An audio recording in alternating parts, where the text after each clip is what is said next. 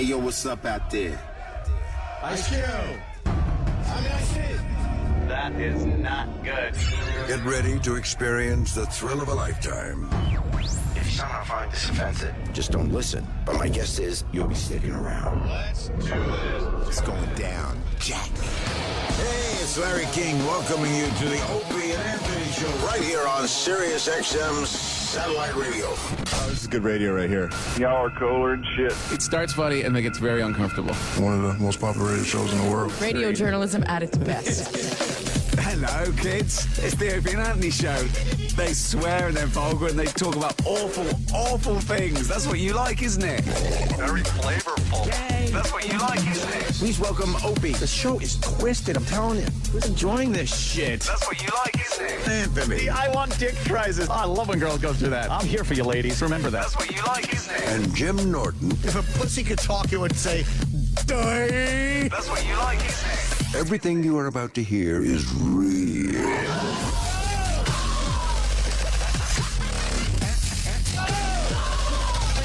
Kind of hard.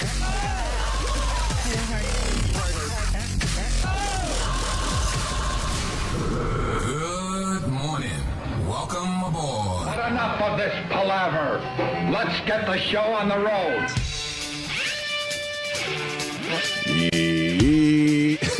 There she is. I haven't seen that yet. No? Great. Am I going to laugh or am I going to cry? Well, depends. Both. A little of both, I guess. It's like a good movie. Yeah, a little of both. The pudgy bus aide, the bus assistant. Making whatever the bus she's- monitor cry. The bus monitor. That's out of the Rochester area. Brother Weeze's people turned me on to that video. Is it? Yes. Yeah. You know, it's weird when you take a few days off and you don't listen to the show. You don't listen to the show when you're not here, right? You want to take a break from the whole thing. No, only if I was, like when I called in that day. Right. I listened for a little while, a little bit, see what you're yapping about, and then I'll fucking jump in. Yeah. Well, Yeah. I guess, according to Jimmy, I've been shitting myself silly. Oh, a lot. All What? over your balls and your legs. Yeah. I never heard such a thing. I was checking the Twitter, The Twitter. and I was getting a lot of shit tweets. I'm like, wow, what is this about? I'm really confused. Why do people think I'm shitting on my balls? Fucking Jimmy. I guess it's been a thing. Yeah. Talking about me shitting. Yeah, every day it was that you're just shitting more and that it's on the back of your legs. I think Yeah. one day it was that you were wearing a butterscotch colored skirt to the back of your thighs and calves were all covered in shit. People just tweeting me going, I hope you stop shitting by now. I'm like, what? What is this about? Fucking idiot. Yeah. Yeah, it was brutal. The description's very graphic. Yeah. Yeah. Something that nobody would want to deal with. Yeah. Well, great. Actually, that was the only thing I wasn't doing was shitting, but Yeah. yeah, it's completely normal to have the flu when it's 100 degrees out. Completely normal, right? Yeah. Does it matter? I never knew if the temperature mattered. I don't get sick when it's warm out usually. No? No.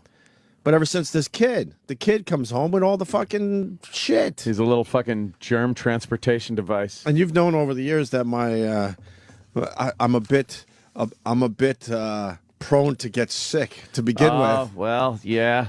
And now having the kid come home with new germs every day, this is not a good combination. All these great new germs to bring home. No, I bitched because we were all healthy. Then when I brought him to the doctor, he got sick because there's sick kids at the doctor's office, and then the whole family's sick now in the middle of summer. I know summer just started, but I'm calling it the middle of summer. Yeah, it's first day today. So, That's great. first day today? Yeah, first day of summer. Oh, today's the longest day of the year. And then, now, and all I think about now is, oh, great, the days are going to get shorter, and it's going to get dark out again when we're fucking leaving for work, and it's dark at 3 in the afternoon. I know that takes quite a while. Well, yeah, but you're kind of right, because December 21st, shortest day of the year. Yeah. I start thinking, no, it only gets better from here. It's better. Yeah, you're right. Yeah. I like when it's darker earlier. You guys like when it's light. I prefer when we come to work and it's pitch black out. I really do. Really? Yeah. Why is that? I don't don't know. I like being outside and it's still light out at 9:30 at night. I like all this. Call me light. crazy, but I like that. I like all this light. I wake up, I come to work, it's light out. I'm a big I fan of fucking go light. home, it's like fucking 8:30 at night. It's still kind of light out. And Kind shit. of. It's real light out. It's real light out. I like that. When you wake up and it's pitch black, and we come in here, and then we leave here, and by 3:30 the sun's going down. Yeah, who likes that? Oh, it's just depressing. No, it's. I just like the sunlight. Well, how about Like we just that, being balance it out? outside. How about we balance it out? Yeah, can they do that? Yeah. Part of the year, it's 9 o'clock and the sun's still out. And then another part of the year, it's 3 in the afternoon and it's pitch dark. How about as human beings, we figure it out, finally? Figure out that whole thing. We'd have to change. I'll sacrifice an hour or two this time of year to make it a little lighter, that time of year. But we'd have to keep changing the clocks. I don't give a fuck, It would get whatever it annoying. takes. It would get really annoying. Just give everyone an app.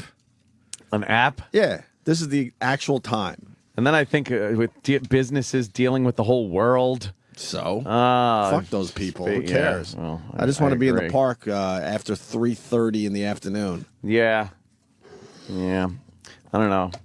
I do hate when it's dark early, but I do love when it's light out late. Yeah. How about when nice? This time of year, it doesn't totally get dark. You notice that? You look up at the sky and it's kind of Like, what is that, blue? It's already getting ready for the sun. It's to like one of those fucking, like being in Alaska or the Arctic Circle or something. So bizarre. It stays a little blue. The sky stays a little dark blue. Are we going to be frying eggs on the sidewalk today? Yes, Today's another the day. heat advisory. Ooh, yesterday was very hot. Today should be a record-tying day from 1988. 1988. That's what they say. I that's don't not remember, that- though. That's not that long ago. I know. You get creeped out when it's like since 1820 or something like that. Since they started keeping records. Yeah, exactly. But we gotta like cook something on the sidewalk. Yeah. I like to know what that's like in 1860. That's like 1863, and the temperature's hot, and all they only know because some guy's like, "My dearest Bedelia, it was hot as the dickens today." I shot me some of the plantation workers because they weren't working. Yeah. Lost one today. Lost one to the heat today. Cotton production will be down. You call that the good old days, don't you? Well, No, I heard that they were going to fry an egg on the sidewalk. Oh, they're doing that old gag? Does that actually work when it's 100 degrees? I think you can. Really? Maybe the street, maybe like the pavement. I don't know. black about tar. white sidewalk. But yeah, I do believe you can do that. I wouldn't eat it. Not recommended. Not recommended. Eating it at City Street. Yeah. Yeah, but another hot one. It was too hot to stay outside yesterday. It's just too fucking hot. I actually walked around a little bit yesterday. It was nice. Ooh. It was nice. Nice? Well, getting out of the Muggy. house. I can't stay in my fucking house. Oh, right. Well, if you're shit. sick like that. I finally said, fuck this, and walked around a little bit. Yeah. And I think I sweated it out because I turned the corner yesterday Sweat it out. afternoon. Have some brandy. Sweat it out. That's old school. Yeah. You walk around yesterday, and it's just, the air is thick. Yeah, you feel it in your lungs, right? Thick, like a fucking pancake batter. Yeah, but the girls were wearing nothing. Well, yeah. Holy It was fucking fuck braless balls. tits all You day. saw it, right? On my way down to the cellar, I saw it. It was fucking 8 o'clock at night. There was Holy tits. shit. Fantastic. I Yeah. sat on a park bench like an old man just staring at Were tits ya? yesterday. Oh, yeah, I did. Were you making noises? oh, God, Jesus. Yeah, because, the women, they're like, fuck that. Fuck the boulder holders. There are occasionally you're walking down the street and you look and just go like, you do make a noise. You go like, Jesus. Jesus Christ. You're like, oh, What did your dad used to say? Jesus Christ.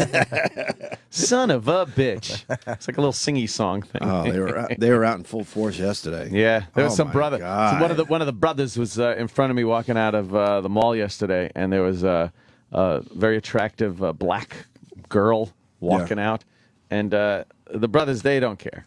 They'll just, the guy's like, oh hell, oh man, oh shit, and she's just she keeps walking. Yeah. I'm like, wow, there's just no line there. Well, if you see a good set, You know, Yeah, like you can't I help said, yourself. You're right. Hell no. But like I said, I'll go like, oof. Like I'll just make a sound like, oh, geez. Like she won't even hear it. You follow girls? But he's just like, oh, motherfucker. Ah. You follow girls? I've been known to follow a girl or two. Alter your route. Oh, fuck yeah. Will you? Yeah. Oh, yeah. Let me think. Not going to approach, not going to do shit. But you see something really nice walk by, it's like, well, I could sit here and hope that something as nice comes by, or I could just go for a little stroll. Yeah. Well, you know, I've been known to run ahead a couple blocks. So you can get the so I can see the front view again. see it coming. Oh yeah. Yeah. Not often, by the way. I don't want, I'm not that creepy. I don't think I have. You've never decided to change your route? I must have. Obviously, or I route? must have. But it's not a standard operating procedure for me. I'll usually just take the peak. Yeah. I do. Sometimes though, you go around and you're like, oh, that was disappointing. Mm-hmm. Sometimes you get one view. It's nice. Mm-hmm. Yeah. Yeah. This time of year is great for that too. Not all bundled up. Bundled up? My God, no. I hate Not that. for a while I hate now. that too. Winter stinks. What the fuck did I miss around here? Anything good?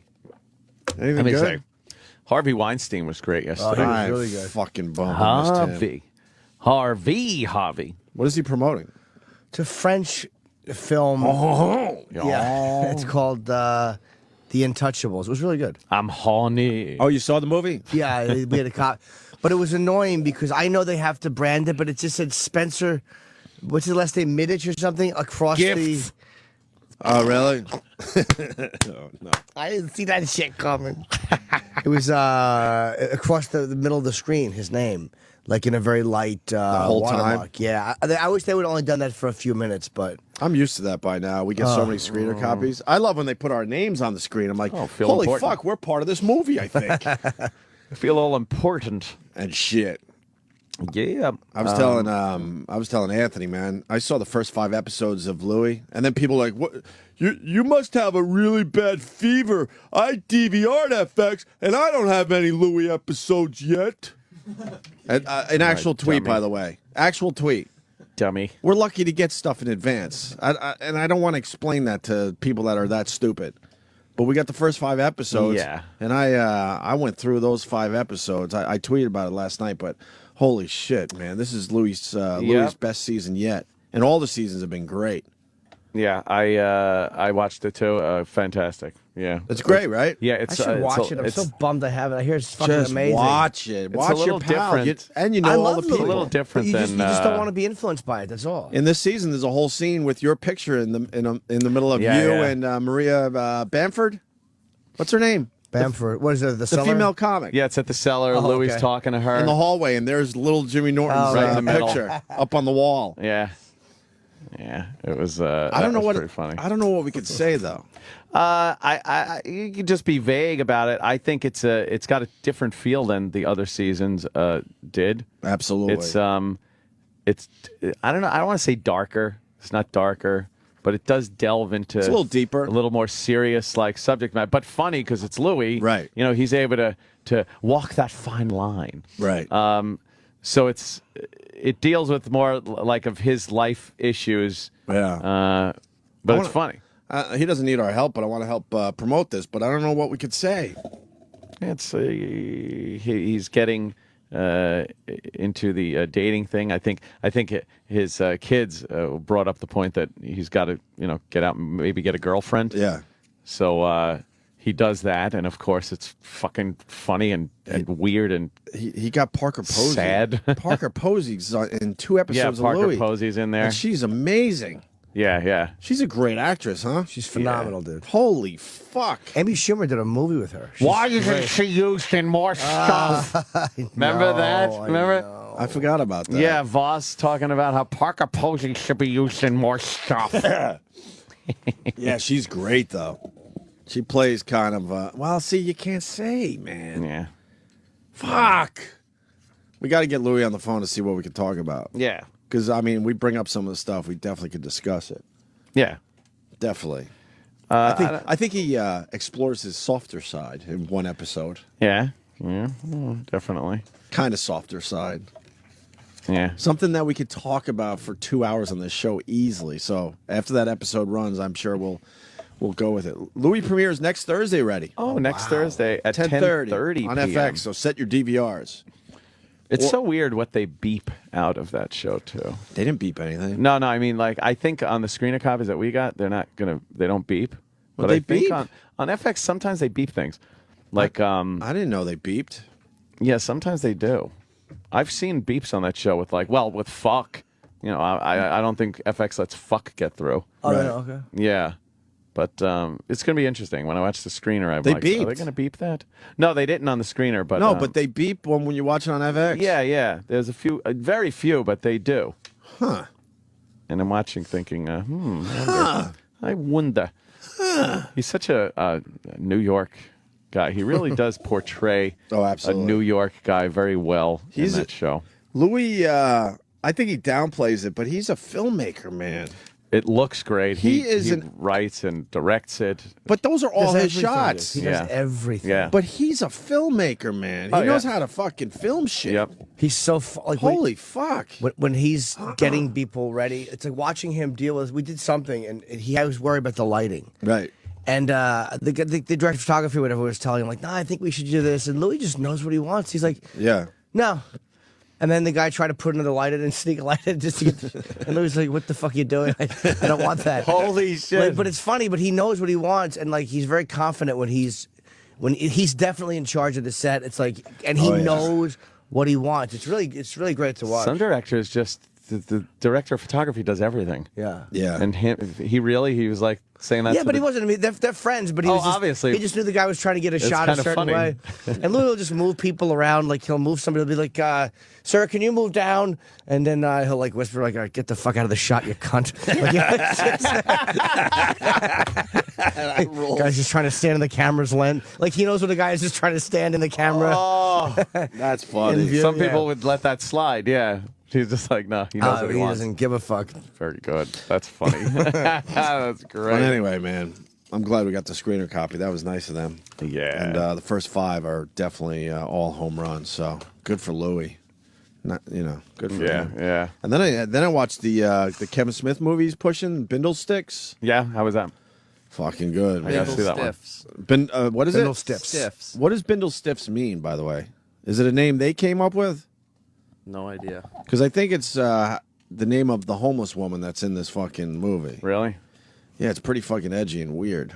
I have not seen that yet. You should see it. Yeah. Probably. What is it? Did you get a screener or did you? Yeah, we all got screeners on that because he was going to promote it, but then something else happened, so he's going to promote it later this summer. I guess a bunch of kids made a movie. Yeah, A bunch of high school kids made a movie called Did I Bindle get it? Stiffs. Maybe I Bindle left Stiffs. it There in it is. my bag. Okay, yeah. High school kids. Right. Remember that? Hey, high school kids. Thank you, fucking Roland, for that one. Yeah. Tidbit of information. Yeah. You'll laugh so hard you'll barf your teeth out. Is the slug line. Won a bunch of awards, so if you guys haven't seen it, we'll go see it. So we'll talk about it. Yes. Oh yeah, I got to see that one. I'm waiting for Breaking Bad. I'm supposedly getting the screeners for the first 4 episodes or something on Friday for that. Fucking psyched for Breaking Bad. Oh, It's good bad kind of thing because then I watch them and then I can't watch Breaking Bad for a month because I've seen them all. That's what I was thinking with Louis' show. But it's I'm great. I'm like, you just fucked up your TV watching for a month and a half. Yeah. Fuck. But it's great. It's like, okay, I got to see it, but you're like, fuck. Right. Everyone's talking about it. You saw it already. But everyone else is excited to see these shows, and Yeah. we'll be way ahead of them. Yeah. So it's, I don't know, you take the good with the bad, I guess. Yeah, I'd rather watch them in advance like that, though. Yeah. I'm going to go into the movie theater, pop it in, and just fucking watch 4 hours. We got Billy Corrigan coming in today. Nice. Yeah, that's fucking cool, huh?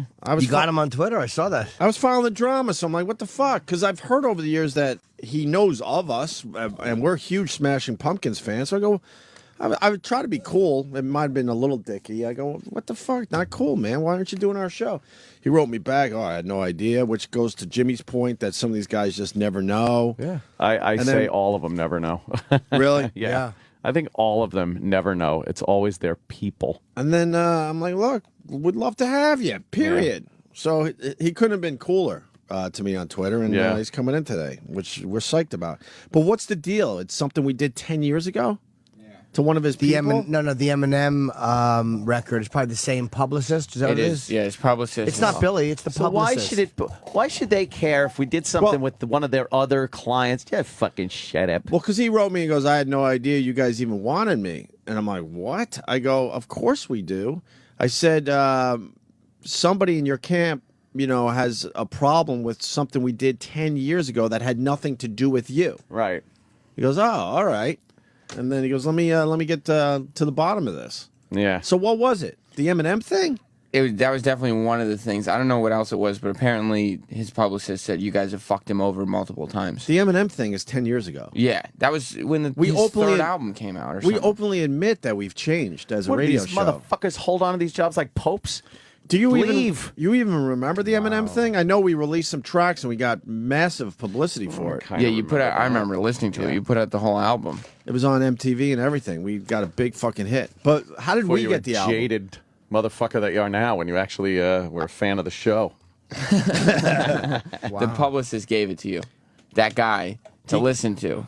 Oh, to listen and then you put to. every track on the air. I swear to God, I don't remember. Whoops. This. I do remember we leaked the tracks, but I don't remember how we got the album and all that. Why would anyone give us an album and trust us? That's stupid. Yeah.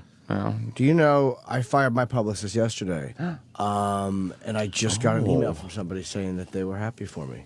Sometimes publicists, it was not over something like that. But a lot of times you don't know. How did that person know you fired the I publicist? think my manager. They might Did you have go, you're fired? No, but there's times where you don't know as a performer. This wasn't the case with mine, but a lot of performers just don't know. Yeah. The publicists don't tell them. I'm one of those guys that always wants to know everything. People who represent me, if I ever think they're being rude for real. Oh, yeah. But a lot of guys are just kind of going along doing their gigs, and the publicist doesn't tell them anything, Right. and they fucking wield power like that. And if you didn't tell him on Twitter, this show never would have been brought up. Yeah.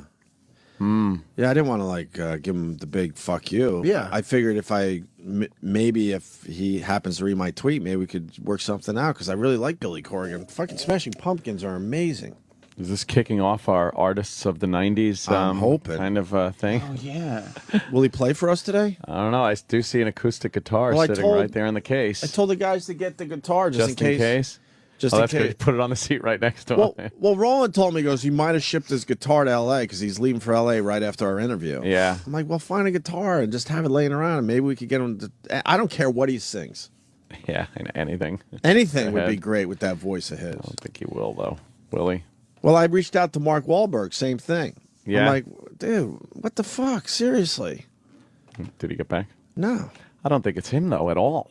I don't think it's Mark Wahlberg All right, at all. But you could, and I love the listeners that are following our leads, and they're like tweeting in a good way, by the way, and I appreciate that. I've seen, you're a fucking asshole for you. Right, because we are trying to get these guys on. You know, this movie Ted is going to be huge, and I don't understand why we don't get anyone from that movie. Yeah. That's ridiculous. So I wrote Mark Wahlberg, and hoping that maybe he would read my tweet and the thousands of tweets that he gets.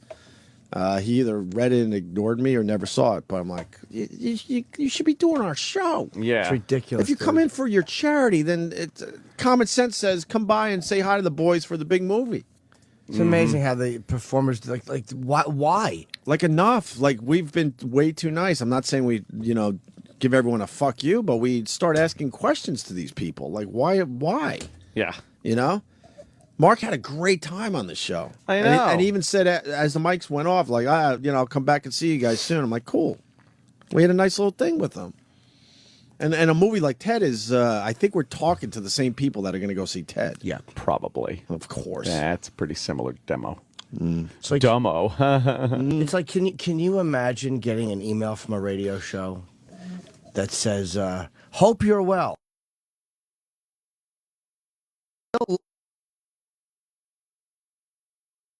Comedy special. I do, however, have to mention that we are invoking what is now referred to on the show as and they name a famous comedian rule, which is simply that we want our comedian guests to come on and be funny. I know that will not be a problem for Jim, but just had to mention it.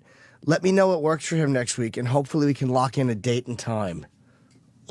Wait, what? That's too confusing. I think it is too. I apologize. Is it too confusing? I get it. I forwarded it to you, and I read it with everything. You forwarded in it to there. me. Yeah, you just probably didn't see it. I sent it to you yesterday. Wait, who sent this? It's from Imus's. It's awful. Imus's. I don't know, a woman who works for him. I don't think it's his producer. I think Bernie's. Wait, they're trying to get you back on? Yeah, but like, But it's an insulting fucking invitation. they mentioned another comedian's name. I'm not going to mention him. Because, Could you write it down for me so then I understand? Yeah, just I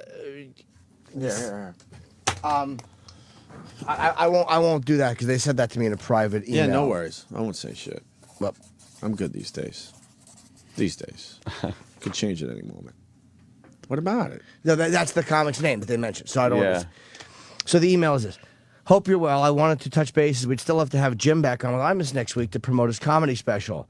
I do, however, have to mention that we are invoking what is now referred to on the Imus in the Morning program as the blank rule. As the John Doe rule. John Doe Let's rule. say John Doe is a comic okay. That Who I didn't do well, I gather guess. didn't do well. Which is simply that we want our comedian guest to come on and be funny.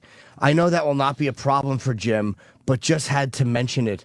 Let me know what works for. Like, who wants to go on after that shitty email? All right, you know what? I blame, and I love the guy, but I blame Imus. Yeah, I do If too. something's not working, you got to step up. Because, you know, the person they are mentioning there, we've had on the show. It's easy to say that because we've had hundreds of comics on. And we did all right with them. Yeah. Yeah. We absolutely did all right Right. with him. He wasn't our funniest comic. Right. But we got something out of him. Yeah, it was certainly a nice. And if you do a radio show, sometimes you sit back and if they're killing, then let them kill. But if it's a bit of a struggle, that's when you have to step up and try to save the segment. But what annoys me so much is like he's not kidding. And it was like the appearance I did on Imus was fine. Of course it wasn't my best, but it was fine. It wasn't bad at all. But Imus didn't really work it at all. No, I didn't know what was going on. Jimmy Norton was in. Oh, no, it's higher.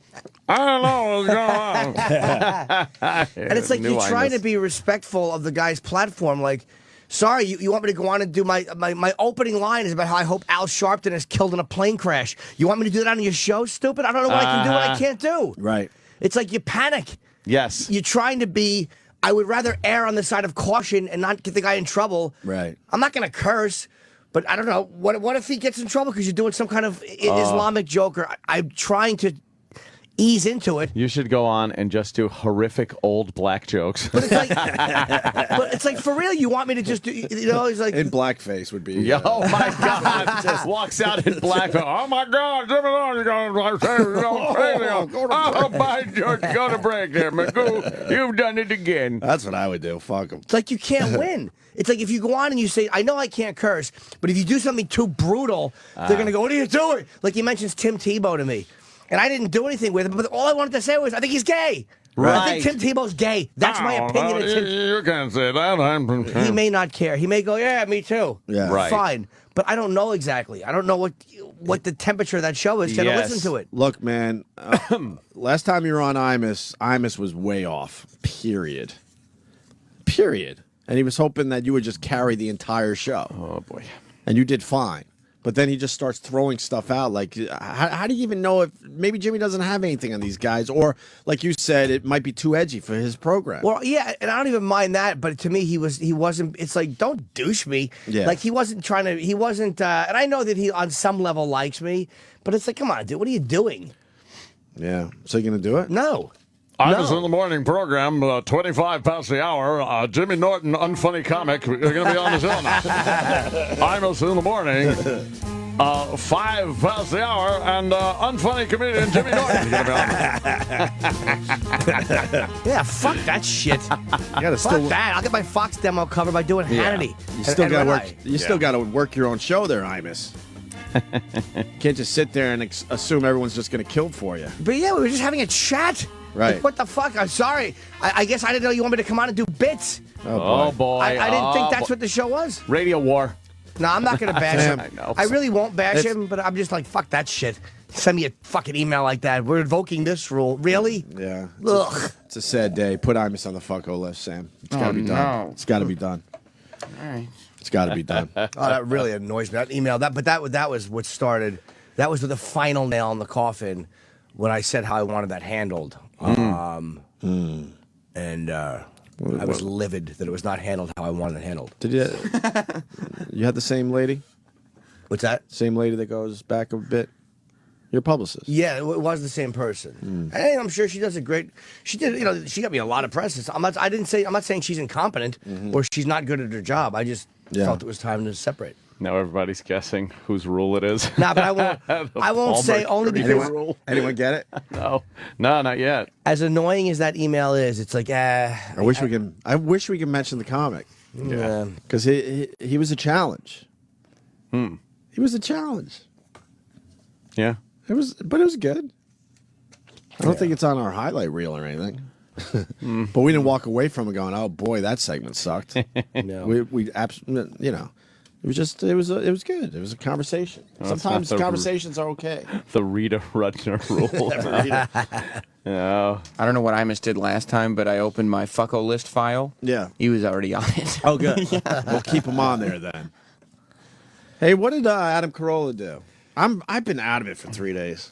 Adam Carolla said women aren't funny. That old gag. Yeah, he didn't say women aren't funny, and he did preface it by saying there are plenty of funny women, right? But they're just not as funny as guys. He said but he wasn't even saying that about the funny women. Why is everyone outraged then? Because they're babies. Because that sounds like this is the an day honest and age. opinion. This is the day and age of the funny chicks. But he's trending on Twitter over this. Oh yeah, people are very mad.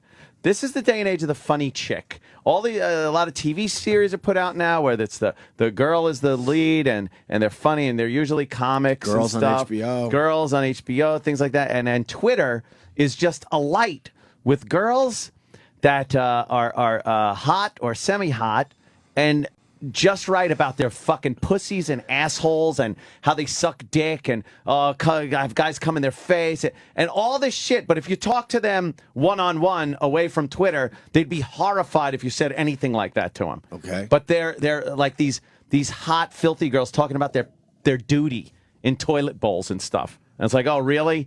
Let's have a real conversation like that then. And the second you bring it up, they'd be like, ugh. So I'm not completely against what Adam Carolla said, and he did preface it. He brought up a lot of comics, and he said women comedy writers too. He said, and he pointed out quite a few that were very funny, very good. So where was this on his podcast? In an article? Yeah. Huh? Newspaper article, New York Post. So what was the line that got him in trouble? Women aren't funny. He said something about how like the guys were always funnier on staff than the chicks were. Yeah. Yeah, and he said something like, if he has a daughter who has if my daughter has a mediocre sense of humor, I'm just going to tell her be a staff writer for a sitcom because they'll have to hire you. They can't really fire you, and you don't have to produce that much. It'll be awesome. You know what? That's a great statement. And pretty honest and pretty real. You can't be honest. He said, when you're picking a basketball team, you'll take the brother over the guy with the, I don't even know how to pronounce it, but it's a Jewish thing. Why? Because you're playing the odds. When it comes to comedy, of course, there's Sarah Silverman, Tina Fey, Kathy Griffin, super funny chicks. But if you're playing the odds, no. If Joy Behar or Sherry Shepard was a dude, they'd be off TV. They're not funny enough for dudes. God, what you're if so Roseanne right. Barr was a dude? Think we'd know who she was, honestly? You know what? Sherry Shepard stinks. Yeah, I like Joy, And but Sherry does. Hold stink. on, but I'll let me say this about Joy. She holds back. I know she's funnier than what she does on TV. Yeah, we've all seen her stand up. She's very edgy, right? Yeah, she defends comedians. So I Right. Like her. Yeah, but I mean, she doesn't stink like Sherry Shepard. She a but- comic Sherry Shepard? I guess. She's a beach ball, man. She works out of my gym. She's horrendous. She's a beach ball with thin legs. It's really strange. That's such an odd thing. And with isn't it? Adam Carolla, I'll say this: for many years, I would have said women aren't funny. Now I think some women are funny. Yeah, well, now especially with the social media, you get to see a little example of some of these, and a few are very funny, but other ones are just it's so forced and ridiculous. When I go to Caroline's and then there's a female comic, lately I've been pleasantly surprised by female comics. Yeah. Absolutely. But there was a period there; they all were doing the exact same material. Same fucking act. Yeah, It was unbelievable. yeah. I think a lot of it too. I was talking to a female comic yesterday about this thing, and I think part of it is, as guys, you're raised to believe that it's like, we're all raised with bullshit. Like, women's supposed to say no when they mean yes. Guys are always supposed to want to have sex even if we don't. So it's like we have these roles, and being funny is considered, being the class cut up or a goofball or an ass is considered like a male badge of honor. Yeah. Where with women, it's more being compassionate, or like you're out with a bunch of friends. Somebody falls and cracks their head on the ice. 9 out of 10 of your guy friends are gonna laugh, whereas 9 out of 10 of the women are gonna go over and go, "Oh my god!" Like Right. that's just their instinctive reaction or what they're taught. Right. Yeah. So being funny is kind of it's always been rewarded more being a guy. I think a lot of that's changed in the last 20 years, which is probably why you're seeing a lot more funny female comics, because they're not holding back anymore. But like, women don't talk as much about, like, people don't talk about their periods, because that to them was being revealing on stage. Right. Half the times they didn't talk about really wanting to fuck, because then every guy in the room is going to want to fuck them, and every comic's going to want to fuck them. So even open comics kept that part of themselves quiet. So I think now a lot of them are, like, Bonnie is hilarious because she'll talk about anything. The comics he's talking about will just talk about anything. Bonnie, And that's Eileen what makes them funny. Wuornos. What's that? Eileen Wuornos was hilarious. But we all could come up with a list of female comics we like. that are hilarious. Like the ones that are Throw funny. Amy Schumer in there, Bonnie in there. The ones that are Chelsea is hilarious. The ones that are funny shouldn't be offended by a statement like that, because they're the funny ones. Oh God, Yeah, that's Chelsea's all that was fucking about, hilarious, though? man. Chelsea says- Not that Chelsea. Chelsea Peretti said something in Voss's documentary, which was kind of true, like why this annoys women. She's like, that'd be like, it's like, she's like, you're just asking if a whole gender is funny. She's like, if there was a documentary, like, are blacks as whatever, as smart as whites, or as this is white, like, people would be bothered by that. Yeah. But if you say, are women just as funny, people are totally, Yeah. it's like, yeah, I guess that would annoy me if I was a woman in a Perhaps. comic. Sure. If I had a vag, Yeah. might be annoyed by that. Yeah. And Jimmy constantly trying to fuck me. But that's it for Adam Carolla. Yeah, I think he just expressed his opinion. Who cares? Good for him, man. He got a nice big splash of press over this. Yeah. Nothing's gonna happen to the No, guy. because he's got his podcast. He never says he's sorry. He didn't fuck into the Asian groups. He doesn't give a fuck. I do like that about him. Fuck it. Fuck them. Fuck them all. Fuck them. All right. Yeah, that's it's like, I don't know. I agree with him. So I think we all do. I just got a I text think it's from gotten Tom. better though. I just got a text from Tom Papa. Who's the comic? I need to know. I'm sitting at the gate. It's not Tom Papa. it's the Tom Papa rule. Sorry, Tom. I sent him the name. Regrettably, Yeah. I shouldn't have. I regret not making up a name. Yes. God damn me. Oh man. We can only wish that he has a long flight ahead of him. Yeah, I sent it to him like you a didn't pussy. give him the answer. Tom's fucking great, man. Yeah, I like Tom Pop. Yes, he's very funny. Absolutely like He him on the fucking show. murders on stage. It really annoys me. Yeah. Yeah, because he's very clean, and it's like I watch his act. It's like he could perform anywhere, Yeah. anywhere, and kill. Isn't that annoying? Yeah, and be funny in a corporate. Hate that. You know who died overnight, man? You're kidding. Leroy, the painter there. How do you say his last Oh, name? Nivens. Is it Nivens or? Oh, Neiman. Neiman. Sorry. Leroy Wow. The guy that was in all the Rocky movies. Oh, that's right. Yeah, he made those Rocky posters and, Right. and paintings in the Rocky movies. That guy's been alive forever. He's the guy with the big, long mustache, That gray goes mustache. from side to side. It's like completely Yeah. straight across his face. Like he should curl it up like Mr. Roberts, but he doesn't. No. It just went straight out. Leroy Neiman. He was 91. Wow. Yeah, the younger generations don't really know who he is. When we were growing up, his shit was everywhere. Do you remember? Oh, fuck yeah. It was everywhere. People had posters of this guy in their rooms. Dude, could you fucking... His artwork. You know what that artwork is right now? I- you know, like it just in one day, Yeah. it just increased in value. Do you remember we sat next to him at the A roast. Pat Cooper's roast? Yeah. And the whole time he couldn't help himself. He was just picking up napkins, and He was doodling. he was just doodling the entire time. Every time a comic went up to roast Pat Cooper, he's doing his doodling. I wanted to grab one so bad. Same here. Yeah. So what do you want to do? Pawn it or sell it? It's my Leroy Neiman doodle napkin that I got. If this is actually Leroy Neiman's, the price could be through the roof. And then he's like, all right, I'll give you, it is just a napkin. And napkins aren't really selling. $10. But I wanted 2,000. All right, I'll take 10. It's got to be Seinfeld. No, that's Pawn Stars.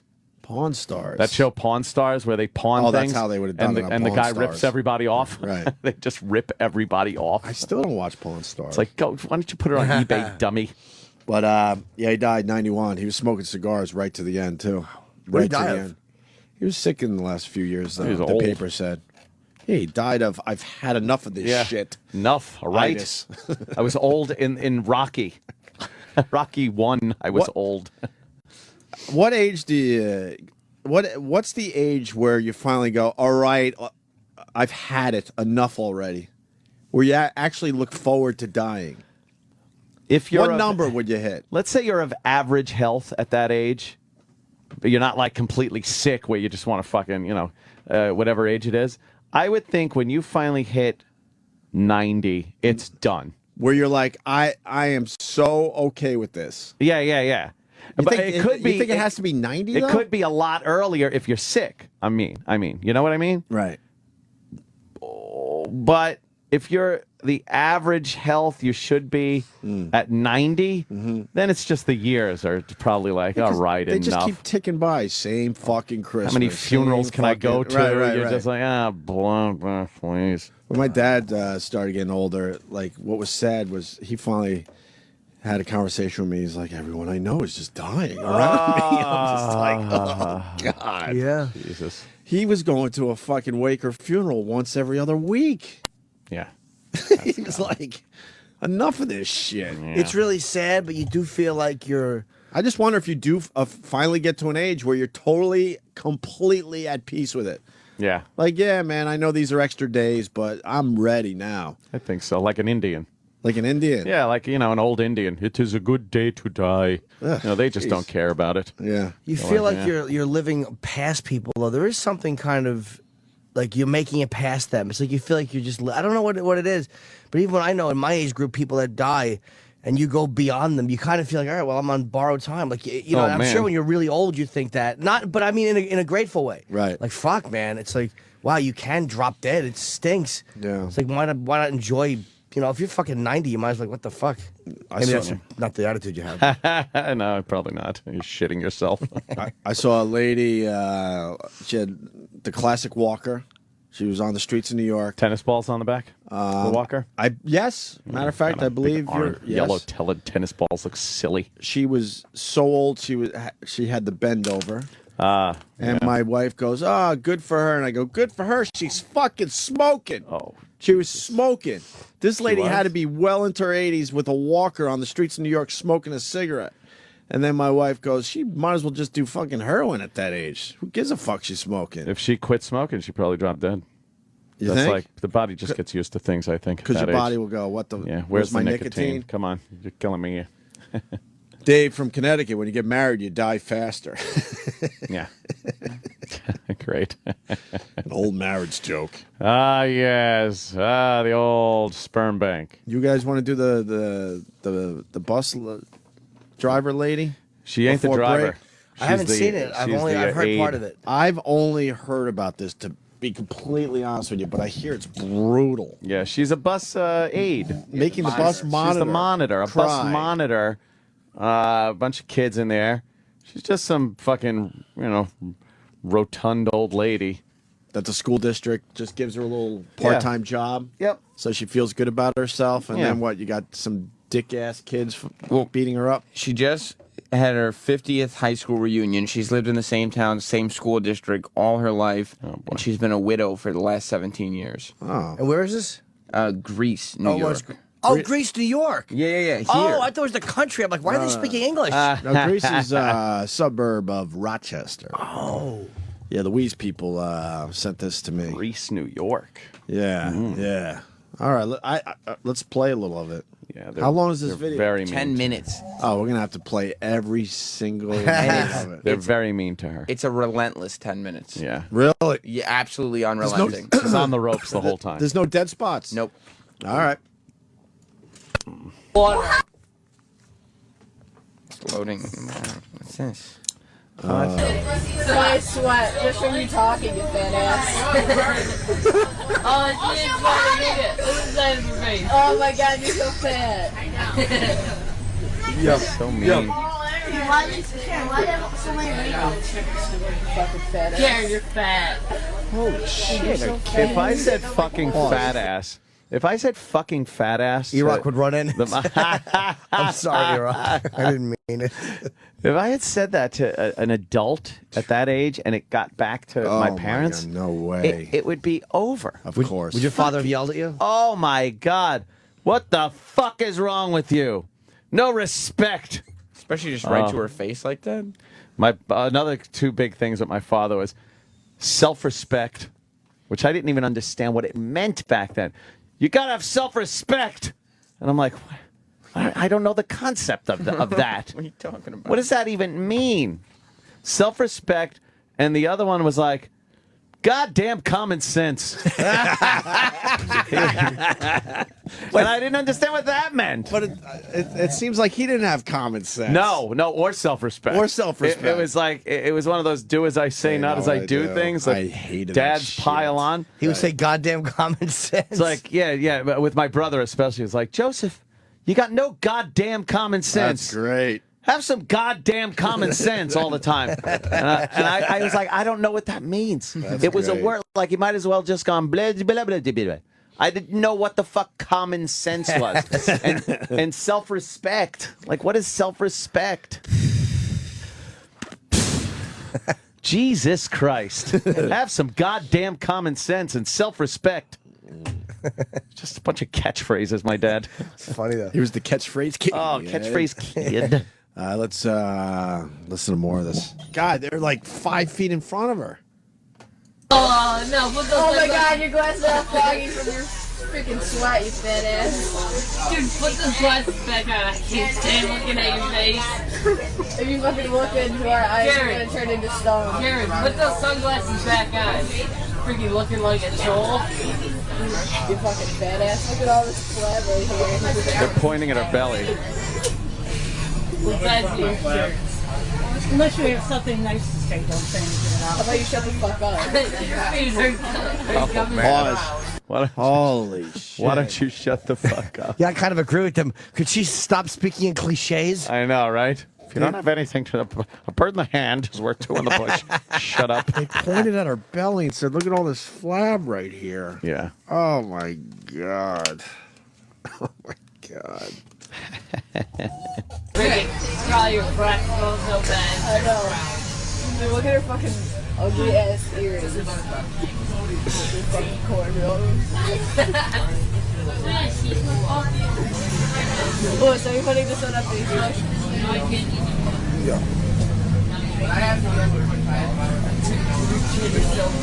You can fucking see the sweat dripping down her face. I know. Look fat ass. Karen, are you sweating? Karen.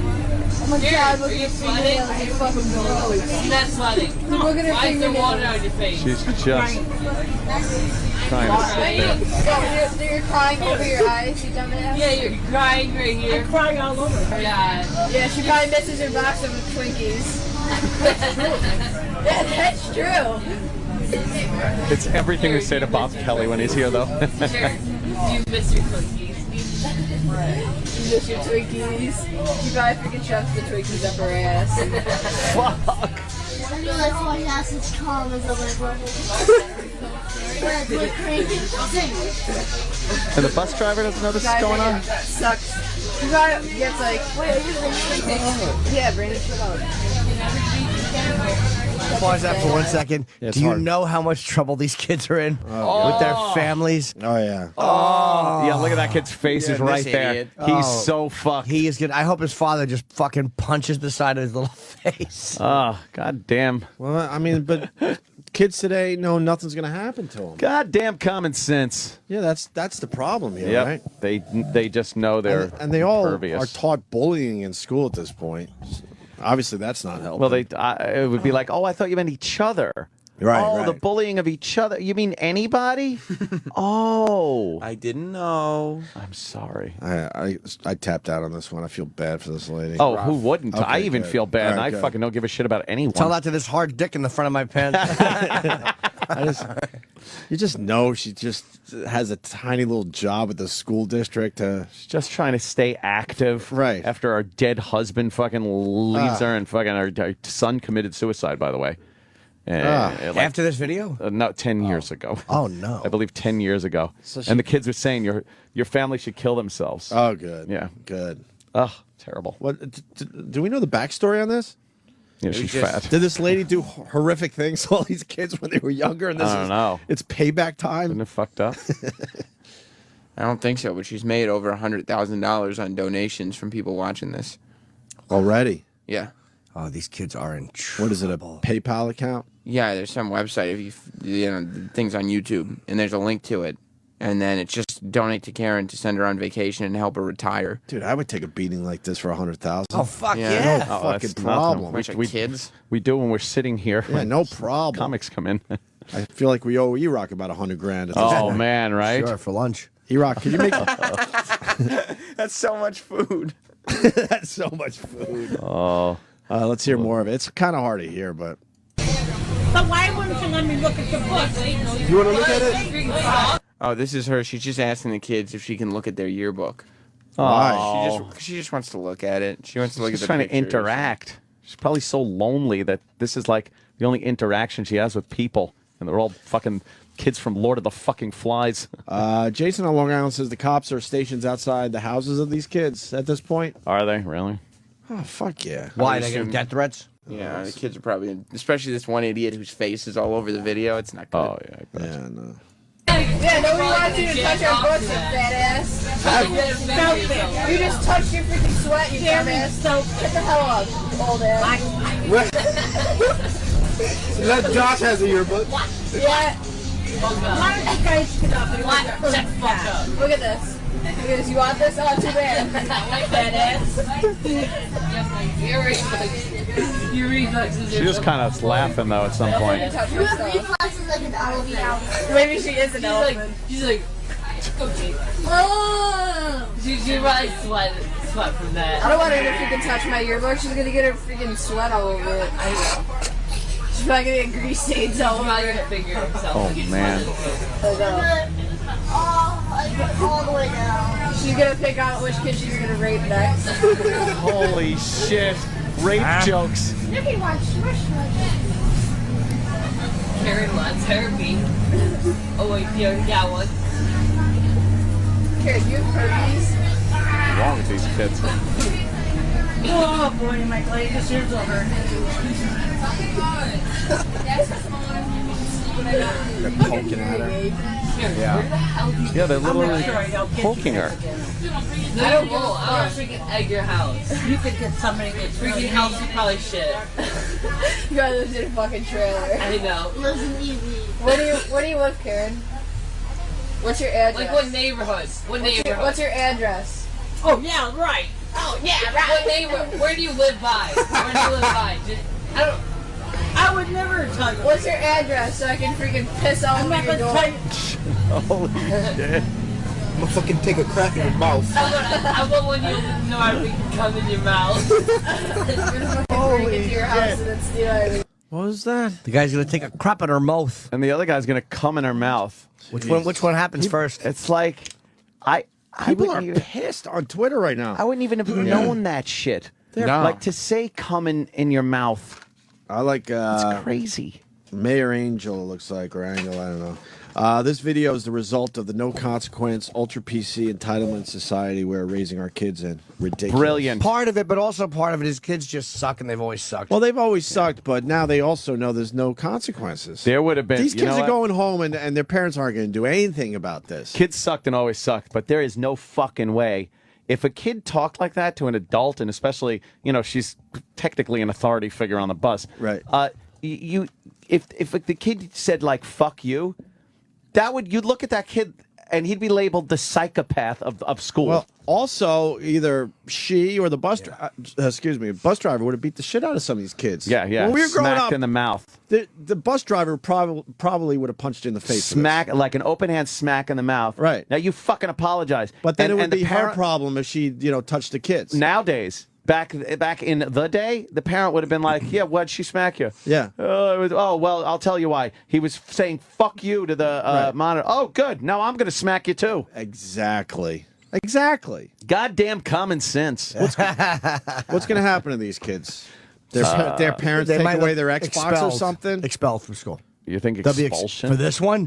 This is not one. This is a 10-minute brutal assault. Oh yeah, they're expelled. You think the school will be able to get that done? Absolutely. All right, Yeah, I hope so. I hope especially so. with the poking. This is like a really weird group menacing. Right. Absolutely. Yeah, it's like a wolf pack. They'll get expelled for this. If you had just said one or two things, but we're 5 minutes into this. I would love to know what the parents did when these kids got home. I would love to know, but obviously that's never going to get out. The kid who's leaning in kind of looks almost like Mongolian or Asian. Like, he doesn't look like a traditional little white kid. He might have those parents that fucking still believe in really smashing you. In fucking like those honor killings, they're gonna beat his head in with a rock. He's definitely Asian. His name's Tang. This is Oh, his last Tang? name. Uh-oh. Aw. Conway Tweedy with a K, he writes, "These kids are fucked. Anonymous has put their families' addresses and phone numbers all over the internet." Conway Tweedy. Is that really necessary? I mean, Anonymous doesn't For what? play. No. But why- but what's Anonymous doesn't play. why does Anonymous care about a bunch of, how old are they? 12? Yeah, between 12 and 15. But it's also like, yeah, they're families. Like, why would you fuck with their families? Like, yeah, for really? Because their families seem pretty shitty. I agree. mean- I agree with whatever Anonymous does. And you're right. You're Yes. right. I'm all in with Anonymous. Wonderful group. Absolutely, man. Not going That's to all get a I'm word saying. from me. Have fun, Jimmy. Enjoy Why Anonymous. would you do it to a bunch of 12-year-olds? I'm I kidding. usually back those guys when they're doing certain things, but this one's like, come on, guys, what are you doing? Because they're a bunch of douchey 12-year-olds, you're going to put their families in danger? I just feel bad for this lady, man. She's an older lady, completely out of shape, lost her husband, lost her son, just trying to find a little purpose in life, and you got these assholes just literally poking at her fucking flab. Something to occupy her mind aside from her dead husband and her dead Right. son. Oh, man. Feeling a little self-worth, just riding the bus. Something. Yeah, I'm doing something. Hoping that she could bond with the kids a little bit. Making a difference in a child's life. Right. That's what she's. She lost her own child, so she's Sure. like, maybe I could bond with some of these Right, kids right. to fill that empty void deep inside me. Oh, man. Holy fuck. Oh, this poor woman. These kids stink. Push play. Oh wait, there's nothing to steal. I'm like shit in the brown bag and light on the fire and toast that. Really, Chip? Young Chip? Carrot, fat ass. I'm glad. Next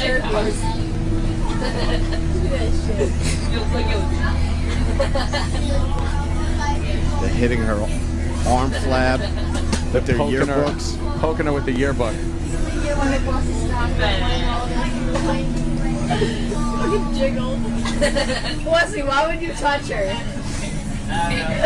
Touching her fat, making her jiggle. He touched you. That was John. No, it wasn't. You freaking just touched your Some arm. tells me she's. All right, pause a minute again. Some tells me she's not completely against this. Believe it or not. She's like smirking at some point. Like she might be one of these weird fucking people that kind of enjoy that. She's just trying to any be, interaction. She's trying to, be a part Yeah, of whatever's going on. Because I see her like they poked her with the yearbook and she turned really quick and kind of smirked like. Maybe you she's know- trying to be cool. Yeah, one of the cool people. Well, obviously the kids knew they could get away with this. Yeah. You're not going to do it with the tough teacher. Yeah. I don't know how you fucking teach in this day and age. But these little douches really don't take consequences. I mean, that's true. They really don't. Nope. No one's going to have to worry about their father slapping them in the face. I would Yeah. get my fucking face slapped. Oh yeah. Oh yeah. Oh, I've gotten hit for a lot less. Oh yeah, it would have been ugly. Oh yeah. For talking during Rona Martin's laughing. Fucking, I've gotten a belt across my ass for that one. Who are you, Ronnie Kovacs? Oh, it's the Sammy Davis episode. What could you have possibly done wrong? I was making too much noise during Rona Martin's laughing. But what was going on? I don't know. I think it was the Fickle Finger of Fate Award. It's very, very important Very programming. important. And Want to play more of this? You bet your bippy. All right. Stinky and smelly. I know, this looks infected now. Here, do you put like a whole bag of deodorant on your She probably fucking eats deodorant because she can't afford real food. What are we doing? Your mom. Oh, well, she's dead. Kind of like you in a few years, you old ass. She's gonna die of fucking diabetes because she's so damn cute. Why don't you take everybody else's picture? I hope you don't do that. Fake gold. Yeah, no. Fake gold, that's fucking plastic. When you look Oh my god, you're such a fucking troll. You're triple sag. What size bar are you? Triple sag. Triple sag. Triple sag. That was it. What's in her fucking stomach? What are your legs down? You're fucking. What? You're a troll. You're a troll. A troll. You're a troll. You old troll. You ever seen? Oh, you get it. Come on, pull it out. Pull it out. How about I bring my knife and fucking cut you? What is she trying to pull Pull it out? out. I think she's got a little Swiss Army knife. She didn't actually take the blade out or anything. She'll probably now be sued and fucking fired. Oh, yeah. No Menacing kidding. him with a knife. Yes. Where's the bus driver in this whole thing? He might not even hear it. Probably at the front of the bus. You think she's in the back? You think? Maybe maybe he takes care of the front of the bus and she's more in the back. I think she's in the middle somewhere. I see an emergency exit on the window. Because they're not Usually in yelling, the so middle of it the probably bus. sounds like normal bus chatter. Because no one's yelling and she's not No, yelling. that's so it's true. just like normal bullshit. Someone writes, "Why didn't they get kicked off the bus?" Are you kidding me? The You bus yeah. driver would be screwed. Kick the kid off the bus. They have to walk fucking a block home, and they get fired. You're right. Yeah. You wouldn't even go through all that flab. Dude, I'm gonna fucking. How about I pull my knife out right there? If I stand back. If I stab you in the stomach and fucking my knife would go through you like butter because it's all fucking wired. When they cut you, like the whole value meal is gonna be coming out of McDonald's. So mean. It's gonna be fucking Big Macs flying out of your stomach. It's gonna be like Yeah, remember you go to McDonald's tomorrow and chicken. with the chance of meatballs. You ever see that? Party with the chance of Yeah. Oh shit. Nobody's gonna have food because she's still gonna be ordering. That's why Haiti can't afford the Guys, cover your mouth and talk to her. She gets pissed off. Sure, what does your purse say? Laugh, love, fuck. Cover your mouth and talk to her. She gets pissed off. They know that. They're like, cover your mouth and talk to her. She gets pissed off. Well, she has bad ears. Yeah, she had a hearing. They were making fun of her hearing her aid hearing aid. before. Oh, okay, that must be it. So she's got a hearing aid on This top woman's of a it. disaster area. I know. Holy shit! Just That purse probably cost you like fucking $5. Karen, how much was that purse? What's in it? How much was it? How much money? I know, I heard you. How much? Why do you want to know? Because I want to buy it. Because I want to know how poor right. you are. I do. I want to buy it for my mom. I want to know I want how to know how poor you poor are. your My freaking mom's old the ass best. is. Nah, wait. I bought it at Wegmans. What a fucking poor Oh my ass. god, you bought it at Wegmans. You're so You poor. gave my purse at Wegmans. You're so poor, the kid goes. What happened to your plastic bag purse? It was. Pleasure. I love when that big dummy just pipes in. Yeah, with his fucking already low voice. Dumb, like the McDonald's gonna fall out. What happened? He's the unfunny guy who'll just pipe in. It's like a big lug. Yeah, big dummy. she's trying to be a good sport about it. You could see that. Yeah, but it's just too much. It's way too much. I'm surprised you could Susie even. Toronto. I'm surprised you could even do it, you fat ass. There's a lot of different things. Does that make you sweat when you pick up your purse? I try to live by What? some of these words. Yeah, but you I don't. try, but it's very hard. Hey, is the word fat on there? Because that's what you live by. It's that, and there, I mean, it's ugly on there. expect miracles. You live. What's my pot? Right. Yeah, I know. Fat ass. Live with You're integrity. so fucking old. This is like them at the cellar. With integrity. Surprised you know how to read it. Oh my god, that bracelet's gonna break off your wrist because you're fucking flat. I know, right? That bracelet's about nobody cares about what that freaking shitty person says. I know. You It's guys want that in your relentless. Dream. Okay, everybody does that. Dare to laugh. Fat ass. Oh wait, that is. It just Be doesn't. remarkable. You already are remarkable by fucking taking up a whole entire seat. Fuck. Remarkable fatty. You gifted to be the fattest one under. You're a fucking troll, Guy's Garrett. bombing. The deep voice guy's just Why you're bombing. angry. Yeah. Why are you looking at me like that? You want to rape me? Holy shit, I know where all you guys live. Okay, cool. What are you gonna do? You gonna come to my house and I'll fucking beat your ass. I know. I'll fucking tell my pit bull to eat your fat ass. I'll freaking- And then he'll freaking serve You it. can get my little Dummy. short ass. What is he saying? I'll tell my pit bull. My pit to bull will eat your eat your ass. Ugh. Stinks, this kid. Yeah. Did she say I try to look nice or something? Ugh. She said I try to live my life. I try to live my life. By yeah. these words? Yeah. By these With words? integrity. And he said is one of the words like Integrity. fat or something? Dare to laugh. Nice. Yeah, one of the words fat. And she's like, I know where you guys live. He goes, yeah, come over. I'll kick your ass. All right, it's just about over. I buy your addresses. What are you even gonna do? I'll send you a thank you card. Okay, thank you for For what? being so nice. I'll send you a donut, fat ass. I'll send you Really a does fucking have nothing. McDonald's coupon. It'll be like 2 cents off, so you can pay your rent with that 2 cents. You can pay your rent to your fucking box. Karen, on the did you side get of- did you get that purse on layaway? Nah, she got it in a He's fucking just garbage bombing. can. Oh, he sucks. You probably got that from Dollar Tree. Or fucking Family Dollar. But you don't have a family because they all killed themselves because they didn't want to be near you. Why are you looking at me like that? Like you want to fuck me? Like you're so fat. And her son killed His himself? son did kill Yeah. himself. Yeah. Why did the video stop there? That's where it ended.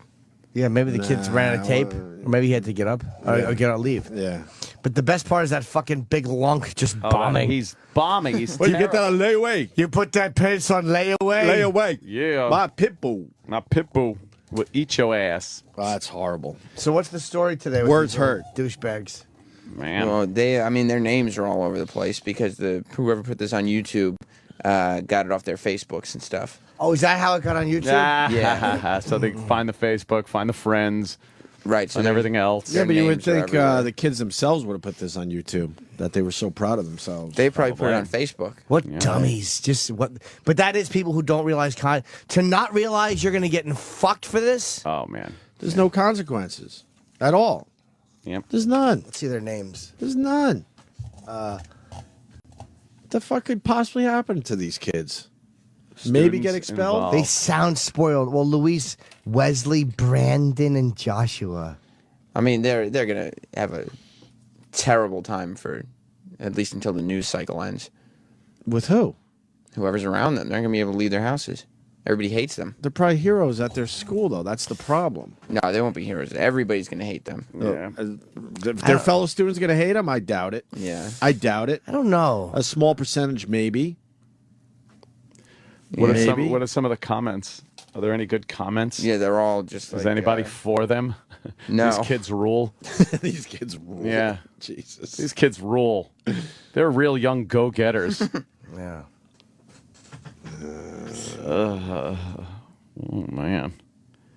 Well, it's just. I'm not surprised. No. I would have had some good ones for that lady. I would have been like, you got it so fat, you look like you got your own zip code or something. That's a good one. Thanks. Yeah, that's a great one. We should break. We can read the comments and all that a little later, but Oh, Billy Corrigan's in 10 minutes. yeah, we got to set up for Oh. Billy Corrigan from, of course, the Smashing Wow. Pumpkins. New album out called Oceania. Very good. Oceania, right? Yeah. All right. Wow. I mean, people want to talk about it on the phones. You got the comments, you got the Twitter, but we got a break here. Yeah. We can go back to this thing a little later. Certainly. All right. You're listening to the Opie and Anthony channel on Sirius XM. New from Grody Publishing comes the audiobook So Erotic, it will make you question everything. Damn, that's a good book on tape. The best-selling cultural phenomenon evolves just for men. It's 50 Shades of Gay.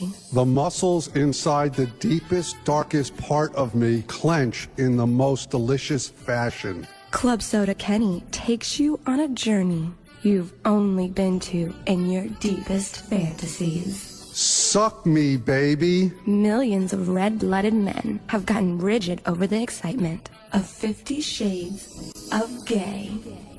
Bro, I've tasted my cum. After hearing 50 Shades of Gay, I would totally be down for tasting someone else's. Or whatever. I'm a quivering, moist mess, and he hasn't even touched me. I've always been a guy that's like totally into chicks with tits and stuff like that. But you know what? This book is freaking hot as shit. Holy fuck, this is wrong, but holy hell, is it erotic. For the first time, I'm sexually attracted to something that isn't available at the deli counter. My insides practically contort with potent, needy liquid desire. Ooh, I don't fuck guys, man, but I'll jack off to this, man. Damn. The experts agree 50 Shades of Gay is a must-listen. Hello, I'm Dr. Gay. This audiobook is a must-listen for any man looking to further a healthy sex life. I'm erect. 50 Shades of Gay. If you're not turned on now, you will be. Yum. Sirius XM. The Opie and Anthony Show.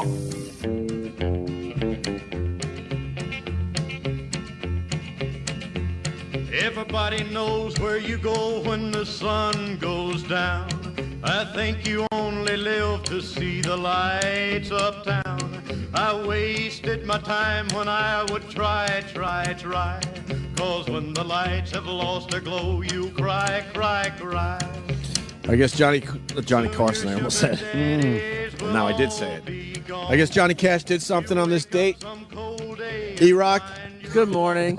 Oh, he's waiting for his bit. We haven't been doing his bit, so he's all excited. Oh, that his bit is back? Yeah. Yeah. Aw. You're gonna cry. Fucking Johnny Cash rules. So Johnny Carson. People are going, Johnny Carson! I guess he died a few years ago today or something. Yeah, what happened? What happened? This is his first single, and it was released 57 years ago. Okay. Gives a shit. You like Johnny Cash, Ant? No.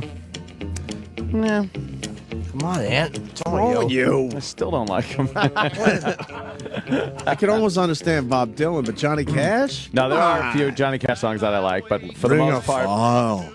Yeah, I like Ring of Fire, of course. You don't like Ghost Rider in the Sky? Yeah, I kind of like that. Yeah, how do you not? Yeah. I know you don't like Rusty Cage or... Yeah, I don't like his old man stuff. What happened? He got his cheese on your wiener. Scooping banana out, and a nice hunk of banana fell onto my black sweatpants and rolled on the floor. And then he just yells, cock! He got all angry. I saw it happening and tried to stop. Please don't make me laugh too hard. Oh, my God. Look at me, I'm a fucking disaster. Oh, that's hilarious. Cry. Is Everclear good? Is Everclear good? They're still a big band or no? What? What year is this? They were all right. Oh, I wasn't a big fan of Everclear. No, they did have a couple of hits. hits though, I right? liked. Whatever. Why? They're the band on the Tonight Show tomorrow. Oh, oops. Sorry. No, I don't care. I've never met them. Hey, they got new stuff out. Yeah. Is it good? It must be good. Why would it must be good? Because they put a new album out? Well, if they're on Leno, I don't know. There's a lot of bands from that era that. Yeah, they're doing. They're not getting the big invite. They're doing a tour with Sugar Ray and Marcy's Playground, and it's Marcy Playground. Marcy Playground, sorry, not Marcy's Playground. I like Marcy's Playground. Now all the Marcy Playground fans are going to be tweeting me. Oh, she looks wow, good today. all 5 of them. Yeah. Oh goddamn. What's going on? Sorry. What happened? The girl on TV. The one from the I know, Fox she's Business ridiculous. Channel. She looks really good today. Like she did some with her hair or something. But she probably got an email from the from invoking some rule about hair on the show. Yeah, well, as long as your hair looks good, you can come on this program. What's going on with our show in the '90s bands? We got any invites yet? I think we're getting Everclear. I think we're getting Marcy Playground. I think we're getting Gin Blossoms. Gin Blossoms. Are they going to play though? Yes. They have to. If they don't play, fuck them. They know the deal. They have to. Yeah. Next month, I think they're in town. Oh. Yeah. We're getting Billy Corgan too. When? Billy Corgan is on his way up. But we don't know about him playing or anything. That's not confirmed. See? But he's going to be in the building. Oh, boy. Fucking Billy Corgan is a genius. I do want to say that. Because of the great music he made? Yes. Oh, yeah, absolutely. Melancholy and the Infinite Sadness is one of the best records. I don't know any of the... What's the big song by them? Oh, I know. I used to be a little boy. I guarantee you know That like one? at least 5 Smashing Pumpkins songs. Well, we'll play them. You rock. Eric? Fucking around in Waiting there for with it. fantasy wrestling stuff. How about Tonight? Tonight. Zero. Bullet with Butterfly Wings. How about, yeah. 1979. This album was huge. Which is 95? Jeez, I don't even know. How about Man, despite 95. all my rage, I'm still just a rat in the cage. I sing these good. And I love their version of Landslide. Landslide's a great cover. Lies, yeah. you know, like everything he's done. And his deep shit is amazing too. I'm nervous. I'll be honest. Really? Yeah, this one. Yeah, I'm this is nervous very cool. about. Billy Corgan's great. rules. I hear nothing but great things about his new CD. Yeah, it's getting very good reviews. Oceania. And I'm saying CD because I got it in front of me as a CD. So I could A say real that. CD. I got a real CD in front of me. What is that? Which is strange, right? You thought CDs would be around forever. Yeah. Yeah, that was like the ultimate. All right, it's compact. Right. It's even in the name. And you just Yeah, but I pop like- it in the machine. But I like albums because, you know, the album cover art is lost now. Remember what people were saying that whole thing? Well, that was really cassettes kind of put an end to that. Vinyl record sales are up this In year. this day and age, this is real, amongst hipster fucking Enough with assholes. vinyl records. Hipsters. In this Stop day and it. age, this is a giant picture. Yeah. Because now we're all Giant. looking at tiny little thumbnails and think, wow, look Yeah. at that amazing picture on my phone. Do you get a pork pie hat with a fucking vinyl album? You hipster I shit hate fuck. enough with vinyl. I know, Better right? sound. Oh, there he is. Oh. He's working his way in. He's walking down the hall like a rock star. Well, Who, yeah. Roland? Really. He's walking down the Roland. hall like Hey, fucking Billy Corgan How you doing, man? on the Opie and Anthony Make show. yourself comfy. Thank you. Take a What's up, Billy? seat. Guys, like, what is this, travel day for you? Yeah. Going to L.A., I Probably hear. got the same flight as Jimmy. Yeah, Jimmy's going out. How you doing, man? What is that, vodka? You ever have this? Vodka.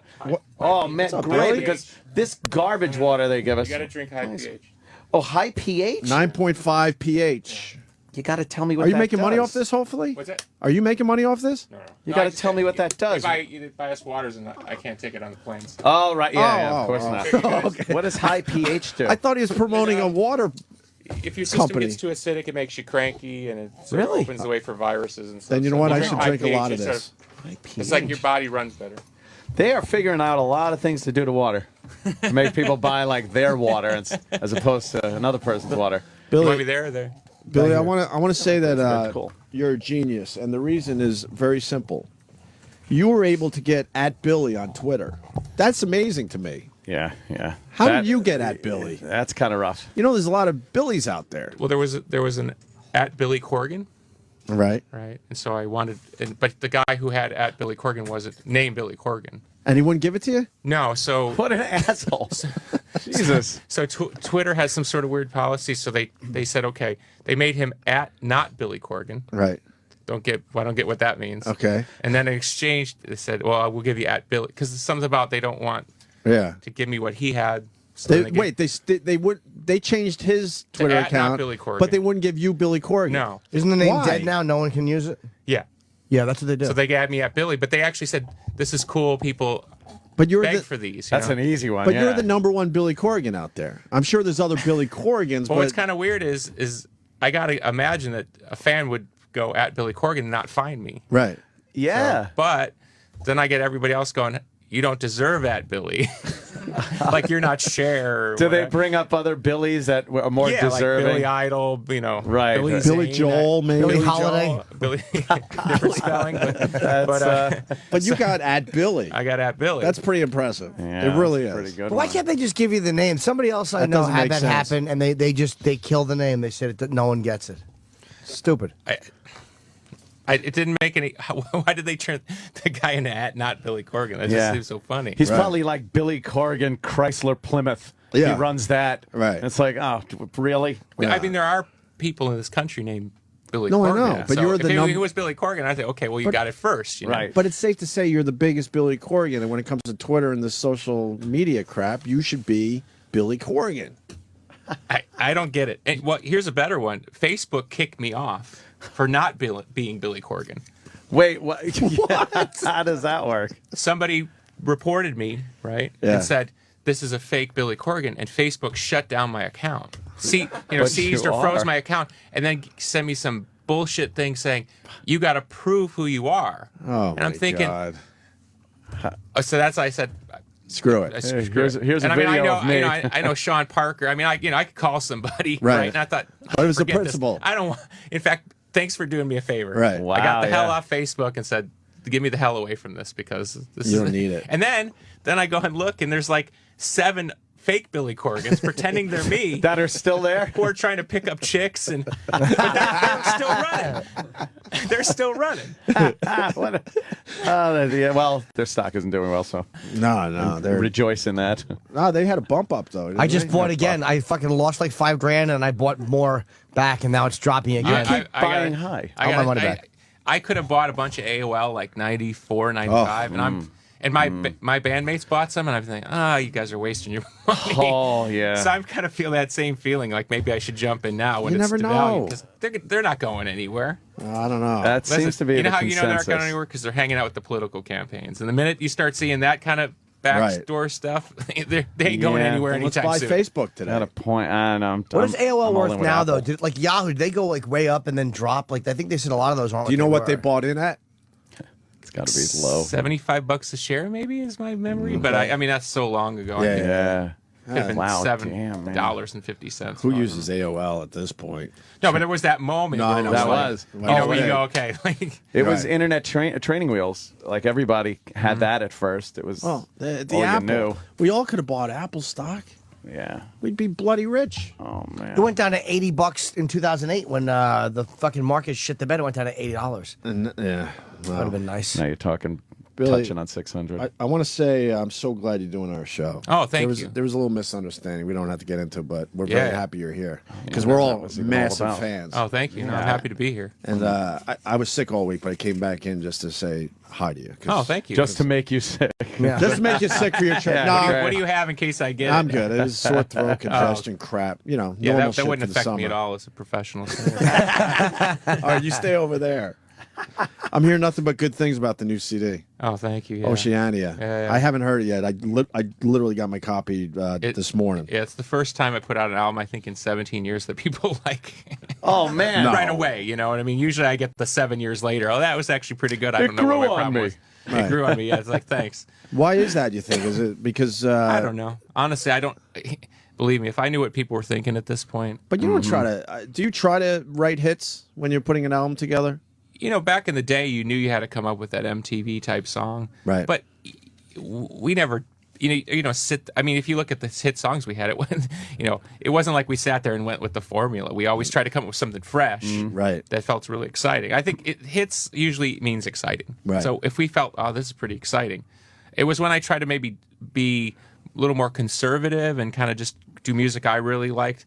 That's when it didn't go so well. So exciting seems to work for me. So. But isn't that okay with you? What's that? When you were getting more experimental and stuff? Yeah, it was fine by me. But it's it's kind of a weird thing. It's like It's a one weird day, balance? One day you're nobody, then you're a genius, then you're an idiot. You know what I mean? You know what I mean? And as I've been saying to my friends, now I'm a genius again. You know what I Right. mean? It's like I'm the same guy the whole time. Right. I wonder what that is though. That makes people like one thing that you do, and then just kind of not really Believe me, pay attention to the if they other. could. if they could quantify it in the music business, they would get rid of people like me because I'm too much of an X factor. They don't like that. They don't know what you're gonna. All these other kids, they know what they're gonna say. Right. They line them up and they march like robots. I mean, people like me. I mean, who knows what I'm going to say or do, and they that's too risky for them. Have you always been like that, or yeah? Even at the beginning, when did you have to do a lot of compromising, or did you do it your way? Really? No. Wow. No, we were lucky. But I mean, look, I'll give you an example. '89, we're nobody playing, a college gig for $50. Mm-hmm. Interviewer, snobby kind of indie person. Who are you guys' influences? Led Zeppelin, Black Sabbath, Cheap Trick. Guy laughs at me. Like, don't you realize that people don't like those bands? I said, we don't fucking care. That's what we like. Right. Oh, that's not cool. You know what I mean? So before anything, you guys aren't cool. This isn't cool. Don't like this. Now, of course, everybody loves Right. Ozzy. Yeah. Ozzy's great. Back then it was like people would snicker. It's like, why? He's great.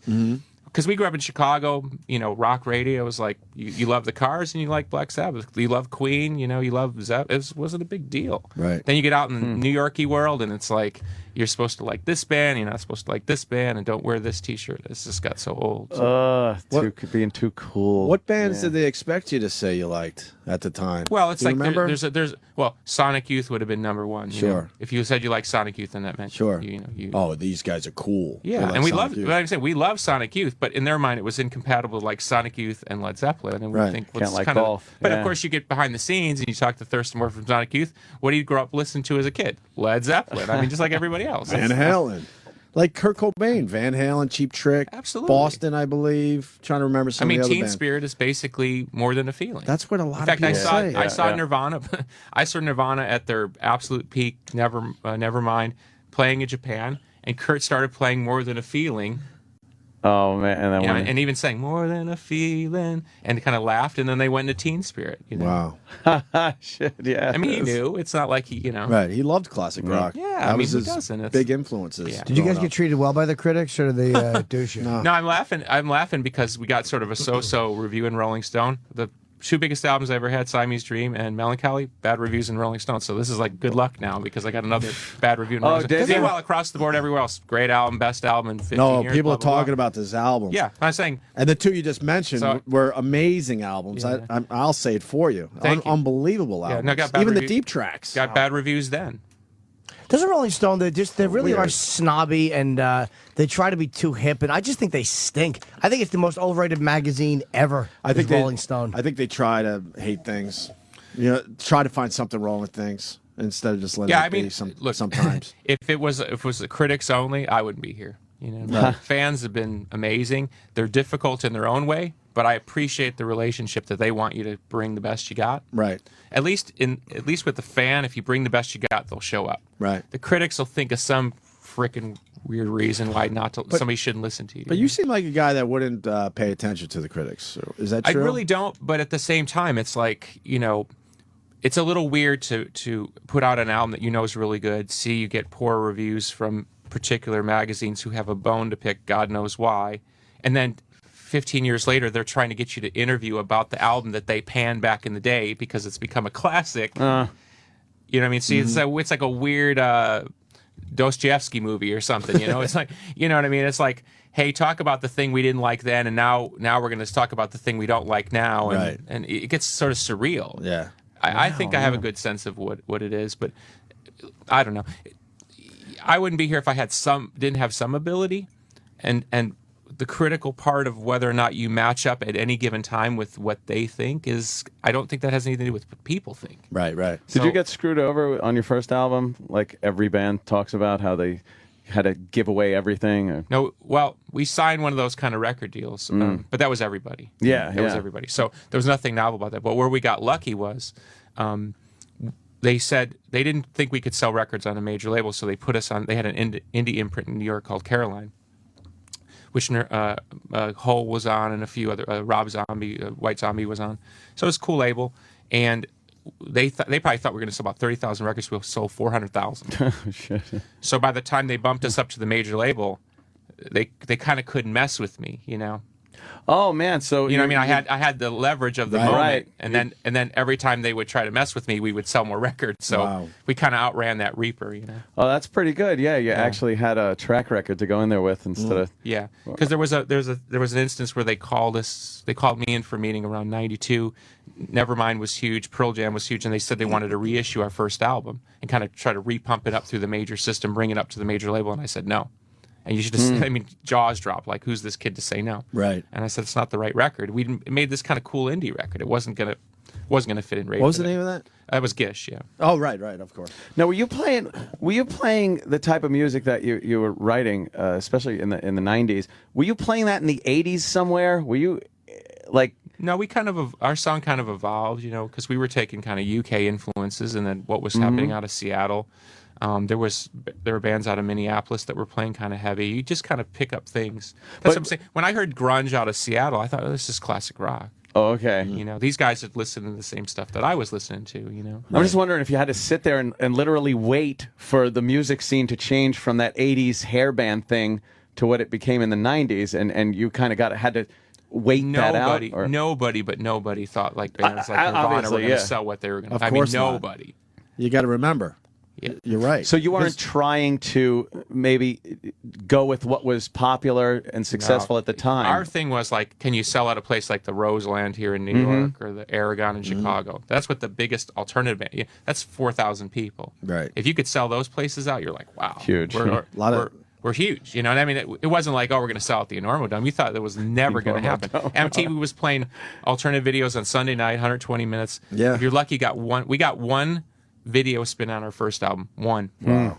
And the funny thing about that was Anthony Kiedis from the Chili Peppers saw that one airing, and that's how we ended up opening for the Chili Peppers on their tour. I saw that at Roseland. Yeah. But I mean, we're talking like small windows of opportunity. Sure.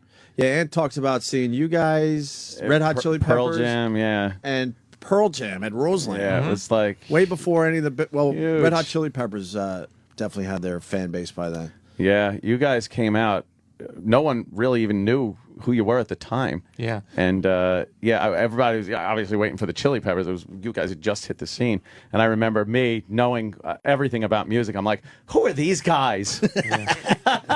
And then of course you blow up. You know what I remember about that show?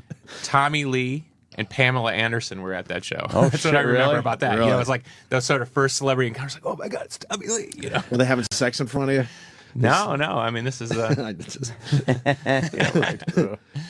They were perfectly behaved. Yeah. Well, so you're touring. Fall album, probably, yeah. We figured it would take a while for people to kind of. The album's ahead of what our expectations were, which is great. So, you know, but if you're going to put out an album, you're going to say, listen to the album, and we're going to go play the album in total live. You know, it's going to take a while for people to get into it. Yeah. How fast do you block people on Twitter? Or are you a guy who will never block anybody? You got one chance. Oh, good. That's it. Yeah, if you want to say dumb stuff, I just block you. I just don't want that negativity. Right. I just don't get that. You know what I mean? I don't get that. I don't feel like I have a responsibility to put up with the negativity. Now, people who will they ask, feel like you do. That's their problem. I mean, I agree. But the funny thing is, fans will ask really interesting questions, and I'll respond. Right. But I mean, to me, this is my rules for the internet. If you walk up and say something to me that you can't walk up and say to me on the street, oh man, you walk up and say that to me on the street, I'm gonna knock you out. That's it. So as far as I'm concerned, same rules. How the internet somehow changes that dynamic where you want to be rude, because it's just rude. So you want to be rude, that's fine. Go be rude with somebody who doesn't care. And then they get pissed off, and like maybe one of their friends will retweet them to you and say, "Oh yeah, I get could all you unblock him?" You know what? Then that motherfucker gets blocked. I'm not going to sit there. You got to take out the whole village. He's being the guy's lawyer. Yeah, right. He's pontificating. It's better to just take out the whole village. If you're living on the oxygen of whether or not somebody's blocked you, you ain't got a lot going on anyway. Yeah. Right. Might want to look at your own at least life. I turn around in my beautiful house and my dogs and my cats and my friends and my guitars. You know, I turn around to something substantive. You turn around, you're looking at nothing. Right. Well, okay, then it means a lot. I Probably guess. The unfinished basement. Yeah, you know what I mean. Mom's upstairs screaming. You know. Right. Yeah. But they never say stuff like that in person. There's just this cunty undertone sometimes, and then the fake names. It drives me fucking crazy. It's like they attack a performer. Very anonymous, They don't yeah. just go on as who they are and say something that they would say when they met you. Yeah. That's the frustrating. I'm 6'4", 220, something like that. I mean, it's amazing how much doesn't get said to me in person.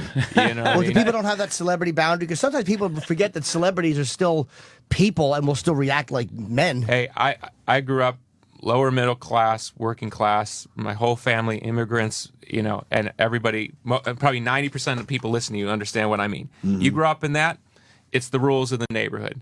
That's it. I don't care. You can call it whatever you want, social media, whatever. It's the rules of the neighborhood. You want to mess? Okay, let's go. But I learned pretty early on you don't go toe to toe because that's the worst thing. Right. You know what I mean? That's like coming off Olympus to fight a flea, you know, Yeah. because they got no power, and then you start getting haters gonna hate, It's like thanks guys, thanks for the deep philosophy. Haters gonna hate. No, but what he taught me the best thing to do, send them, because they're following you, so you send them a private message that's horrible and then block them. But I mean, it's got to be completely Yeah, horrible. brutal. I brutalize a private message, the person, and then block them so they can't even answer me I back. have to tell you though, probably about 5-6 times, somebody said something where it wasn't just say overtly mean, but they were being rude, and I would send them a private message, and I would say, what you're saying is not really nice or not cool, and every time the person would apologize, every time, because it's the attention they want. They're just saying a thing to get attention. It's like if I sit here and just poke you, what I mean, until you get provoked. Yeah. That's what they want. They just want attention. I get it, but I just can't deal with the negativity. So to me, that part of the internet's just like, that's. You think that'll change eventually? You know what I think will happen? They'll either get such sophisticated systems where you can, decide what you want to filter. Like they'll have a system where it'll figure it out for you, right? And it'll just block people. And then it'll change because you're not going to get through, or you're going to have to be so weird, like hey Corrigan, Tupperware isn't good enough for you. You know what I mean? It'll be so lame. You'll be like, what? They'll have to try to figure something out to bust the system. Because ultimately, those people, the Facebooks, they want you there. They want you looking at their ads or whatever they're going to commoditize their stuff at. They don't want you getting off that site because some jerk in Cleveland's got to say something. Right. They want you there. Once they figure out the filtering and all that stuff, forget about it. Well, the positive side, it makes it easier for you guys to promote yourselves. I don't know. We were one of the first bands to really jump on the internet and see the potential in creating new fan relationships, and I think it's been a mixed blessing for us. We had 30,000 people in our chat room, probably around like late '90s. It's a pretty big number. I mean, that's a big number now. That's huge. But we found ratio-wise about 100 to 1. Really? 100 Facebook fans, or back in the day, MySpace fans, 1 sale. Wow. 100 to 1. So I don't know why I got to spend my time talking to the 99 that ain't going to buy shit, do nothing but complain, to deal with the one person who probably doesn't like the negativity, is going to buy anyway, right? And probably wants you to be more dignified. So why were those guys involved, the 99, you think? I don't know. It is an attention thing. I think people like you're in the public eye. I think people like that they're involved with you in some way, shape, or form. So we take more of a kind of a dignified approach, like we're not slavishly begging and stuff like that. And we've seen our sort of core fan base grow because it's sort of more of a community to be a part of as opposed to a constant shill. Right. There's a lot of stuff I don't promote. I probably should, just out of fidelity. I didn't promote today like I probably should have. But then if it goes well, I might say, oh, thanks, to you guys. It was cool. Thanks for having me on. But I don't feel like I gotta be Bieberland, right. Push my perfume and hey, it was amazing to be on Opie and Anthony today. Oh, you know what I mean? Let's call that. It's funny. To me, that's not why people like you guys, and that's not why they like people like me. It's they don't want to feel that. It's funny you bring him up. What do you think of someone like Justin Bieber? I mean, he's not that talented for the following he has. I think he's fairly talented for his age. Yeah, but look, there's always going to be a Justin Bieber, a Donny Osmond. It's not those. So you don't think he's going to have longevity, right? That's hard to say. Really? Well, look, I don't know what they used to call it, Q rating. Who the public knows, right? A kid like Bieber, I mean, he might be worth 10 times more on the reality show. 10 years from now, or he starts a men's hair care line. That's the world we live in now. Music is just the thing they kind of do to make money all these other ways. I mean, I went one time with my nieces, of course, are Bieber crazy, and there's like 7 different Bieber dolls. 7. Justin in the green jacket, Justin in the blue jacket. But your talent blows his away. So how does that make you feel? It doesn't bother me. To me, it's like different businesses. Yeah. You know what I mean? I mean, you guys know His the guys voice out is- there who just do like whatever to whatever. Well, his voice is weak, and he's just he's writing pop songs that almost anyone could be singing and writing. I wouldn't disagree, but I think to me it's not. That's the part of the business that's like a no-brainer. Just like making like the bad teen movie or something. It's like it's gonna be there, right? Right. It's all the other stuff that pretends to be something, and the record business rolls it out and tries to get you to buy inauthentic things, pretending to be authentic. Right. And why do they pretend for it to be authentic? Because the money's in the authenticity. So then they treat people like me who are real bad because they can't control me and they can't get me to crank out a hit every time they stick a needle in my back. You know what I mean? That's the part that they're never going to understand. The Jimi Hendrixes of the world and the John Lennons, those are the people that sell a tremendous amount of records. And the public loves on some intrinsic level, even if they don't always agree with them. Like John Lennon was incredibly political and Bob Marley had his politics. But the public loves them because they're just themselves. Right. And they're never going to figure that out. Because you can't control a Jimi Hendrix or Bob Marley. You know what I mean? Right. Jimi Hendrix was doing stuff that we still can't figure out. Still. It's And for that 40-something time, years. wow. When they push out these teen idols, Crazy. is it more like because guys like Hendrix or Lennon won't sell to that, like your nieces, like that demo where there's a lot of money, but those great artists aren't going to sell to that demo, so they got to find something to cover it. They're easily influenced, it seems like. I would say, look, I loved the Beatles when I was a little boy, like starting at 5 years old. Yeah. Beatles blew my mind. I'm sorry, and especially, I mean, I meet all these executives. They all got kids.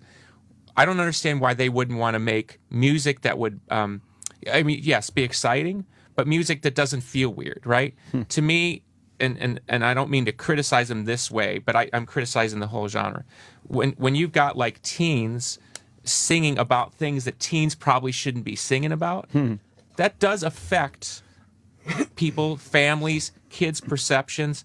I know moms who got teenage daughters that are, Bieber fever, and they got to kind of wrestle with the themes because the kids are attracted, but you know what I mean? And I'm not saying an artist like Bieber should be controlled, but at some point, somebody's got to make a decision there to put that stuff out. Right. And they got no problem looking the other way when he's singing lyrics that are, probably age inappropriate, right? And that does affect American families, the way families have to deal with their information. And that is the difference between Donnie and Marie or Sean Cassidy and this generation. Right. This generation has no problem being overtly sexual in their music to kids that probably shouldn't be listening to that at that point. They still don't know what their penises do. Well, yeah, hopefully, and Exactly. that's where it gets a little queasy, and especially the young girls who are 14, 15, they're rolling them out with like low cut tops. I mean, that sends kids are influenced by that, and that the record business does have a responsibility to not sort of exploit that. I mean, look, you want to exploit me as a male, and roll some chick out in her 20s or 40s, fine. But the kids, I find that really queasy. Yeah, The way they sexualize the kids to sell records, I Right. think that's messed up. When there's so much money for the taking, though, I mean, you can't. I don't think ethics has ever won out over Hey, cash. Hey, if somebody came in here today and say, "Hey, if you guys light yourself on fire, your ratings are going to go up," or we'll give you $1 million. Flame on! Yeah, you'd be As long surprised. as, long as you wear the Facebook T-shirt, we'll give you $1 million. I'm saying this. I'm not gonna Right, lie right. to you. We've been guilty of that over the years. Okay, but I'm saying- we've matured as a radio show, but we did the edgy, outrageous shit, knowing that it was the easiest way to get more people listening. Hey, I've done dumb stuff too, but the point is, at some point, if you have a place of responsibility, you have to wrestle with those moral Right. obligations. To me, there are people knowingly marching things out past that line because there's a business advantage.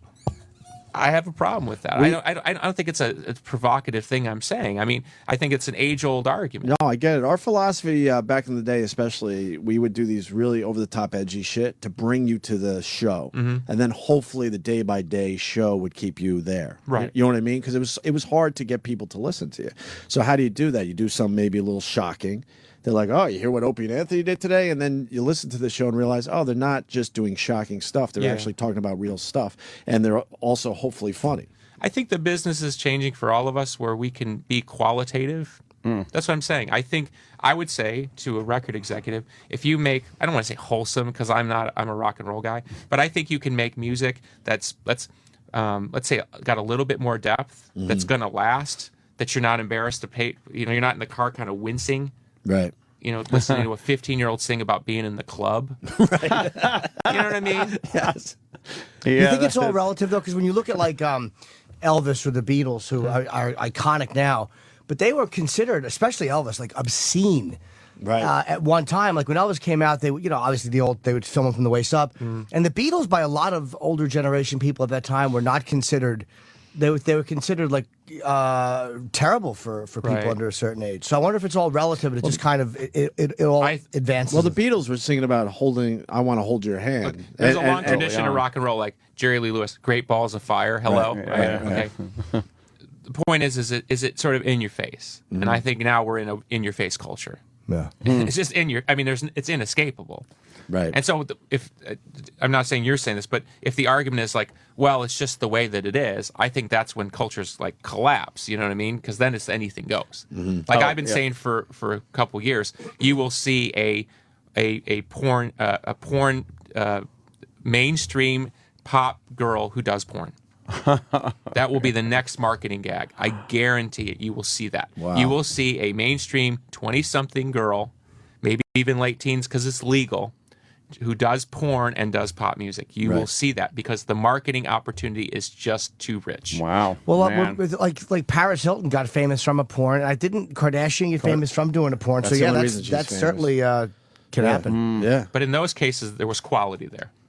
Oh, the porn, you mean? Yeah. There was some quality there. I think Paris was great. I got to be honest. I'm not going to complain about the films. They were terrific. Yeah, I really did enjoy But then Paris. to make them like incredibly famous just because of that, I just Can you will never imagine going back in understand a that. time machine? Okay, you know, we're not in our 20s, right? Imagine going back in a time machine 30 years ago and saying, hey, someday people will make porn and they will become mainstream celebrities in America. Because they made porn. You'd never I mean, believe it. you would Unbelievable. never. No. That's what I'm saying. It's unbelievable. Once it goes to anything goes, then where do we? There is no line, right? Right. And it can't be a self-fulfilling prophecy. Well, there's no line, so that's the way it is.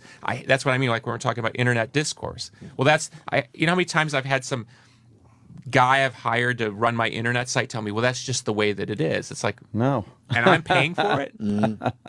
I'm paying for these people to tell me I don't have quality. It's like, let somebody else do it for free, you know? Wow. Yeah. It makes perfect sense. Yeah. Ugh. I think if I went back in time, what would be most amazing to me is the amount of energy and time I spend on my phone. Like I literally, if I leave my house and I don't have my phone, I panic. I feel like I'm not connected.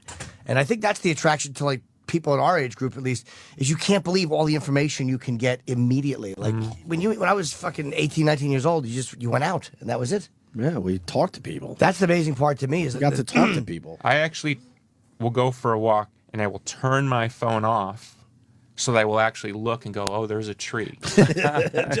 Just shit you took for granted growing up. I mean, seriously, I have to. And of course, 5 minutes and I have that impulse, like, Yeah. and like, oh no, the phone's. I mean, that's ridiculous. And the sad part is, it's all just nonsense. And then you do turn your phone on, you're like, oh, there's nothing here really. Yeah, what am I looking for? Yeah, Twitter, You know? Facebook, this, that. You go to like Right. your 5 or 6 points, and it's like it's the same shit. over and over again. I remember People are it was- refreshing right now as they speak to us. Wasn't it? It was rude for a while to use your cell phone during dinner and stuff. Now it just seems like that's gone acceptable. too. I see the new thing, which is you kind of don't check your phone for 20, and then when the other person checks the phone, then you get to check your phone. It's sort of like okay, well, we have our little phone minute, and then you put your phone back down. Put the phone back down. Or if somebody gets up to go to the bathroom, obviously grab your phone. That's a no-brainer. What are we looking for? Yeah. Can you answer that question? What are we looking What for? is Because that? you decide you want to be with this person, you go to dinner, so it's like that could be a nice moment, and you could talk about whatever you want. Yeah. But then you feel like you have to see if there's something better on your I phone. think we feel we're missing something. Yeah, there's So never any giant strange. revelation on there that's like, oh, I'm so glad I Right, looked. right. It's just always And the we're all same guilty of it. I nonsense. mean- fucking potato chips is But what it is. it's new though. That's what it is. Like again, someone who's 19 might because he grew up with that. But I'm 43, so it's fucking like I can't believe that it's there. I can't believe I can just open my phone You get and whatever look you at want. text messages and like it's still very new to me. I was 23 or 24 before I ever sent a text message. Right. Imagine where it's going to be in 10 years. It will just be silent. We'll just do it without It'll be like actually holding Obi-Wan, the phone. like, the Princess Leia will come up and Yeah, you'll be yeah. able to talk to your girlfriend 3D. That's what's scary. It just keeps advancing. Have you heard about the new thing where they're putting bands on with holograms? Yeah, they did it with Tupac. But that's just the beginning. Yeah, it's going to be every band. You can Every imagine. band ever is going to now go on tour in hologram form. Right. And whoever owns the rights to that Absolutely. band is going to make now a fortune on touring. And then you're going to get like Tupac with Janis Joplin. You know, Yeah, you're going to yeah, get stuff like you're like that what? would never happen. Yeah. And imagine a band that's been gone or dead for years being like the #1 grossing band on tour that year. That would just be the oddest thing. Look at it. The opportunity for any band to become as big as, say, like the Beatles or the Rolling Stones, once those bands are gone, and can never come back in any form, right? Well, I'm sorry, if you put the Beatles on in hologram form, they're probably going to be one of the top grossing bands out there. Right. There's no temperaments in the back over the deli tray, temper tantrums. Yeah. Nobody to deal with. It's just like, press the switch and the holograms will come and, I would go in a second. I would see the Beatles like that in quality hologram I hate form. to say it. Yeah, I never that got would to be- see Nirvana, one of my favorite bands of the last 20 somebody asked me the other day if we'd played with Nirvana. We played with Nirvana one time in Boston, and it was not sold out. Really? Yeah, What year was that? Maybe 91. Although everyone in Boston that probably says they were there, the place would be overflowing. Yeah, one of those. Yeah, I saw them. Yeah. How big was the venue? About 1,000. Were you close to Kurt? It was weird because I'd gone out with Courtney before. Right. So, we kind of reached a point where there was no weirdness. You know what I mean? It was like, we're cool. Yeah. Right. He needed me to help him. Because sometimes she'd open for us, so he'd be with her, and so, we'd make sure he was taken care of, and Right. we'd have to put extra security because obviously everybody wanted to get to him, and so I know he appreciated that there was a respect level there. It wasn't weird by the end. Did you ever have to talk about it, or it was just kind of something that worked itself out? It's one of those weird things like, hey, hey, I used to be with your wife. Hey, I don't know. It's the same for any guy. Right. It's like, that's You get to hear any of those cassettes he left behind? No. Where are they? Because he was always like just fiddling and recording stuff on cassettes and throwing them in. He was so brilliant. I mean, he doesn't need me to to sing his praises, Yeah. But I think he was the real deal. You know what I mean? Absolutely. And we all knew it. I mean, if I could explain at the time, it was a bit like the high school quarterback. You know what I mean? You look and you go like, this guy's looks great, sings great, amazing songwriter. It's like, this is kind of unfair, Right. And of course, everybody gravitated to him. And of course, the time you're jealous and it's not this and I want to be that and all that. And then when the guy's gone, you're like, wow, I wish that guy was still around. Right. Because that guy got stuff done. Yeah. And now that I look back, we weren't as powerful as a generation without him. And then all the crap that came and the posers that came afterwards. I mean, that's why you need guys like that to kind of beat that back down. I can't imagine what he would say to this world today as far as what's happened with music. Right. I'm more negotiable in that way. I'm willing to kind of work with things. I kind of like pop music. It's all fine and dumb to me. But a guy like that would have taken it on. Sure. I don't know. Did you hear Lennon? They released an audio of a Rolling. I might have been a Rolling Stone interview he did when he was 40. And he goes, I'm 40 now. I've changed a lot of the way I feel, and it's like it really always wasn't the establishment. Sometimes it was me, and he I was like a how really you're putting the weird. inflection on without the accent. Yeah, because I know I try to give the message without because I would have just instead of focusing on the horrible accent. Can't you do the Liverpudlian? I really can, but people can't see. But my hand motion, some would say, would be exactly like Lennon's in a discussion of this sort. I've grown up. But he said it was. Yeah, I should have just done like a really bad Irish accent. But he was kind of changing and becoming like a regular 40-year-old. Even guys like that, I was amazed to hear that interview.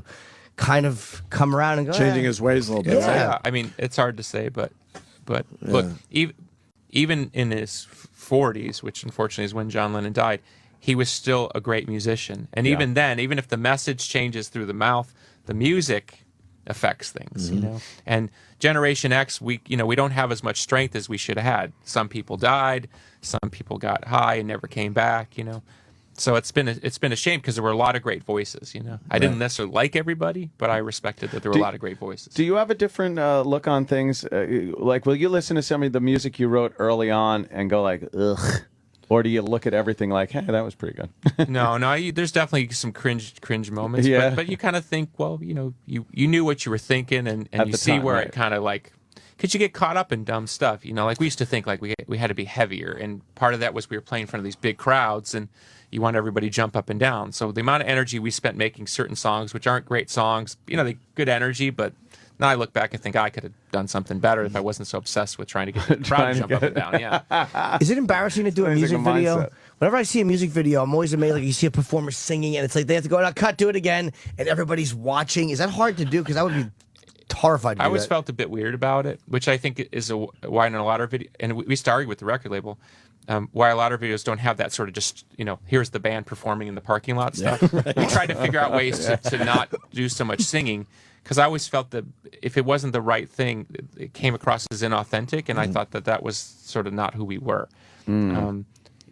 It's and let me tell you, it's a little weird. You know, they roll the tape and you're standing there like singing, and then it's like beep, and then everyone runs around. The guy's doing this, and you're standing there like waiting to rock again. Waiting to rock again. Oh man! But the trick is you got to sing like you were singing the song. You know what I mean? You just gonna go with your mouth open. You gotta really sing it, so at least you're singing it.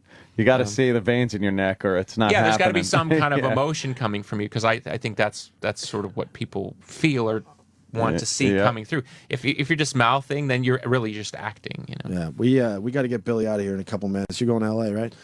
Yep. And we haven't even talked about the new record. Oh, that's okay. You sure? You got to promote a little bit. Just tell us a little bit about the new record.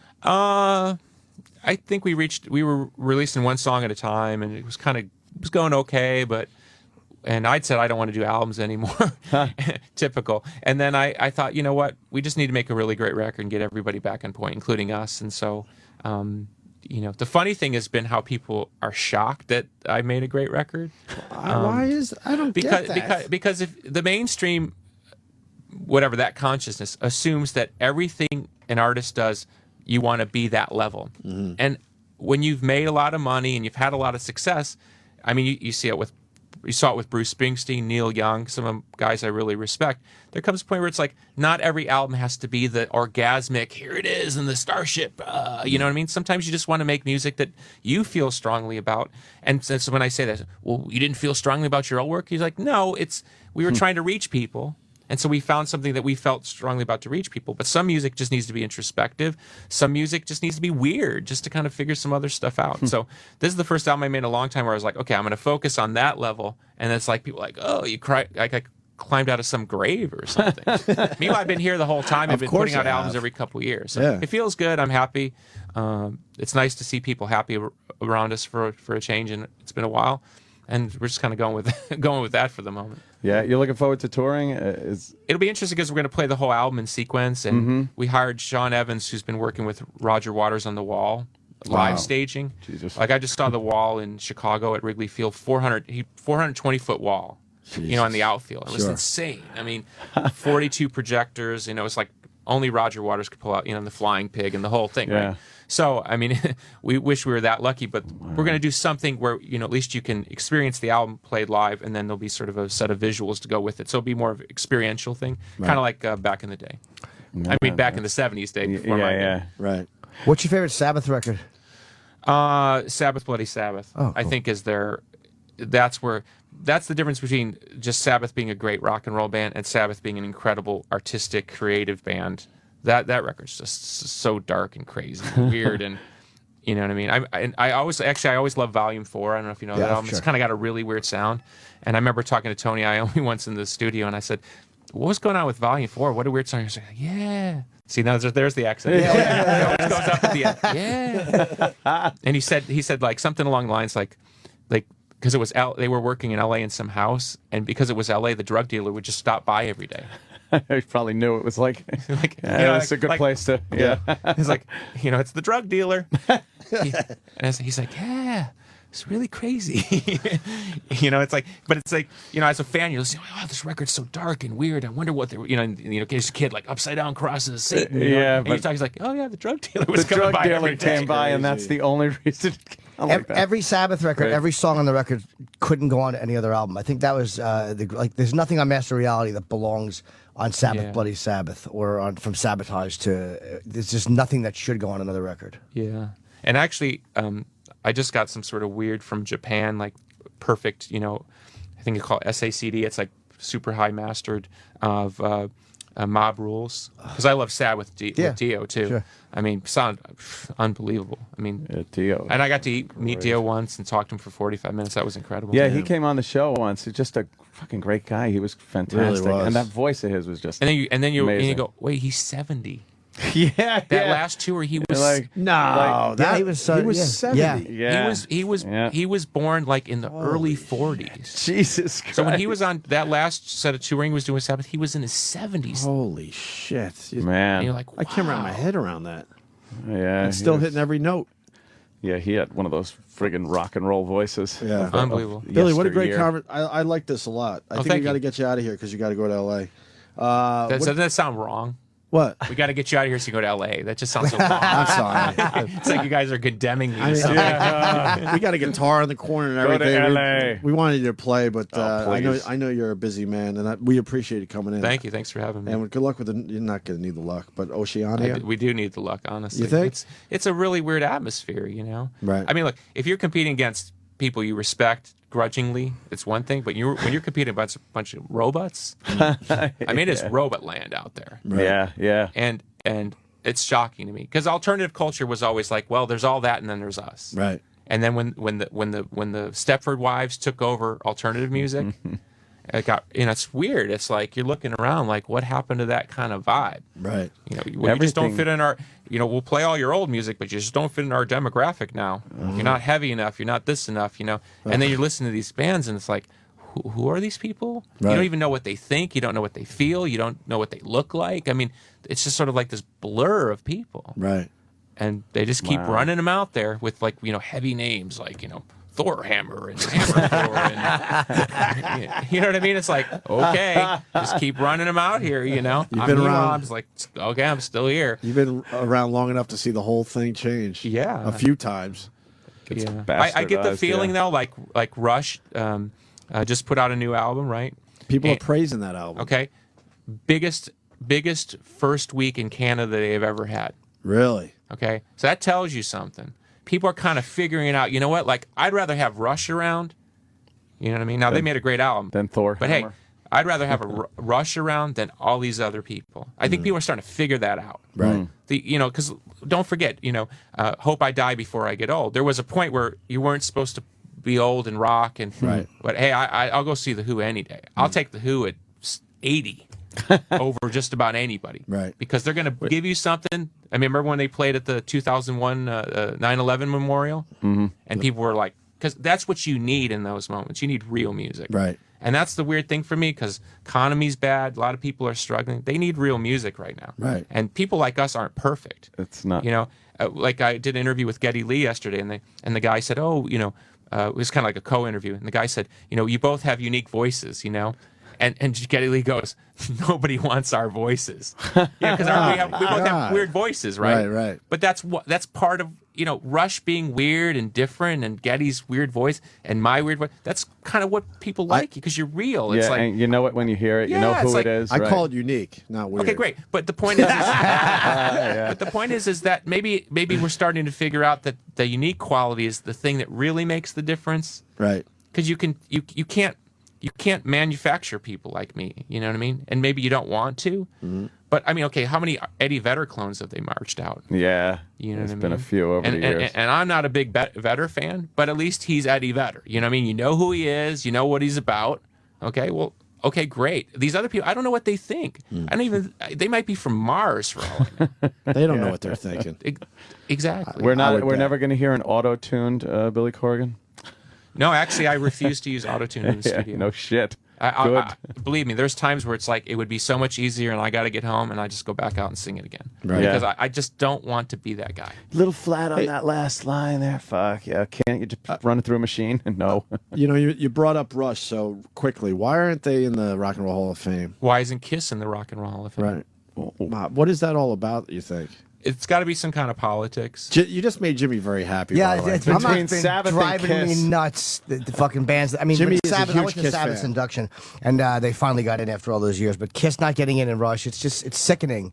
What does Rush have to do at this point? It's stupid. I think I've been talking because I've been doing the press rounds here in New York. Yeah. I think it's time where the music business is messed up, but it's time to start bringing in those bands that people love. You know what I mean? Mm-hmm. It's not a critics thing anymore. Like we're talking about the critics. Right. A lot of people love my band. A lot of people don't like my band, don't like me. But the rock and roll, if you don't have that passion, I mean, what the fuck are we doing? You know what I mean? Right. If you just turn it into just baking cookies and stuff like they try, okay, Kiss, still getting it done. Still. But what? Rolling Stone can't give them a cover? Why? Because Gene might say something, might make fun of Rolling Stone. That's the way it used to be, right? Sure. Like Bring It On, like That was wrestling. rock and you know? roll. That's why I got a wrestling company. It's like Bring It On. What happened to the Bring It On? What happened to the Bring It On part of rock and roll? Yeah. They're telling us you got to go because you got a flight. They're whispering, "Oh, you got to play." Do I? Oh, Yeah, that's my jet's waiting. You have to go to L.A. We'd have you sit in for the rest of the show. Hell Yeah, yeah. I'm loving Great, this dude. conversation. Yeah. Thanks. All right. Well, what track you want us to play off the new CD? Celestial seems to be the Yes. popular one. Okay. We'll do that from Oceania. man. The Smashing Pumpkins. Thanks for having me, Billy, guys. I so appreciate cool to it. have you. Thanks, in, man. Absolutely, really cool. Anytime, please. I'm glad you guys reached out to me because I didn't know. I was like, what the fuck is this about? I was bummed out I because saw it. I was like, I got no problem with you guys. yeah, I know. That would have been hilarious if he blocked you. Fuck this Opie's negativity. Billy has blocked you. And it was almost negative. I was like frustrated. I'm like, come on, we've been I believe fans you of you said forever. fucking lame, bro. I did say Fucking lame, bro. I have to be me still. Wow. I'm like, I was like, what is that about? You know, it goes back to something we did 10 years ago that had nothing to do with you that we don't even know. That's how weird this shit gets Some sometimes. publicist thing. Yeah, you don't have to get into it. I'm just letting you know. I march into radio stations, right? Yeah. Where they won't play whatever, you know, and I just try to go meet the guy or girl and say, "What's the deal?" And they'll go, "Do you remember back in '94 when you blanky blank?" And I'm like, "Really? That's what this problem is about?" the competition's radio station when we were trying to do a promotion. Oh, shut up. Right. And you're like, "But I'm still here." Right. Like that makes sense if I'm not here, but I'm Right, still right. here. Right. I mean, you know, the politics in No, I know. these I'm businesses. glad. I'm just glad we worked it out. Look at the political, discourse. I mean, who doesn't get to talk? Who gets to talk? Who Right. knows who's somebody's boy? I'm always amazed, like if you watch like CNN or something, and they're going at it, and they get to the end of the segment, they're like, ha, ha, ha. Yeah. And, they go back in the green room. Oh, Bob, Oh, yeah. how's your golf? And Yeah. Yep. it's this fake wrestling. We've been on those shows, so Yes. we've seen it in person. In the green room, you're absolutely right. They're like, Everyone's "So, all what are you- pals." You working on that book? Yeah, it's going well. What publisher? Oh, yeah, I've worked with them. Yeah, they're just the best of friends. They're all drunks. Oh, my God. Everybody drunks. on any news day. I've gone out with the Fox News people. I've never met a bunch of drunks like the Fox News people. Boy, can they drink. I believe in psychological terms that's called unconscious guilt. Well, I'm right there with them, though, at the bar, so Jesus. All right, well, my private jet is waiting. Yes. I just got to go It's to L.A. and it's at Billy on Twitter, which I think is the most amazing thing about you, Yeah. that you were able to get Billy on Great Twitter. Twitter name. Well, you got to get at not Opie Radio. You know what I mean? Like, Yeah. I tried be able to for get the good one. I tried for Opie. There's another guy out there that might have that one. Whatever. All right, E-Rock, you're gonna play from there. The Yeah, I got it. Celestials. The Celestials. Yeah, I said that. All right, E-Rock. All right. Just play it. Yeah, the new Smashing Pumpkins, Billy Corgan. It was a pleasure. Thank you, sir. Thanks, guys.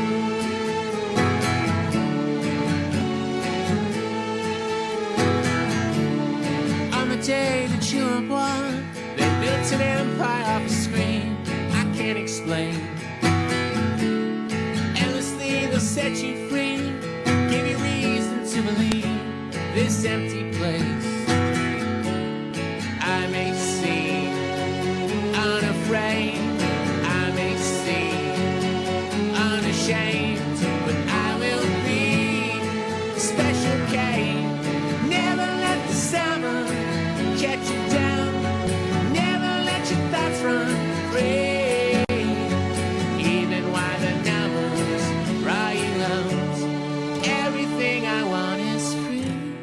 till the end. Till the end. Till the end. I'm gonna love you 101%. I'm gonna love you till the end.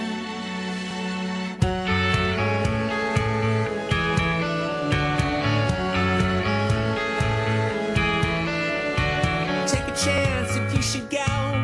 Face upon your happy home. The scanners wait. Selfishly they might concede you were always on your own. You can't escape. I may seem unafraid.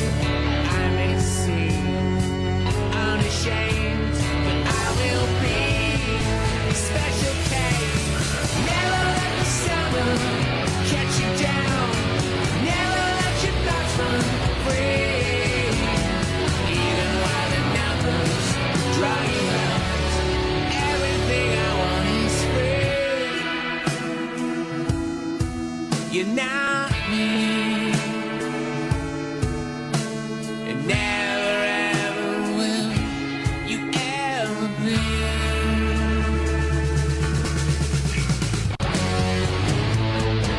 I'm gonna find you and never run against. I'm gonna find you till the end. Till the end. Till the end. Never let the summer catch you down. Never let your thoughts run free. Even while the numbers call you out. Everything I want is free. Everything I want is free. Everything I want is free. Everything I want is free. I'm free with me. Free, I'm free with me. Free, I'm free with me. You're free with me.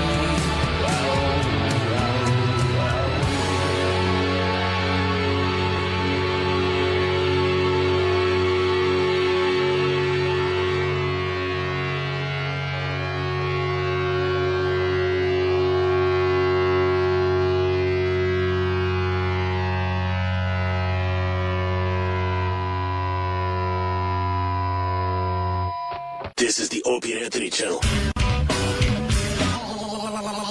On Sirius XM. On the next American War Stories. Battleground. Iraq. Robert Kelly deploys and within an instant realizes no man can prepare for war. We thought we were gonna starve, so we brought little bars and stuff but there's gonna be no food. There was more. I gained 30 pounds in Iraq. You go to the buffet, there's Chinese food, mac and cheese, barbecue, pizza, ice cream. You could walk up to this ice cream and get as many ice cream bars and sundaes as you want. But no matter how rich the rewards, every American soldier has to experience loss. I was over there, I had 2 milkshakes. One of the Marines goes, "You gonna have both of those, fatty?" So I gave him one, and then my other one fell. I had to go back and get 2 more. So tune in as we chronicle the victories and the defeats for American hero Bob Kelly. I broke my knee, man! On the next American War Stories. Thanks for calling the Opie and Anthony FU line. Here's the latest batch of FUs. Fuck you! Hey, I want to give a fuck you to everybody who gives a big fuck you. Is there any such thing as a small fuck you? Fuck you! Fuck you! Yeah, I like to send a big FU out to my chick who can't stop singing that fucking Mimi Beardsley song. Every time I'm fucking her, she has to stick your finger in my ass. I'm sick and fucking tired of it. Fuck you, Jimmy. Fuck you! Fuck cunt, fuck cunt, fuck cunt, fuck cunt! Fuck you! Mini, mini, mucksham, mucksham, Fuck you, Jimmy. You got that in my head now. Fuck you! I want to give a fuck you to Danny. God damn it, Danny, the after show fucking killed this week. You were killing on the fucking show all week. Now I gotta go back to the fucking shit show next week. Thanks a fucking lot. Fuck you! Fuck you! Yeah, this fuck you goes out to all the guys who call in and say, oh, almost wrecked my car listening to your show because I was laughing so hard. No, you didn't, you fucking jack off. Fucking, I'll be really do crash your fucking car. Fucking asshole. Fuck you! Fuck you! Yeah, this fuck you goes out to Anthony Cumia for getting that Paul Williams song stuck in my fucking head. Just an old-fashioned love song coming down in V-Pot. Fuck you. Fuck you! I want to give a big fuck you to all the people that call in and say fuck you to all of the characters that Jimmy performs, or to Anthony, or to Joe. You're not their friends, they're performers. We're listening to them, we're laughing, we're having a great time.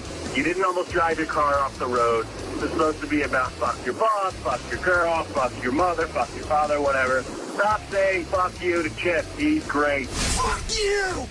Call the Opie and Anthony FU line. 866-FU, line 1. That's 866-FU, line 1. Sirius XM. You're listening to Opie and Anthony.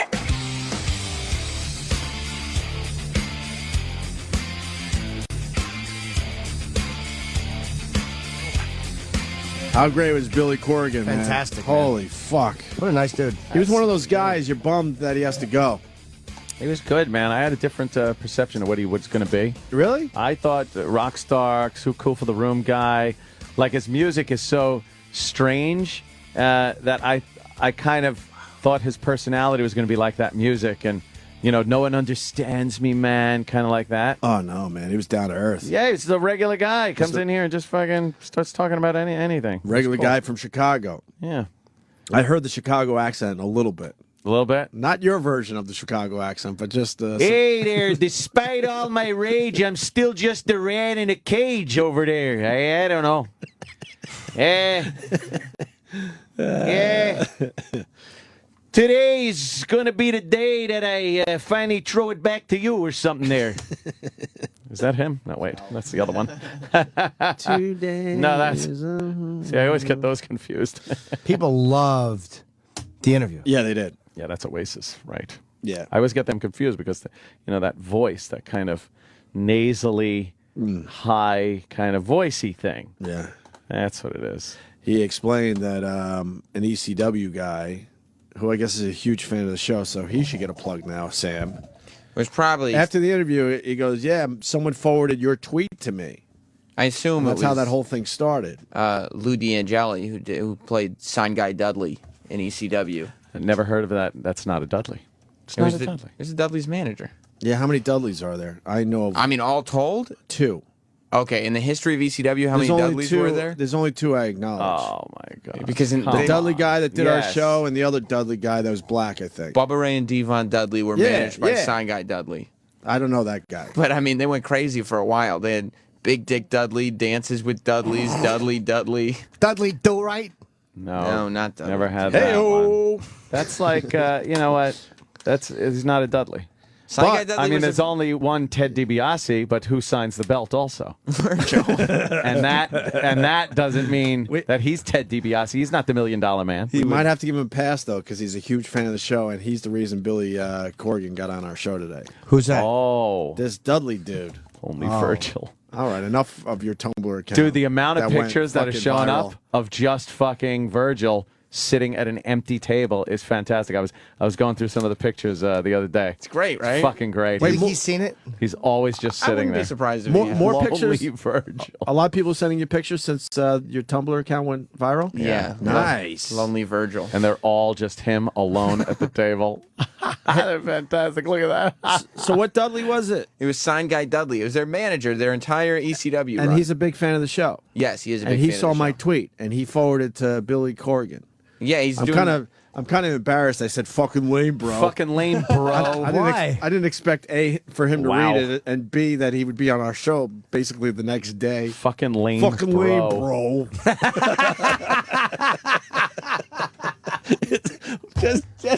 just sit with that for a second. No one says that. Fucking lame, bro. Fucking lame, bro. I didn't know what else to. I was really frustrated because I'm sick to begin with, and I'm like, I hear this whole thing going down. I'm a huge fan. I know he would be great on the show, and I just didn't know what to tweet. So I just fucking lame, bro. What could I have written? Fucking lame, bro. he goes to me after. He goes, "Hey, let's get those T-shirts made immediately." yeah, fucking lame, bro. Yikes. I'm an idiot. A fucking idiot. But it worked in the end, even though I tweeted something very douchey. He came in. But the Dudley guy, who's a fan of the show, he works for Billy Corgan's wrestling promotion. Okay, forwarded to Billy Corgan, and Billy wrote me back. He couldn't have been nicer, by the way. And we went back and forth a couple tweets each, and next thing you know, he's on the show. So good. I'm glad. It's time that we reach out to some of these guys that are blowing us off in a nicer way than fucking lame, bro. Fucking lame, bro. That is one good thing about Twitter is you can get to the performer that way. Like, they will see it. I'm 1 for 2, though, because Mark Wahlberg never saw my Jonah tweet, Hill did respond, though. And Jonah Hill. So, that one, we squashed that one, too. I wished him nothing but the best. Yeah, God bless. But I was frustrated with that, too. I'm like, really? All the other times you're on our show, and then you finally have this massive movie, and you don't come on? Like, come on. Yeah. Come on, fucking lame, bro. Did you use fucking lame, bro? No. See, that might be what got Billy Corgan. Fucking lame, bro. Fucking lame, bro. You should just always finish it with fucking lame, bro. That's right up there with Ice Cube. Ice Cube. But Billy was great. Yeah. There's so much we wanted to ask him too. Hopefully he'll come back. He had a crazy upbringing himself. I would love to have asked him about that. He was a cutter for a while. His parents divorced at 4. His father was a drug user. His stepmother was physically abusive. Wow. He has OCD a little bit. He didn't seem like he wanted to shake hands. He didn't shake hands. He wasn't happy that I still might be a little under the weather. But I was going to get my picture with Billy Corgan. Billy Corgan. Yeah, he was a cool guy. What else can we say? He was great. He was great. Yeah. Now everybody on Twitter, please thank @Billy for coming in. That was awesome on his part. What a great guest, man. He saw the tweet and he was like, fuck it. And he came in. That was awesome. All right. Oh, you hear about the Rangers guy? The Rangers announcer?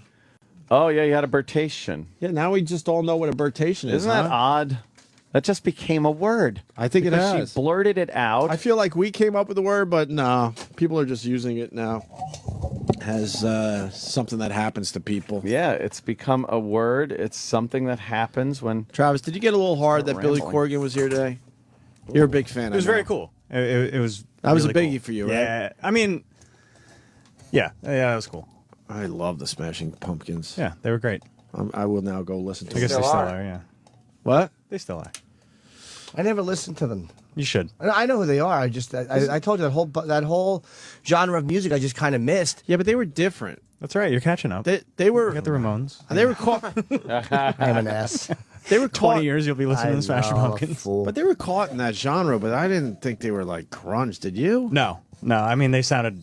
They threw them in like... there like, grunge bands, Pearl Jam, Nirvana, Smashing Pumpkins. Is like, no, man. Well, it was. He was easy. doing his own thing. It was just easy to lump them in. Yeah. You know why? Because they had a fuzzy guitar every once in a while in their songs. It's because it was popular music at the same time all that was coming out. Yeah, it's because like anything like rock that replaced the hair bands was kind of like, this is grunge. Yeah, that's grunge, right? It's so easy just to throw everyone in the same category. But they survived the whole grunge thing. Yeah, but then you go back and you listen to like any of their albums, and it's nothing not at all like anyone else. Not grungy. Yeah, that was very cool. It's a guy from Chicago. Hey there, this ain't what you call your grunge. Can I have that video, Sam? Yes. Sam was supposed to put all these things on the hard drive. He never did. He's lazy. Well, I can't give you the hard drive back and then still put videos on the hard drive. Have you put any on there? Oh, yeah. How many? I don't know. More than 5? No. Yeah.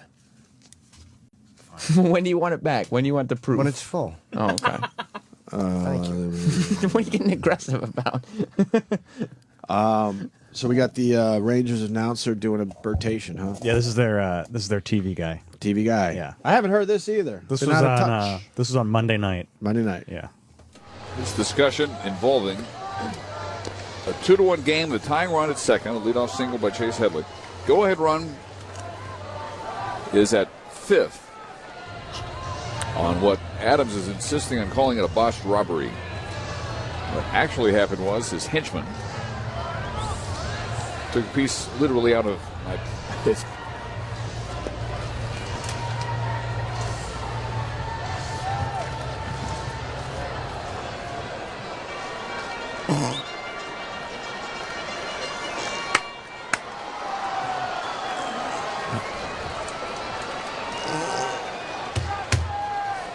Here is Kotsay.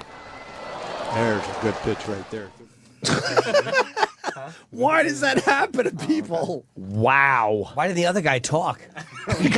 Henchman, botched robbery. Yeah, nobody knows what a botched robbery is, and no one knows where 5th base is. 5th, yeah. The tying run was on 5th, right? Oh, 5th base. my God. Wait a minute. 4th would be home. 5th is first. You just keep going around. Oh, I see. Okay. Is that a brain tumor? What the fuck is that? He says, never want that. He's blaming it on lots of migraines. He said he had a migraine headache. Oh. But he's Wow. probably reading the paper open. Botched robbery or something. Yeah, I don't know what that's not a baseball term. No. Yeah, it is. You're just trying to steal. Can we hear the first part again? This discussion involving a 2-1 game, the tying run at second, a leadoff single by Chase Headley. Go-ahead run is at 5th on what Adams is insisting on calling it a botched robbery. What actually happened was his henchman took a piece literally out of my fist. Oh my Took a piece literally out of my brain. It's like, what the fuck is he saying? And he said his henchman. He wasn't saying a player's name. No. That seems like no. something you read in the paper. Wow. Yeah, maybe. That sounds like paper. A botched robbery, Yeah. his henchman. Oh, Whatever it was, it had nothing to do with what was going Right. on the field. I was cracking the fuck up. Why? Fucking brain tumor or something. That's not funny. Wow. It is tobacco. It is a Buick. It is Saturn. What? You know, look at that! JFK is smiling! Goebbels knew! Goebbels knew! And look at that! Toast is a New York Yankee! Foot to foot and ear to ear. Look at that, John! Pettit just ate the toaster! I'm having a birtation! I quit talking or something! I don't know what it is or something! Little Chip Waldman. Chip Waldman rules. I know a botched robbery is when you get caught, you know. Oh, yeah, or stealing somebody and gets all killed, that. yeah. But how he how he said that was No, Grand Union Ken. A Grand Union Ken. What? Hey, someone tweeted me that local news finally did something on John Sterling's home run calls. Did you guys get that piece? Was it a complimentary piece? I don't know. That's Probably. but they finally said Institution. they finally did a whole piece on him and his douchey home run He's the calls. color of the Yankees. I can try to find it. Yeah, can you try to Great. find that? Local news. That shouldn't be hard. I know. I think it was either 9 or 11. To It's be fine. honest with you. We have ways. All right. I'll see. Cheetah leads off. There's a really bad wig and a Muppet face on third. Boo. Hey, we got Warren Sapp coming in today, huh? What is he promoting? Yeah. He's going to be in the Hall of Fame or something? What's up? No, he's got. He will be in the Hall of Fame. But that's not what he's promoting. What is he promoting?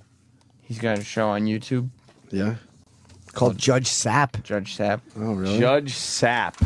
And what's And that about? it's like a people's court type show, one of these Judge Judy type shows, but he's the judge.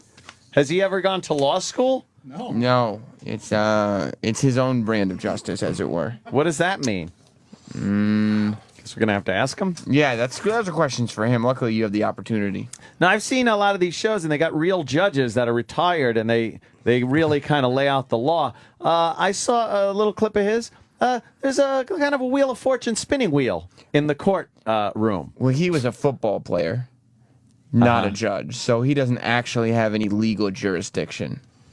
That probably is just for Right. fun. Just good, clean fun. Yeah, That's what he's having. yeah. He is wearing a robe. He was a fucking monster when he played. Yeah, that's great. Yeah. Well, I can't wait to look. He's gassing his car up in a judge robe. What's up with that? I notice a lot of black people on the Black on the people are a stand lot of there. fun. Black people in court shows like peas and carrots. Mm-hmm. Mm-hmm. So is he hoping for what? To talk about his YouTube show. No, but what is? Wait, it's a YouTube show? Yeah, it's on YouTube. Oh, I thought it was on TV. No. Wow. So is he hoping maybe he goes from YouTube to? He's what? He's gone. I don't know if it's related at all, but he's gone through financial difficulties recently. And then what? I just took his judge robe out of the dryer and put it on in the laundromat. Like A lot he's of- just getting ready. Alimony payments, and he went through bankruptcy very recently. Had to Damn. sell off his Super Bowl ring. Yeah, it's depressing. Yeah, his house may go into. TMZ said his house may go into foreclosure. He owes. Why doesn't it go into 5 closure? Yeah, before opens you. 2-car garage. Yeah. Wait a minute. Double pink slips. I wonder if his divorce got him. He owed $6 million. How do you owe $6 million? Easy. And I think he owes like something like $700,000 on his house from before the bankruptcy that he's got to pay, or it's going to go into foreclosure. How much can Judge Sapp make on YouTube? $700,000. Coincidence? No way. I don't know. Can't imagine. The preview has 2,800 views. Hopefully. All right, that's pretty good. Yeah. That's good, right? Ooh, no, it's not allowed. Oh, tell Travis it's my 9 for the Travis, it's my 9. The John Sterling thing. My 9. I guarantee you they paint it as a colorful flavor of New York. Yeah. He's become the unpredictable, always colorful. It's not going to be what it should be. No. How long has this cancer been in front of a microphone?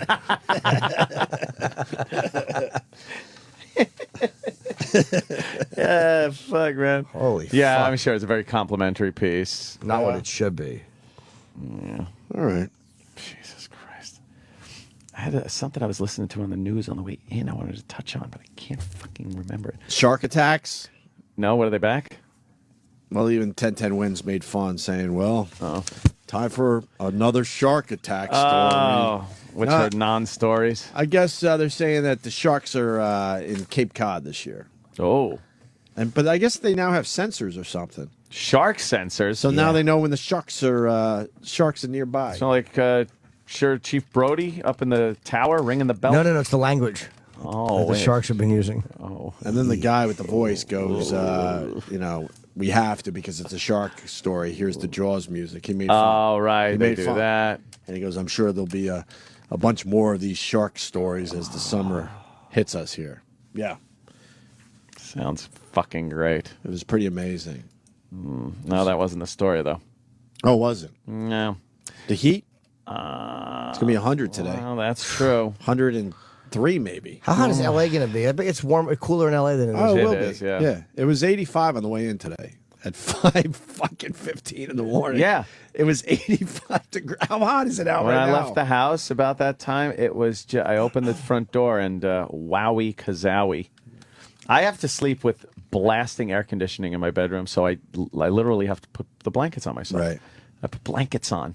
And I'm like, ooh, it's cold out there. And then in the winter, I hate being cold. It just doesn't make any sense. We all bitch. Yes. Remember when it was really cold out, we wanted heat? Well, here's the heat. Relax and enjoy it now. Yes. Who cares? And it's really the first really hot days that we've gotten. Yesterday and today. Yeah. We've had it easy. Yeah. We had a nice spring for once. But now I think we're going to get Spring was nice, but hit. then the beginning of June, a little too rainy for me. Not very happy. Not many pool when you got- days. when you got the pool, I don't like the clouds moving in every 2 seconds. You know, and then fucking rain. Yesterday, I was having a lot of fun. I purchased a little fun toy item yesterday. It's a little. It's called the Parrot AR drone. Oh, I thought it was a Vietnamese girl. No, she sets off firecrackers while I play Motorin. Sister Christian. I'm jealous. I'm so jealous. I wish I had Jesse's girl. I'm so jealous. Wait, you got Best fucking line in the movie. You got a drone? Yeah, it's a little drone now. And oh, there it was. A little drone. Yeah. It's a quadcopter. It's got 4 little rotors on it, and it's got all kinds of. That's the inside one. That's in my house. I just have that. Put the outside one on. Wait, you got a. Go to my channel. What's wrong with you? You got an actual helicopter that you can fly more than once?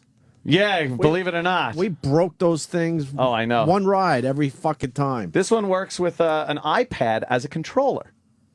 It's an iPad, and you can see the video that you're out of the camera on the front of this thing. How's the quality? Look at the quality. That's We're the looking quality. at it. That's, oh, wow. That's It's on the Ant's video. YouTube channel. Going over, and I was nervous. I flew it over the pool at very low altitude. How many feet off the water is that?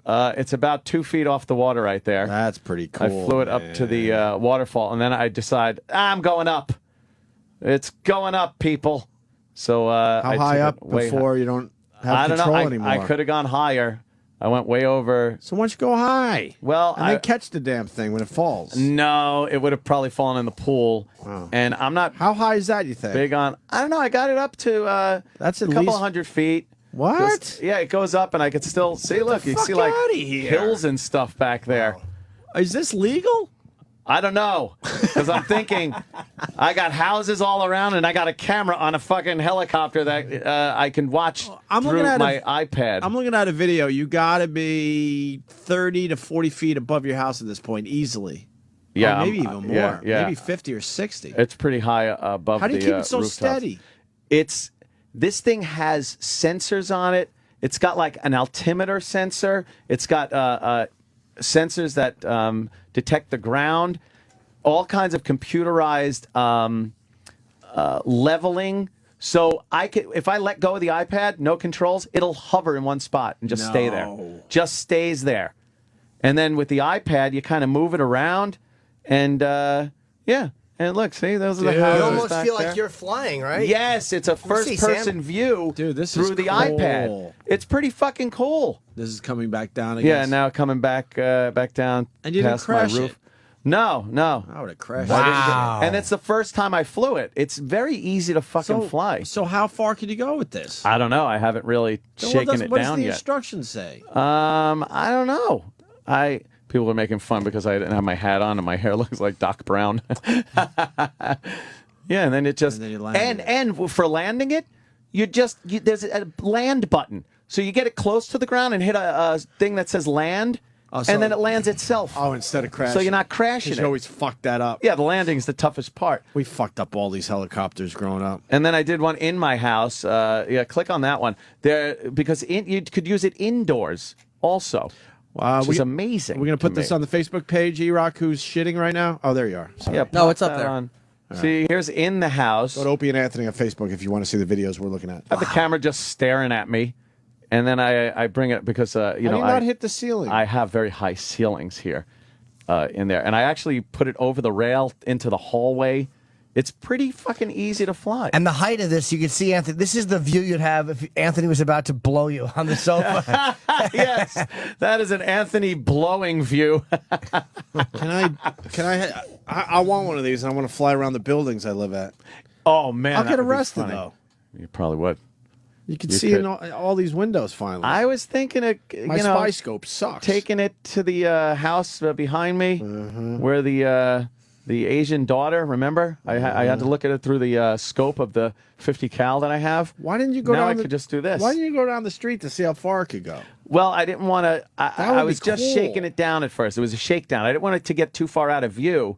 You can control it just looking at the camera view, which is really cool. So Wait, you don't even have so- to look at it. I sent it over my house on Wait, one. wait. So you got the iPad. I finally figured this all out. Yeah. So you're seeing what the helicopter's seeing? Yeah.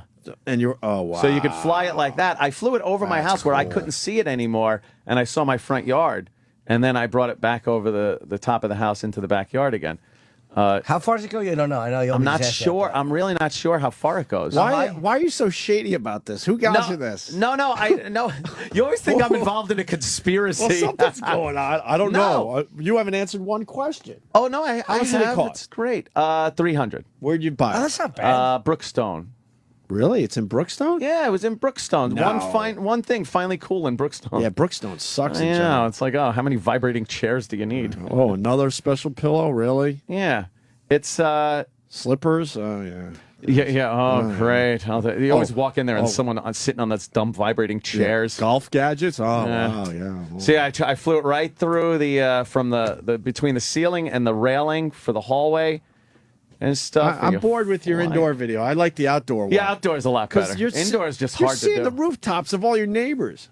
That's I crazy. could hover that thing right in front of a window if I wanted to. And it doesn't tell you how high it could go? Someone call. I didn't look. I really didn't look, and I didn't want to take it to the limit of how high it could go. Take it to the limit. And you can preset how high it can go, the max, This so is it what I doesn't get would've out of done. hand. I would have bought 2. Yeah. Oh, okay. Keep one in the box, and then you try out the other one, and give it really the try real it out. test. See how high that fucker Give will it go. the real. And what happens if you test. go out of the range? I wonder if it has a system in it where it goes, It okay, does. it's going to drop, but it's going to figure itself out. It will hover and then lower itself down to 6 feet high, and just stay there until it regains your signal. Wow. And Wow, it's they figured that It's shit got out. various things to adjust. You can adjust how fast it climbs up and down, how high it actually goes. So you can make it so it will never go higher than 10 feet if you want, right? Or max.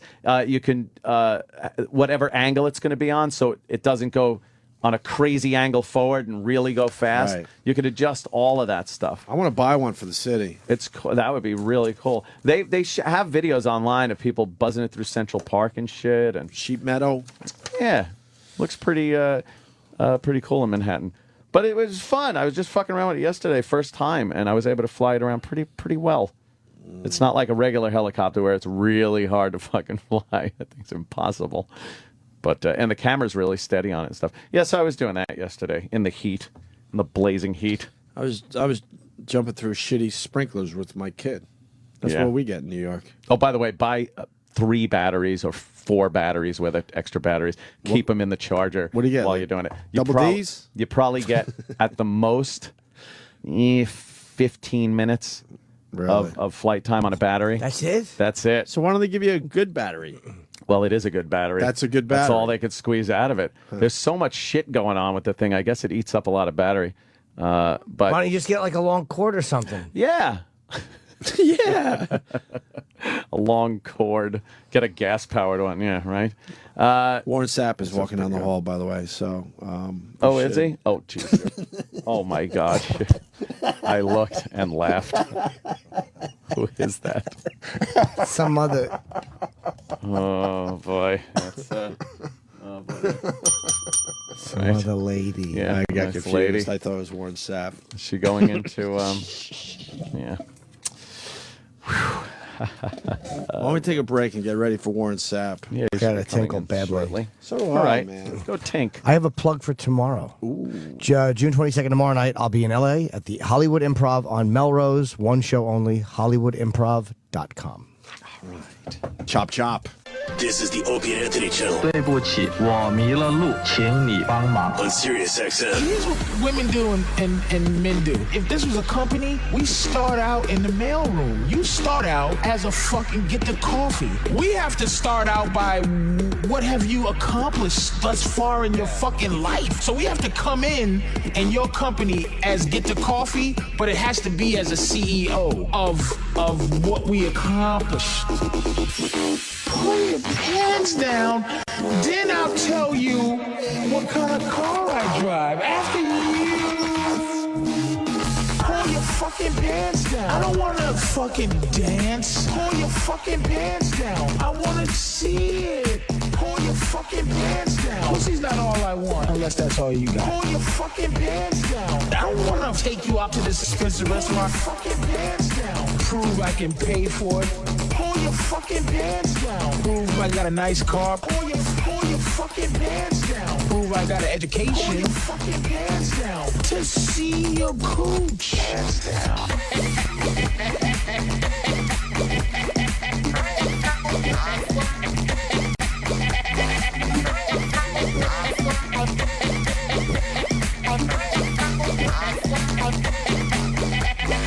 Pull your fucking pants down. Don't force me to make you a better person. Pull your fucking pants down. Uncross your eyes, you goofy hoe. Pull your fucking pants down. I wanna see it. Pull your fucking pants down. Pants down. You know what I'm saying? You know what I'm saying?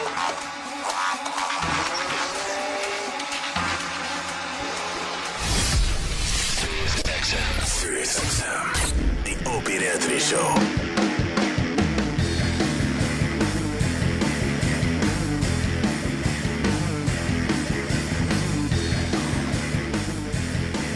We got Warren Sapp coming in. Yes, we do. Where is he? Is that him down the hall? Oh, no. Is that him over there? Everyone hears us at work. Isn't that weird? What Imagine happened? everybody's at work right now. Yeah. Imagine if everybody heard everything you said at work. Everyone hears what we say at work. Yeah. I say It's silly. When I moved up from nights to afternoons, that was Yeah. my biggest thing. Like, oh fuck, people are actually at this place now. Oh no! I used to love doing radio when everyone was home. Yeah. They tune us in at their desks, in their cubicles. Is that Warren Sapp? Oh, that looks like Warren Sapp. Yeah, right? That's him. I'm seeing a little bit of a posse. A lot of who do white women. Let's bring him down here. I'm going to talk to him now. What is Warren up to these days? He's promoting he's at Warren Sapp on YouTube. Mm-hmm. And he's on Twitter, and he's On the promoting Twitter. He's promoting a YouTube channel. Show. It's called Judge Sapp. It's a comedy. He's not a real judge, obviously.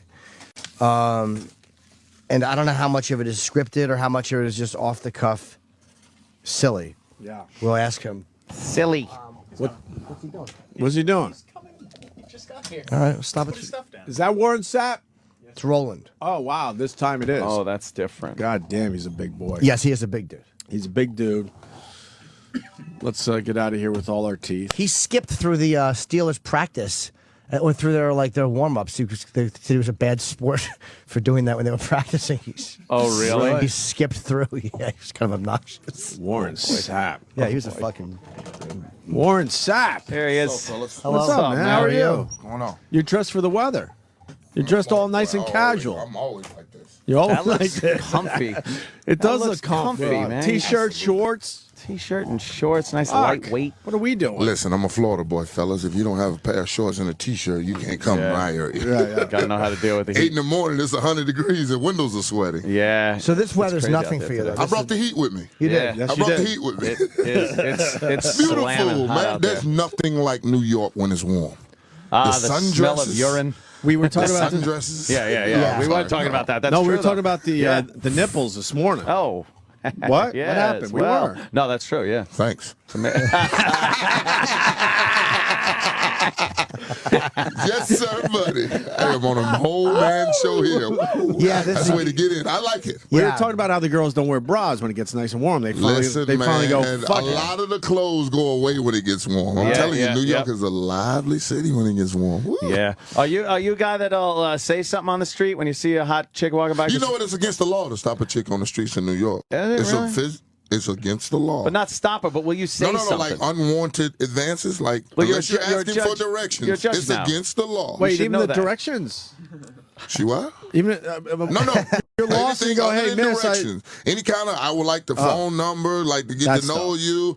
Any of that is illegal in New York. Y'all know this, right? I've been told. I heard that too, but I didn't believe it because every 5 seconds I fall in love on the subway. So it's a beautiful city. I'm just telling you. Are you really how that, much? Are you that guy? Like, you just are you always looking? No, you're not choosing. So why are you looking? What? What happened? You've never chosen a woman. Neither one of us. All 4 of us fellas who think we're so smooth and suave and debonair. We've never chosen a woman. Even the one that you want to marry, you get on your knees, set up the night into a nice, probably a Caribbean island somewhere, get you a nice ring, at least 3 carats, all dressed up nice, and you're going to get on your knees and ask. And if she says no, you got to get your ass up and dust yourself off and go find another one because she don't want you. You've never chosen a woman in your life. They choose us. They always choose us. Well, you were you went through are you You've back? been living that whole time and you didn't know it? You didn't get it? Oh, you think it's your watch or that plaid shirt you got on? Nah. She just wants you. You just happen to be standing there, brother. Trust me. Damn, I learned something from Warren Sapp today. Would you get Every day remarried? you learn something. Would you get remarried? Absolutely. Oh, you would? I'm not dying alone. I answered for you. I'm not dying alone. Well, you would do it again. Yes. I did 10 years. Almost 10 years. And See, it sounded like a prison It's sentence. exactly what I did. Almost 10 years. And will listen, I ever when get you- married when you again? do it, No. He wouldn't Never get, again. He wouldn't get married again. Swear. let me guess, you have no soft companion at night. You go home to Oh a yeah, but couch that ain't and no a television But it's and no direct marriage. TV. No marriage though. So you won't show up as, what's that man's name? Phil Shifley at your own. Yeah, right. Have at my your own funeral. yeah. I have direct TV too, but I need something soft beside me. You know I those- just- No, absolutely. Direct TV's beautiful with all the channels, but something soft beside me just That's makes good, it all but you don't work have to right. marry her. God damn, man, I lost so much fucking money because of Oh, that it's always goddamn cheaper to keep divorce. her. It's always cheaper to keep her, no doubt. Oh man. You never know that until you actually let go. But yeah, I'll second that. Amen, brother. Oh yeah, I hear you. Amen, brother. Oh man. Did she rake you over the coals? Nah, I pretty much gave it up. You know, Oh, you did? You think you're gonna be a good guy, take care of her, the kids. Nah, it never stops. Yeah, I I know. went to- Me and you in the same boat, brother. I felt you. When He didn't have kids or a house though, and he got killed. No, I was just starting to make money too, and I went to the bank because I was going to take out half the money and leave her half. Oh, you were gonna do this yourself? I was going to go. You know what? I'm going to go. I to was the a bank. witness. I'm going I to take swear. out He half said, the I'm- money. Yep. And I'm not going After to you let her. took that half, she took half of that. I What was left, right? I went to the bank to Listen take to half this, the money Warren. out. It was already all gone. She took it all. She beat him to the bank. I'm like, man, Took it all. No, Like left I you said, like I'll left say you it. $1.70, wasn't it? I'll say it to you fellas again. You didn't choose her. She chose you. They already have it laid out. Like if you're trying to catch your woman cheating, you have to plan for 2 years and get all her friends involved because they already have it mapped out. They're smarter than us. They can multitask. Did you feel ironic that your last name was Sapp at the time of your divorce? No, I got 2 P's. Double your pleasure, double your fun. Can't answer for that. I answer for everything. I think you might have been asked that For before. 40 years. I got an answer for everything. Exactly. All right, I'm gonna watch this YouTube that show. hurt. Listen, Now I'm gonna watch this show. you have to watch this. I'm telling you, YouTube.com/the knock. The real cases. All right, I got to ask you 3 fellas because I do this all the time. Do y'all know what a testicular inversion is? Whoa. I got some eyes up. I woke you up. Didn't I'll I? tell you one thing. Sounds painful. Wait, let's guess. A testicular inversion. Yes. Does that mean they're inside because a woman kicked them inside you? There you go. You get kicked in the Johnny Cochran, buddy. And they That's go one inside? of the cases. Yeah, and it's supposed to go, and it's supposed to be pleasurable, as I understand it from this jiu-jitsu teacher that came into my courtroom. I'm telling you, these are real Warren, people. Yes, we sir. had a guy on our show probably 10 years ago now.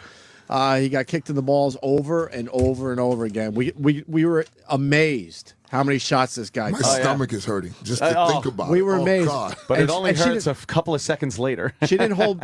She didn't hold back either. She No. was nailing him in the nuts. Listen And to this me. guy loved it. Listen to me. This young lady that was standing in front of me in my courtroom said, Your Honor, I kick ass for a living and I kick it good.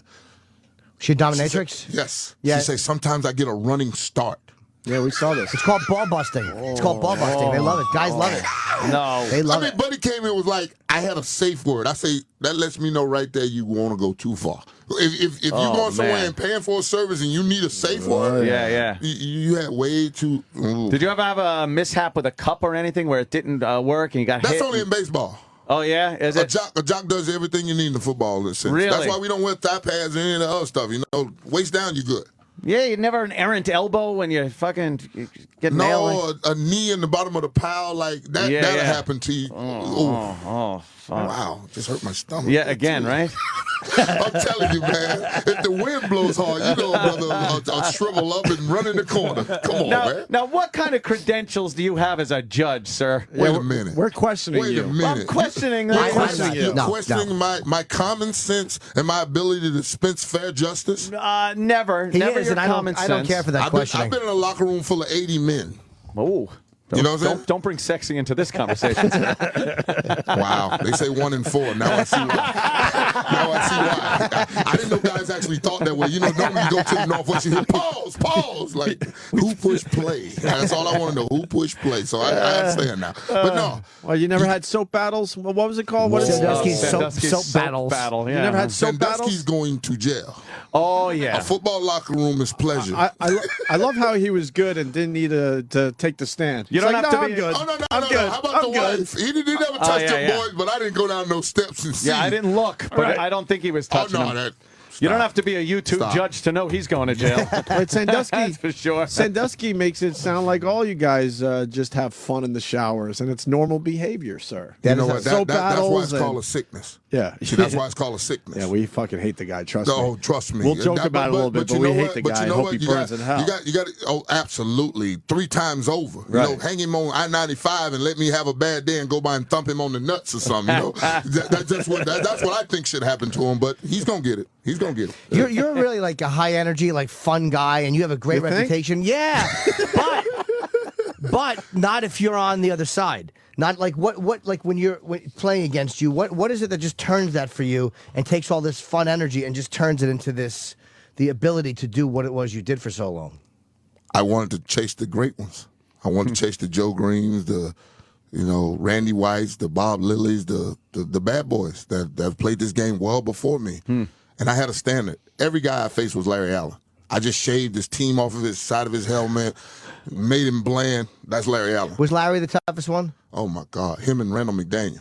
Jimmy talks about Larry Allen. I love Larry Allen because I was a Cowboy fan. And Jimmy talks about him all the time. Yeah, he was a very underrated. Most people don't know who he is. No, he wasn't underrated. No, but I mean, everyone knows who Emmett was and Aikman. Of course. But they don't know who Larry Allen is. It was Larry Allen and Stepnoski and Eric Williams and Nate Newton and Tuanay that made that thing go. You know the Cowboys ran 6 plays? Really? And then flipped it so that now they had 12. That was it. We're not building rockets out there. Trust me. If you can't stop it, it's coming back. We got to hear a lot of Larry Allen stories because we got to know one of the Cowboys. And oh, my God. What was the one where he would spit in his Mercedes? He said that he had a tobacco chewer and he drove a Benz and would just spit in the passenger seat on the rug like he just didn't give a fuck. He was one of those guys. Unbelievable. Listen, if you've ever hung around Larry Allen from Sonoma State, he doesn't. He doesn't care. I mean, he's just a whole country boy that just does what he does. But he was a hard dude to go up against. The best. The best. I ate that cookie. The best. The best. Wow. He was. How about Eric Williams? Did you ever play him before the car accident? You know what? It was so funny that Jesse Armstead used to bring him down to the University of Miami right before the car accident. And I used to look at him and say, I'd eat that up. He's looking at me like, what? He's just a kid. You know, I told Dan Marino that all the time, too, when I was in Miami. I was like, I'd knock you out. He's like, I'd shake your big ass. and this after the Achilles. I'm like, Dad, you carried a boot around. He's like, I still shake your big ass. So you got to, you pay homage to the great ones that played the game. But I wanted a lot of Eric Williams. But, boy, he was something tough. You know, Reggie White, God bless his soul, bit so much that's the hands to the face. That's why Justin Tuck has that damn face mask that he has now. Oh, shit. Brilliant idea by Tuck, too. Wasn't Eric Williams he was the under the neck? He was an under the neck guy. In his face. Yeah? He used to punch Reggie in his face. Eric, that's right. That's he why, was the guy who always you beat can't Reggie put your hand in the defender's face is because of Eric Williams beating on Reggie White. Really? Yeah, he was the one guy. Reggie White was so great, but Eric Williams just every game he could do nothing that against must Eric be great Williams. when they have to make a rule because of you. I got it's 3 of something them. you did. Really? Can't stretch, can't jog and skip through people's stretch at the beginning of the game. Apparently not. Yeah. I mean, it was my direct route to work. I learned this in physics class. They said the fastest distance between any 2 points is a straight line. So I used to go straight across the field. I mean, in this all mine, this is Tampa Stadium. This is mine. This is Warren's house. I get to go like I want to go. So. Catch a little shit for it. I did. Were they saying anything to you as you actually went through? The Steelers did. Yeah. The Steelers were actually chasing me, but I wasn't even paying them any attention. I mean, it was funny. It was classic. But Tony Dungy knew in the 6 years before that, when he was with me, that I went that route. So when he put his team out there on Monday Night Football to stretch, he knew I was coming through there. He was laughing about it. We actually had a laugh about it. I was like, Coach, he was like, I knew you were coming. He said, but I knew you weren't going to touch anybody. You were going to go right through and go to your corner. That's what you always did. So know the nature of the beast. You're never surprised by what it does. But What's all this thing about too? The hits and stuff like that. Is that overplayed, or the bounties? Has that been stretched out by the media, or is that the way it was? you know what? I want to say that was an isolated incident because the men that I played for, the Tony Dungy's, Herman Edwards, Rob Marinelli, Lovie Smith, Mike Tomlin, those are all my defensive coaches down in Tampa. And it would have been hard for me to sit in that room and listen to Greg Williams talking about, taking somebody out, knees, or, in the whole, the build up to it, because it starts pretty mundane, then it grows because, the bigger the game, the more the stakes on the line. So, but I know this in being in enough locker rooms, there was no way for anybody in that room to go against him. Oh, right. Because in a true military sense, if you'd have stood up in that room and said, this is wrong, I don't want a part of this, you'd have got stamped with a dishonorable discharge, and where the hell you going to get another job? He's the guy, and you got to follow what he says. Where the hell you going to get another job? Yeah. When you won't follow the direction of your defensive coordinator. Whether the team puts you on their team, pay you millions of dollars to do this. Wow. That's the dilemma. When you sit in that room, do I cut my nose to spite my face? Just following It's coming orders. from the top. It's coming from the top. It's coming from the front of the room. Yeah. I want to know, how do I, as an employee of this, stop it? You'd probably need the entire team No, to what say you would something. need, because the NFL walked to the owners and the Saints organization in 2009 and said, if this is going on, stop it, right? But they want to tell you it's about the players. Then what point did you go to the players and say, if this is going on, fellas, it's going to fall on your heads? That's all you got to do is say, shit rolls downhill, it's going to fall on your lap, and it would have stopped at that point, because now you give the players a vehicle in which to go against the authoritative figures that are over them. Right. Yeah. They never went to the players. They never introduced the Players Association and say, go down there and talk to these players. If this is going on, we need it to stop. Because we're on the direction of the head coach, the GM, and the D coordinator. How do I go against the people that are paying my salary and feed my family? You can't. You don't. Because you will never get another job in this league. So Did you say that? Did you say Jeremy Shockey was he was kind of the guy that came out? Was that incorrect? I know only half of that story. That's why I'm asking you. You only know half the story. Yeah, You only read a little bit of it. That's We'll it. leave it alone. Yeah, no, you're right. I will go around. Different route. The thing was, a source told me what that was. And the thing I did, I brought it on a street level and brought it down with the word snitch. Yeah. And that's what I apologized for. Oh, you did apologize? Okay. No, I told Jeremy right to his face. At a Heat game in the back, I saw him face to face. Because I put it on a negative connotation on something that we're sitting here talking about, how do you stop it? You see what I'm saying? So how do you stop something that it pretty much going to cost you your job and you'll never have another job? Because Vilma and Hargrove, how do you sign a dude to your team that's not going to be there for the first 8 weeks? He don't make my team. Yeah. I can't count on him for the first 8 games of the year. And if I put him on my roster week 1, that guarantees his salary because he's a vested veteran. Oh, really? If you put him on week 1, you gotta take You just care of him guarantee for the his whole entire salary. time. That Exactly. Even if he's not so he not don't there. make a week 1 roster.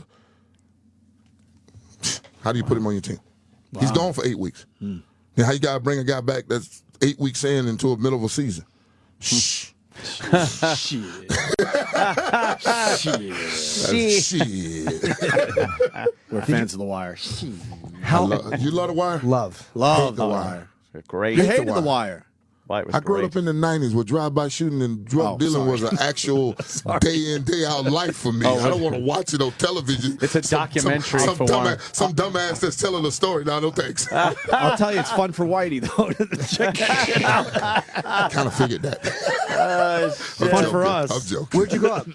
Right outside Orlando, Oh, a small okay. town that doesn't exist anymore. It used to be Plymouth, Florida, but now it's a pop. It was a rough neighborhood. No, it's country. Oh. That was the thing. That's why I didn't go to Florida State, because Bobby Brown, it was 90s, drive-by shootings and everything. So he thought I lived in, like, the ghetto. I'm like, I'm a country boy. I got 250 people in my town. We only have a stoplight, no McDonald's. I mean, this ain't no gang-related up in here. I mean, we don't have enough people to form a gang, I'm the baby of 6. There's more people in my family that'll fight in this town. It was crazy. So it's just one of those deals. I'm just a country boy, man. Why is Florida such a great football state? It's 80 degrees at 8 o'clock in the morning. Yeah, but there's other states that are warm and shit. Which one? Arizona. It's like L.A. Arizona. They don't do immigration laws very well out there. I don't like the brown man in Arizona. A lot of good football comes out of Florida, though, man. It's just what it is. I mean, we're talking about a lot of dirt, muck. You know, down in Belgrade, that muck was thick sand, and that's what we run in. So, right. And we run all year long. I mean, y'all love basketball up here in New York. I mean, you love basketball, lacrosse, and baseball. All the, you can't play baseball in Florida in the middle of what? That's why they have spring training in Florida, and they get the hell out of there. Yeah. You'll die in the middle of the day at 100 degrees with that humidity. But running around on a football field seems to be worse than playing baseball if you're a kid, no? Nah, that's a man sport. That's a man And sport. it's, you know, fair enough. It's Man man sport. Well, you get a round ball with a round bat. I know they say that's the toughest thing to do, but it's boring as hell. Yeah, you just stand around half the time. Exactly. If you ain't the pitcher, you ain't working. The pitcher or the catcher, you ain't working. Right. I used to be a first baseman. Excellent. Power hitting first baseman that played excellent defense. Just the game was too damn slow. Really? Even for the just players, yeah. Just too damn slow. If it wasn't a left-handed batter, I did nothing. I forget. Yeah, they did some kind of experiment. They said there's 5 or 6 minutes of action in a baseball game, something like that. I forgot the exact number, but it's so ridiculously low. Absolutely, you do nothing. I mean, a 2.5 hour game, and it's like the actual action is 5-6 minutes, something. Well, the average I gotta look it NFL up play now. is 6 seconds too. Yeah, but that's an intense 6 seconds Yes, every sir, single buddy. fucking time, man. You're going to make some contact, Daddy. You can lose I your guarantee head. that. Not lose your head. It ain't life or death. You can keep banging your head up against a wall and realize there's a wall 20 years later, though. I don't understand. I don't understand how you get tangled up every play, and you guys. You're really don't not have- tangled. You don't have more injuries when you're in the bottom Knock of that on wood. pile trying to figure out how the fuck to get back up on your feet. Make sure the running back's on the bottom. You're on top of him.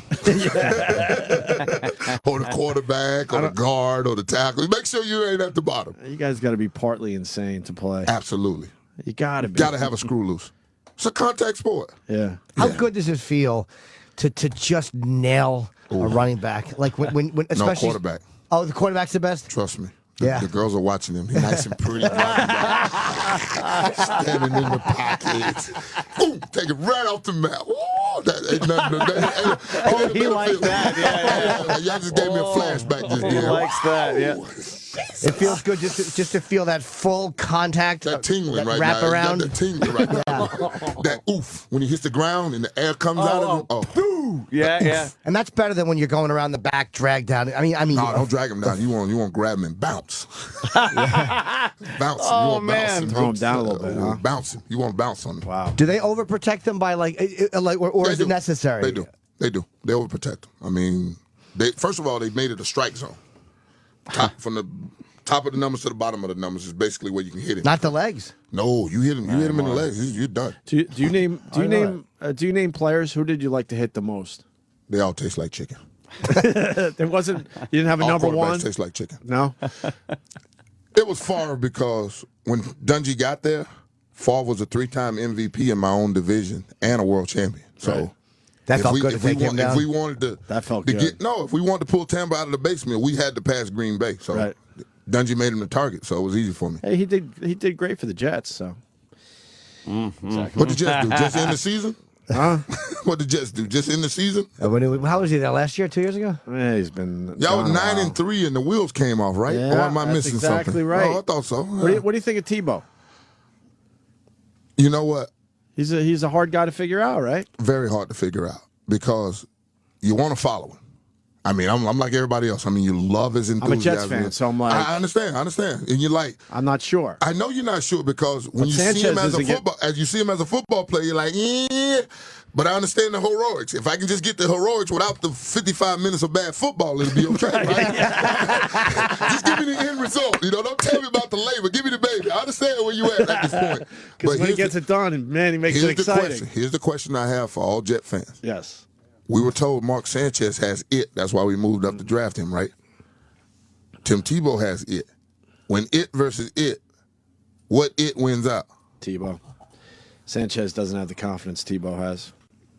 And You can have confidence, but you need skill to play this game. But I think because we all think we walk on water. There's no doubt about it. I promise you. Even the 53rd dude on the roster thinks he walks on water because he's less than 2% of the population. So the confidence is there, yeah. There's nobody on an NFL football roster is lacking for confidence. You made it there. But Sanchez has a whole head game thing happening. It seems, and I it's gonna split the locker room. I think guarantee first you home this. game, I think they start cheering for Tebow, even though Sanchez hasn't even fucking taken one snap. He has to mess it up. He's got to mess it up. And if he doesn't, then that puts him in a situation where it's going to work itself out on the football field. It's weird.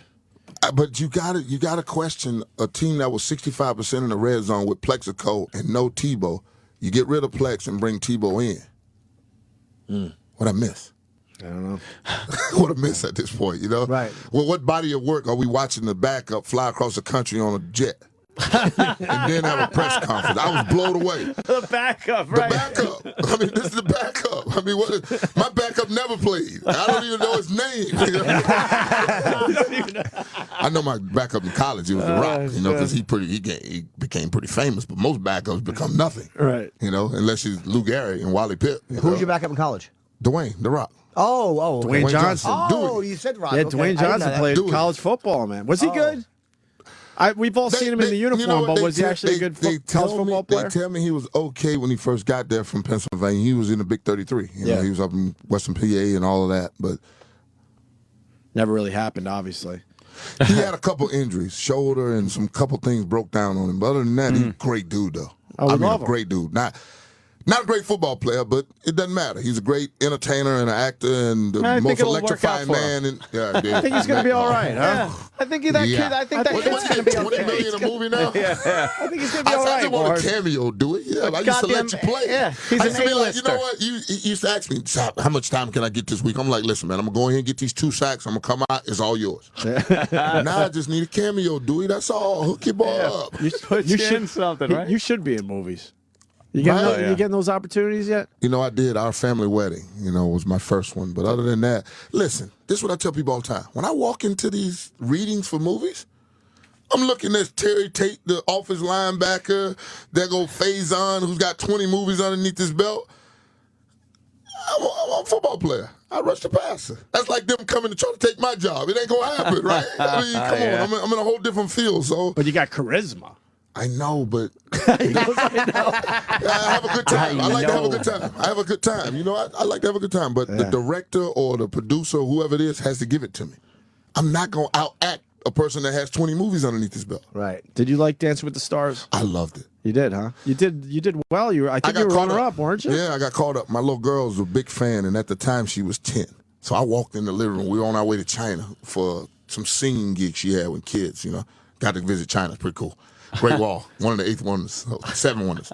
So I walk in, my ex-wife, wife at the time, and I say, Dancing with the Stars? I got off the phone, he was asking me about it. So I come in to ask her. I didn't look left. The little girl's on the couch down there hiding. She jumped over the couch and said, "You doing it?"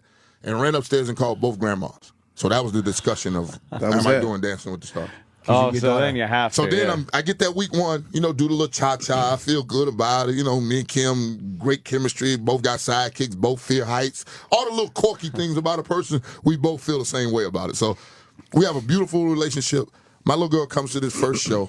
I dance pretty good or whatever. Everybody loving it. She looks at me after the show and she said, "Daddy, my birthday is on the finals week." I looked at my little girl. I said, "Baby, Daddy was thinking about being here about 6 weeks. 6 weeks, nothing. We champions," and ran out of the door. Just turned around, walked off from me. So now I have a 10-year-old little girl that I got to go dance for. Oh, man. So when you saw me on television going... You were dancing your ass off. Thank you. I was dancing for a 10-year-old at home that didn't want to hear nothing but we champions. I'm like, God, I hate the one time that I stuck excellence in her face. You thought it'd be fun for a couple weeks, kind of a goof, whatever. and then all of a sudden it became this because I was looking at the list, I'm like Tony Braxton, Lance Bass. These are dancing people that entertain. I'm a big man that hunt quarterbacks. This ain't my field. Oh, you were the same cast as Cloris Leachman and Jeff Ross. And our pal Jeff Ross. Yeah. Holy fuck, okay. Got poked in the eye and couldn't make it. Yep. Oh, that's right. I wore my patch for solidarity for him. I remember that. I like Jeff. I remember that. So you went to the fight. I think you came in second, didn't you? I lost, yeah. How did you know you lost as the both dances happened, or were you really not sure? No, at the end of the day when we came back the next day, because trust me, as hard as we dance, they party just as hard. Yeah. I love them. And Monday nights after you dance, Yeah, it's little- a good time. little It's a bit, good time. yeah. It's a good time. A little Oh, that's libation. We have a good time. So the thing about it, we come back the next night, and after they decided, the dude walks up to me, and he has this long look on his face. I'm like, what's the matter? He's like, dude, you lost by 0.36% of the vote. Oh, shit. It's like 50,000 votes. I looked at him, I said, good. He said, what? I said, because there's no way I was going to be walking around with that beer ball trophy going from The View to Good Morning America. Oh, shit. Yeah, can you imagine that?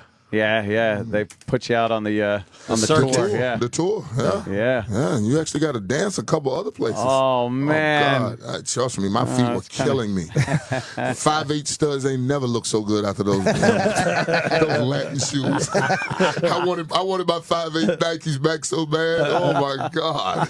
Sheesh. We haven't even talked about the show on YouTube. Well, I mean, a little bit we did, I guess. Judge Sapp. But I Yeah. imagine it's a comedy, and it's obviously you're not a judge, but is it just kind of it's your personality? Did you say what? I got my robe and my gavel, and I'm in my courtroom. Why ain't I a judge? Well, that's no, I wasn't saying that. I said obviously you're a real judge. So You can knock his teeth out. He's close to it. Okay, good. You know, I'm We would different. understand. You know, I used to be a growling grizzly bear. I don't have any claws anymore. I don't maul people. I'm just a big Oh, really? teddy bear. Yeah, you can grab him and hug him and shake him now. He's I think a slap from Warren Sapp would be horrible enough. You want to take one? No, no. Nah. Jimmy takes moves from UFC. I'm not aggressive at all. Yeah. No. Sundays are over. Yeah. I used to have a lot of fun. Sundays are over. How'd you get out of I have a that? 3-hour license to kick ass. How'd It's you been get out- almost 5 years. I got a good question. How did you get out of that mindset where you're just chill? gotta let go. You just let it go. But I how? tell you this. I No, bet no, you it no. was hard at first. The Dancing with the Stars really helped. Because if they don't watch Monday Night Football, guess what else they're not watching? Sunday football. Because we look for Sunday to get to Monday, right? I mean, it's just a process. And if you don't watch Monday night when there's only one game on, you definitely ain't watching when there's 16 on, right? Trust me. There's a whole different audience. There's grandma, moms, aunties, you know. There's a whole different spectrum. I mean, it's fun. You loved it, right? Oh my God! These ladies grab me on the street and be like, "Twirl me, take me for a spin." They're like, okay, always back on the left. Let's go. Take off with them. So much fun to be able to dance. How hard was it to walk away from football? I mean, I'm sure you've heard that question before, but I mean, when did you know, like, all right, it's time to? You win 15 games in 4 years in Oakland. It became a job. Oh, okay. It's just that simple. I've always said football is a kid's game. You get paid a king's ransom, and when it stopped being fun, I was going to leave, and it stopped being fun in Oakland.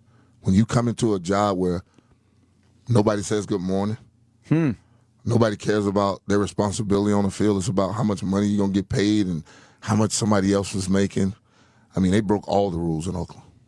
All Wow, the rules. really? All the rules. You don't discuss wives, kids, and money. Everything was being discussed. I'm like, I can't do this. And then I think it was about week 13. I was sitting in my locker, and you know, I had told myself I was going to retire at the end of the year, but I was still contemplating because I knew I could play. I watched these two kids have a 15-minute conversation right beside me, and I did not understand a word. I said, I got to go. Wow. I said, I'm sitting in the locker room listening to a conversation for 15 minutes and have no idea what they're talking about. What I were got to they? go. What were they talking about? What was the subject? I thought they were talking about, like, going out and, you know, doing some things, but it was a girl. They were talking about a girl.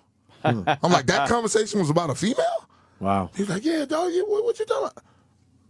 Wow.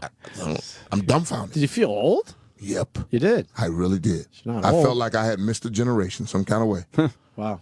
Because the generation that I grew up with, the Hardy Nickersons and the Reggie Whites and the Martin Mayhews and Barney Bussies, you know, those are old school guys. You had to earn their respect. You had to earn it on the football see. field. This was a Same you gotta shit we anoint talked about me. earlier. You gotta anoint me the next great one right now. Right. And don't waste time. And they haven't even done anything yet. Entitlement. Absolutely. We talked about it entitled. early. And We talk about it all the time on our show. This generation we is rank these entitled. kids. We rank these kids the best 12-year-old in the country. How the hell is that possible? Right. The next Earl Campbell, the next this, what? How about the first whatever the hell you are, and then show me for about 5 years, and then I'll be like, okay, now I'll go get your jersey, and you know, there's a pecking order. I The didn't get whole it. world's like that now, though, Warren. It's everywhere. I got it.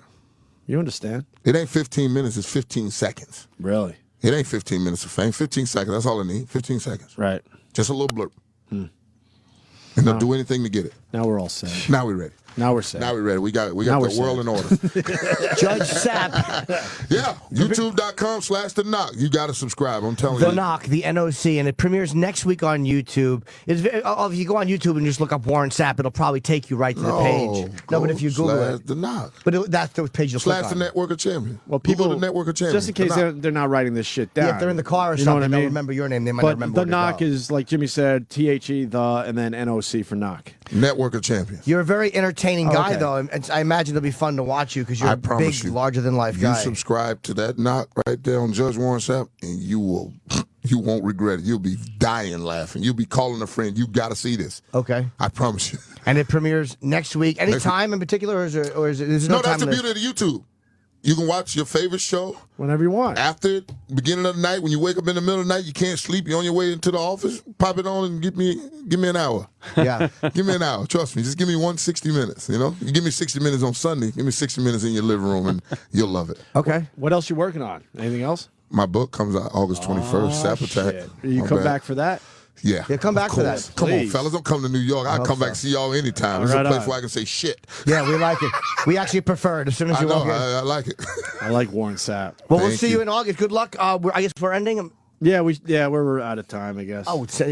It's almost 10. Judge Sapp premieres next week on YouTube. The channel is the NOC, so I guess subscribe to it. Yeah. And at Warren Sapp on Twitter. Ooh. What happened with that? Come aboard. That's me. Unadulterated, raw. That's me right there. You don't follow us, so we're not following you. Wait. Yeah, that's my rule too. It looks like we're in a real Mexican standoff. So now we follow each other. That's what we doing now. Because I was like looking for y'all app this morning when I was gonna say I'm on my way. I'm like, wait a minute, they don't follow me. Oh, I'm following you immediately. I'll follow you back. I do it. I do a good job. I do. I like Warren. Great Warren Sapp. Absolutely. Warren, thank you, man. Come back and see us. Thank you for having me, fellas, and I will come back Very cool. anytime you ask. Right on. And we're done. You Yeah. did the Melrose thing? I'm doing the Melrose Improv in LA tomorrow night, and I will be on You Leno. gonna be there Saturday too? No, I fly home Saturday morning. Oh, but I'll make sure that I go back out soon. Please. I'm out in LA When all you the come time. back, hit me. I love LA. I'll be Oh. at the NFL Network. Oh, okay. So you're out there all the that's what time. I'm at, He's an analyst for NFL Network. Oh, okay. So Yeah. I'm out there constantly. I'm going back out next week. So And when the hell is Time Warner gonna let NFL Network on this island? They Time stink. Warner stinks. Stink. They hate him. We got 13 games now for you. We got everything you need. I mean, what the hell? Yeah. Let me on the island. These cable companies are fucked up. They're terrible. It makes us sad, Warren. Your couch. All right. Warren Sapp, everyone. We'll see you guys tomorrow. Later. Did you sign up all time? Yeah. The Opie and Anthony Show is pretty much over. But if you feel like sticking around, after O&A Live is next. Sirius XM. And now, the Opie and Anthony Show continues. This is After O&A Live. Here's your host, Sam Roberts. Oh, yeah. Oh, you should stay. What do you mean you gotta go? I only came in for Billy Corgan.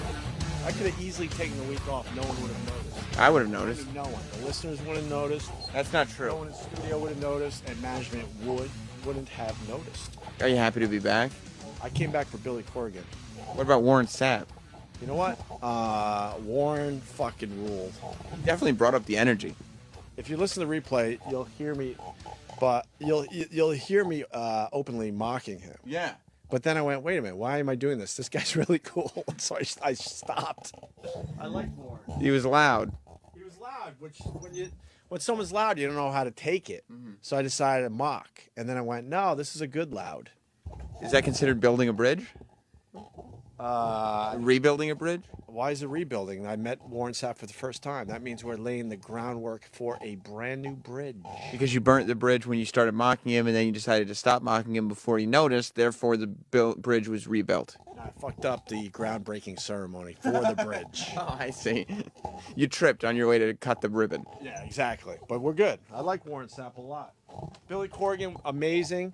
Fucking, we didn't even get to talk to him about half the shit we wanted to because it was just a good conversation for an hour.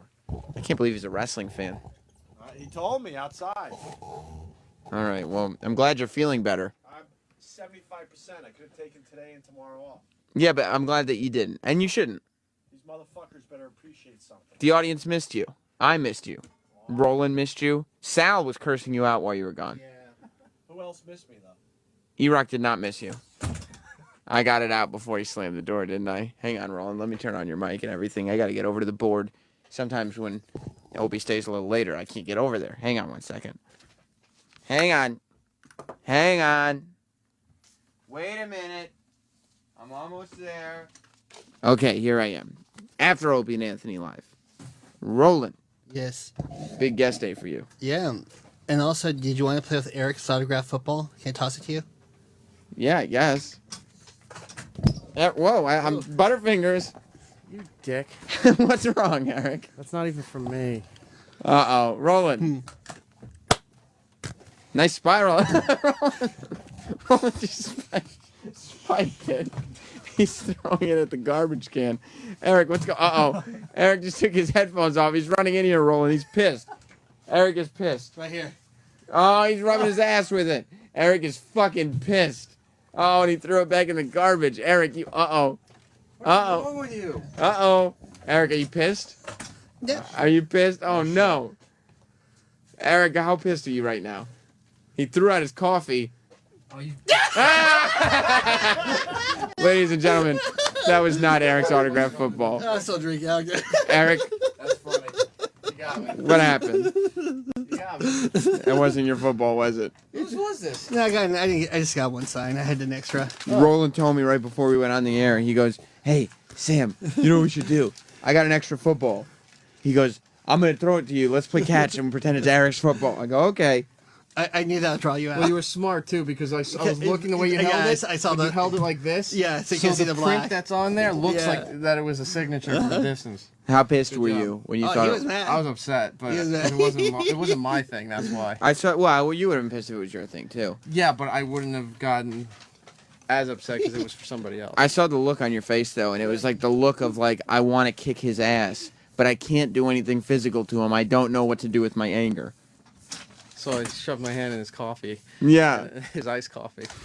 Oh well. And Roland was like, Roland wanted to tell you, don't throw out my coffee. It's not really your ball. All right. Well, that was funny. What did you learn on the show today, Eric? I think it's pretty much what everyone else thought about Billy Corgan. That you thought he was going to be a bit more like mellow and shy and reserved with the interview, but he was fucking great. You know why I had confidence? Because originally, a long time ago, I thought Billy Corgan was kind of an artsy fartsy type of quiet, subdued type of person. But then I found out he was a giant wrestling fan. Yeah, and you've been talking about that for all week. Well, I mean, it's crazy because when you find that out, you're like, okay, well, you can't be that subdued. You There's can't be another that. thing I didn't learn. Another thing I learned. I didn't know he had his own wrestling league. Yeah, how did you not know that? I didn't like when you were talking about Lou. I knew where he went, but I had no idea that was Billy Corgan's organization. Resistance Pro Wrestling is Billy Corgan's own wrestling group. Hired the great Lou E. Dangerous. His own wrestling promotion. Yes, he did. Wow. Yeah, Billy Corgan was great. What I learned today was that this show has a new catchphrase. Fucking lame, bro. Yeah. Whenever anything goes wrong, fucking lame, bro. It always ends with bro, like good luck, bro. Yeah. It means I wish you die. Yeah. And now fucking lame, bro is get your ass on the show. Kevin, what did you learn on today's show? Take your time. Same thing as E-Rock. Like I thought. Well, then, you gotta learn something else then. You guys remember Kevin, of course. That's it. I don't want to learn something else. You don't. No, it's already been done. What do you mean you don't want to? It's finished. What did you learn? Not what are you going to? What did you? No. I mean, like I don't want to learn something else other than him. No. Like I thought Billy Corgan was gonna be like some. No, I heard it when Eric said it. Okay, well then. What else? You heard what he said. Then what else did you learn on the show? I don't really remember what else happened. Oh Jesus! All right, Kevin, just pack up this shit then. I don't know what to tell. How's the production piece coming? It's pretty good. You gonna be ready for tomorrow? Yeah. Sal? Yes. How's it coming? Well, we worked on it on Monday. I think we're gonna finish it up today, and it's gonna be interesting. I think It's going to be unique. That doesn't sound promising. It's going to be He interesting. doesn't sound confident at all. No, he doesn't think it's good. It's going to be played. Probably. I can't guarantee that. Joe in Tennessee, what did you learn? Hey, Sammy, I learned that Opie didn't have the shits. All he had was a simple summer flu. Who knew that Norton was lying to us the whole time? That Jim Norton did not have the inside track and that Opie was not indeed shitting all over his testicles. Violently. Sean in Alabama, you're on After Opie and Anthony Live. Sam, I just want to say thank you for the Innkeepers DVD a couple months ago. You got it. But I did learn today that Opie only came into work today to get Billy Corgan sick. Can you imagine now if Billy Corgan gets sick after all this? Now, look, thankfully, he's not going on tour right away, but he's still going to have to perform. He's doing a press tour. He's going to L.A. I'm sure he's going to have to be performing on TV shows and stuff. Can you imagine if this show brings down Billy Corgan in the midst of his giant press tour for this album that apparently, you know, like he said, he's been doing albums for the last several years. It's not like he disappeared, but I guess this album, I haven't heard it yet. We heard the one song that we played today is very much endeared by Smashing Pumpkins fans. They feel like this is the old Billy Corgan again. So everybody's very excited about it. Can you imagine if this show brings him down through Opie's flu germs? Mark in Queens. Yes, how you doing, Sam? How you doing? Yeah, I learned a couple things. Really? Yes, one, from Warren Sapp, if you holler at a girl in New York City, that's against the law. Now, yeah, Warren Sapp said hollering, as you say, Mark, at a girl in New York City is illegal. I don't know if it's really illegal or if it's just illegal according to Judge Sapp's rules. I'm not quite sure on that, but... Well, I don't know, but I still do it, though. You know, and then second is that how Andy likes to run down girls and probably pass them and turn around and take a look at them again. That's right. That's right. I love your accent, Mark. You're doing good things for this show. Yeah, Opie got a little creepy, I felt like. That was Opie who said that, not Anthony. But Opie, early on in the show, he said that he follows girls. When he sees attractive girls and they're walking around, he follows them to wherever they're going.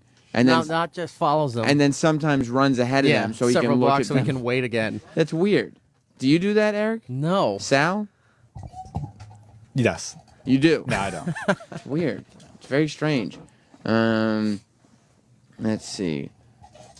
Bobby the Champ is on the phone. Former intern for Opie and Anthony. Former intern for the Ron and Fez show. And regular caller to After Opie and Anthony Live. What's up, Bobby the Champ? TSR, what's going on? How are you? All right, well, I have to talk to Travis if he's available in the studio. Travis!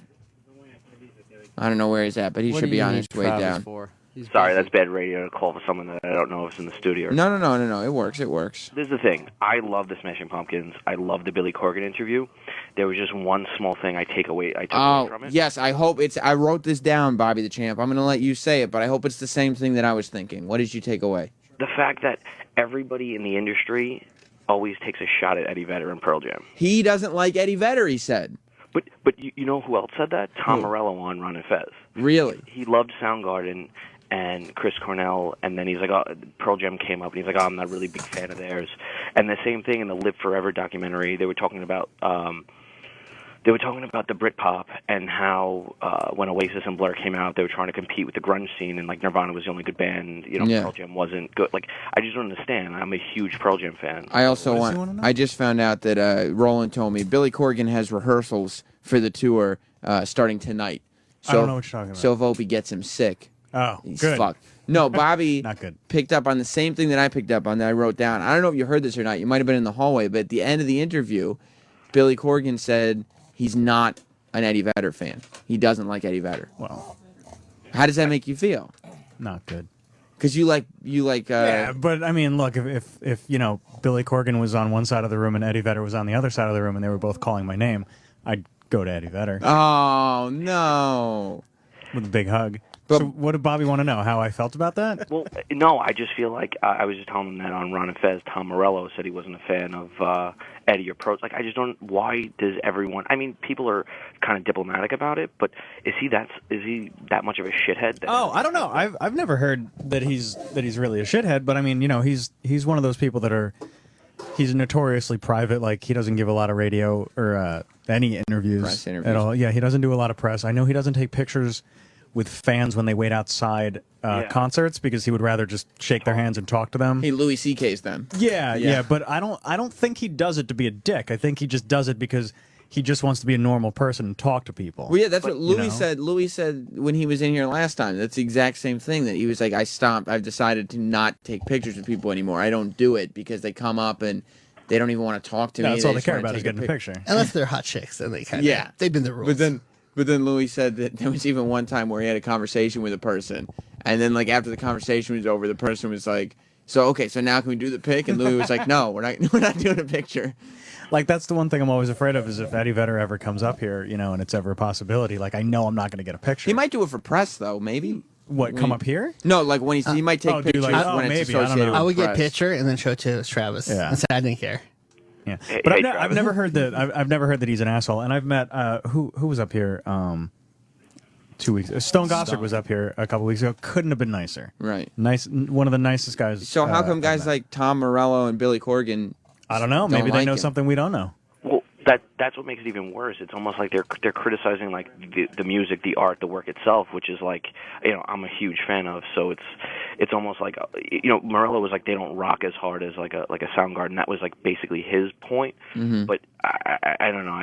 They've been great for 20 years. Do you think Billy Corgan's got? He was being pretty honest about the fact that he does have professional jealousy and did when that era was happening and that it exists. Maybe he's. I mean, fucking Pearl Jam's playing 2 nights in Manchester. Right. Maybe it is like the fact that and he's playing Terminal 5. Yeah. So he could have some because he said he respects the guy. And he acknowledged him as being a real musician and a real dude. Yeah. But he said he doesn't like him. Maybe they know something none of us do. I mean, who knows? Maybe he is an asshole. Hey, Travis, stupid Yes. side note. Uh-huh. There is a promo that they play on Pearl Jam radio. Like I don't know if they still played a while back with Stone. He does the promo. It sounds exactly like you over the radio. I don't know. Oh, we're the same guy. Yeah, that's right. All right, thank you, Bobby the Champ. Bye, Bobby. All right, guys. Bye. Does that upset you when when one of your people you're very excited, one of your I don't want to call Billy Corgan one of your idols, but someone you're a big fan of does not like somebody that you're a big fan of? I couldn't care less. It always upsets me. Does it? Yeah. Why? What do you care? Like if now Rob, they're not going to hang out? If Rob Zombie was like, yeah, Jack White's a fucking asshole, I'd be like, no. I really don't care. All three of us are going to hang out. No, see, that's not what's going to happen. Why? Like for instance, 2 years ago, there were pictures of Jay-Z and Jack White in the studio together. I remember those. The song never came out for whatever reason, but just that they were hanging out together in the studio was like, yeah, we can all be cool. friends. Yes. This is great. Maybe Jay-Z will come in, and then maybe Jack White will come in too. And now if Jay-Z had been like, yeah, we recorded something, and as it turns out, Jack White is a cocksucker, I'd be like, no, Jay. It can happen. No, I could care less what. Because you're also a big Courtney Love fan. Yeah. Like that you care about. So who do you pick in the big Love Corgan split? I really don't care. You don't? I don't You care. just listen to the music. Yeah, I just want to That's go see weird. them in concert and That's take weird. pictures with them. And I've done that with both of them, so. I can't relate to that. Even though I do need a new Courtney Love picture. Why? You've got like 3. Yeah, but the last one was like 10 years ago. Was it with you and your cat when you had long hair? No. I guess. The first one I still had long hair, I think. I met her in 98. But you don't get obsessive with these people? No, not anymore. Hmm. No. When you were younger, you did. Yeah. When I was younger, I cut school and waited outside Howard Stern's studio to get a picture of Courtney Love. Did you get one? Yeah. And it was worth it. Yeah, it was great. I would never do that today. I was thinking about it today when Billy Corgan was talking about how, he grew up listening to Led Zeppelin and so did everybody else, so did Sonic Youth and all that stuff. And you always see movies from the 70s, these kids are writing Zeppelin and stuff on their notebooks and stuff. Do you think he realizes that now people do that? I drew pictures of Billy Corgan on my notebook in school. You drew actual pictures of him? Yes, that's weird. With his Zero shirt on. All right, I would have done I wrote Zero and maybe no, I would heart logo. I would draw little doodles of Billy Corgan in the Bullet with Butterfly Wings video. That's weird. That's what I would draw. I would draw pictures of Billy Corgan and the Blue Meanie on my notebooks. Which I'll bet. And you know what? He would probably sure appreciate he appreciates that. Just had a little Whole Foods bag. Yeah, Billy Why? Corgan's Whole Foods bag in my office. Yeah, Billy Corgan walked. See, that's what I'm talking about, Roland. Nobody listening to the show knows that Billy Corgan walked in with a Whole Foods bag. So people listening to you right now are like, Why would Roland suggest that Sam adds a Whole Foods bag to the logo, to the drawing? That doesn't make any sense. Well, it made sense to me. Yes, and that's all that He counts. just came in and started passing out waters to everybody. That was hilarious, weird. Yeah. That was funny. Well, he couldn't take him on the plane. Some people. Mike in Houston wants to talk about Eddie Vedder. What's up, Mike? Oh, hey, man, I don't want to talk about Eddie Vedder. I was just going to add on to what that caller was saying about not liking Eddie Vedder. Yeah. I know Kurt Cobain didn't really care for him either, and there's a band called Local H that has a song called High Fivin' Motherfucker that was supposed to be about Eddie Vedder. Right, I think he's just kind of been revered as sort of like a hack or like a tryhard or something like that. All right. Well, Mike, for somebody who didn't want to talk about Eddie Vedder, you sure had a lot of Eddie Vedder stuff to talk about. Did Kurt Cobain didn't like Eddie Vedder? Well, they talked about this in the Pearl Jam documentary. Yeah, I didn't watch it. You should. It's really good. But it was, I mean, from what Eddie says, it was more of like a media thing, like Kurt versus Eddie, because they Biggie were and Tupac. Yeah, they were the two biggest bands of that time, and Eddie says he didn't hate Kurt, but who knows? It's hard to say you hate Kurt now, isn't it? Yeah, it's really hard. Then we would have confirmation Yeah. that Eddie Vedder is a dickhead if he said, Yeah, I mean, yeah, Kurt Cobain was a fucking asshole. There's footage from the night that they found out that Kurt died. There's footage from the concert of them, paying respect to Kurt Cobain. I don't think any of them really hated each other, but what do I know? Billy Corgan doesn't like Eddie Vedder. He doesn't. No. Billy Corgan's an opinionated guy, though. He really is. He hates the music industry. Maybe that's why he hates Eddie Vedder, because Eddie Vedder's just done Yeah, so well. And I was bummed out because O&A really, because it turned into such a natural conversation that we didn't hit anything that was on the prep sheet Was there whatsoever. something in particular that you were hoping they'd talk about? Well, when we were talking about the music industry, I wanted them to ask him about tweeting out that he would piss on Radiohead. Oh, yeah. Did you see that Yeah, tweet? I did, yeah. Billy Corgan tweeted out, piss on radio. I'll piss on Radiohead. And I was like, now that's a statement because nobody ever says anything bad about Radiohead. No, it's actually it is starting to become cool to not like Radiohead. Oh. I think right in the hipster community, Sal. Is that right? Yes, this is the latest trend. It's cool to not like Radiohead, right? Yeah, it's not cool Yeah. anymore. I mean, they just killed that dude. That Yeah, special yeah, effect they're- went really Radiohead wrong. killed a Yeah, guy? they're Yeah, killing dude. guys in Toronto. They set up a stage Oh, and they nice. pulled out like a pin and it killed a guy. and they said, murdered "Hey, him. drum tech, come here." And they murdered the drum tech? Yeah. Well, yeah, but Billy Corgan and his band murdered the keyboardist. That's true, and the drummer almost died. Yeah, they almost murdered their drummer. So, everybody murders when they're on tour. It's grunge rock. That's what we do. But yeah, I mean, nobody does go out and nobody of Billy Corgan's stature comes out and says, "I'm going to piss on radio." I love that. Especially, it's like, because Radiohead, like you said, Radiohead has, over the years, been more successful than Billy Corgan has, yeah, I would think. they're the biggest rock band. But he doesn't care. He's not like... No, he doesn't give a fuck. not He's a cranky old man. He's not like, I don't want to piss anyone off. He's like, yeah, fuck them. Radiohead. Fuck Radiohead. What's Radiohead doing for Smashing Pumpkins? It's kind of weird. I found this thing online. It says Corgan has praised Radiohead. If they're not the best band in the world, then they're one of the best. Yeah, but he's probably... And What then he was was that? like... He probably... You know what Billy Corgan did? He got annoyed that everybody is now praising Radiohead, and that's like the cool thing. Like he said, he was told it's not cool to like Black Sabbath and all that. So now it's the cool thing to like Radiohead. So he's like, fuck those guys. Troy, did you hear that he said he would piss on Radiohead? Yeah. What did you think of that? Well, I mean, he seemed disappointed. No, Radiohead's good. I mean, I'll always like Radiohead. I just kind of feel like they're just getting You too ever weird hear- just for the sake of getting weird. You ever hear? I totally agree. Have you guys heard "Creep"?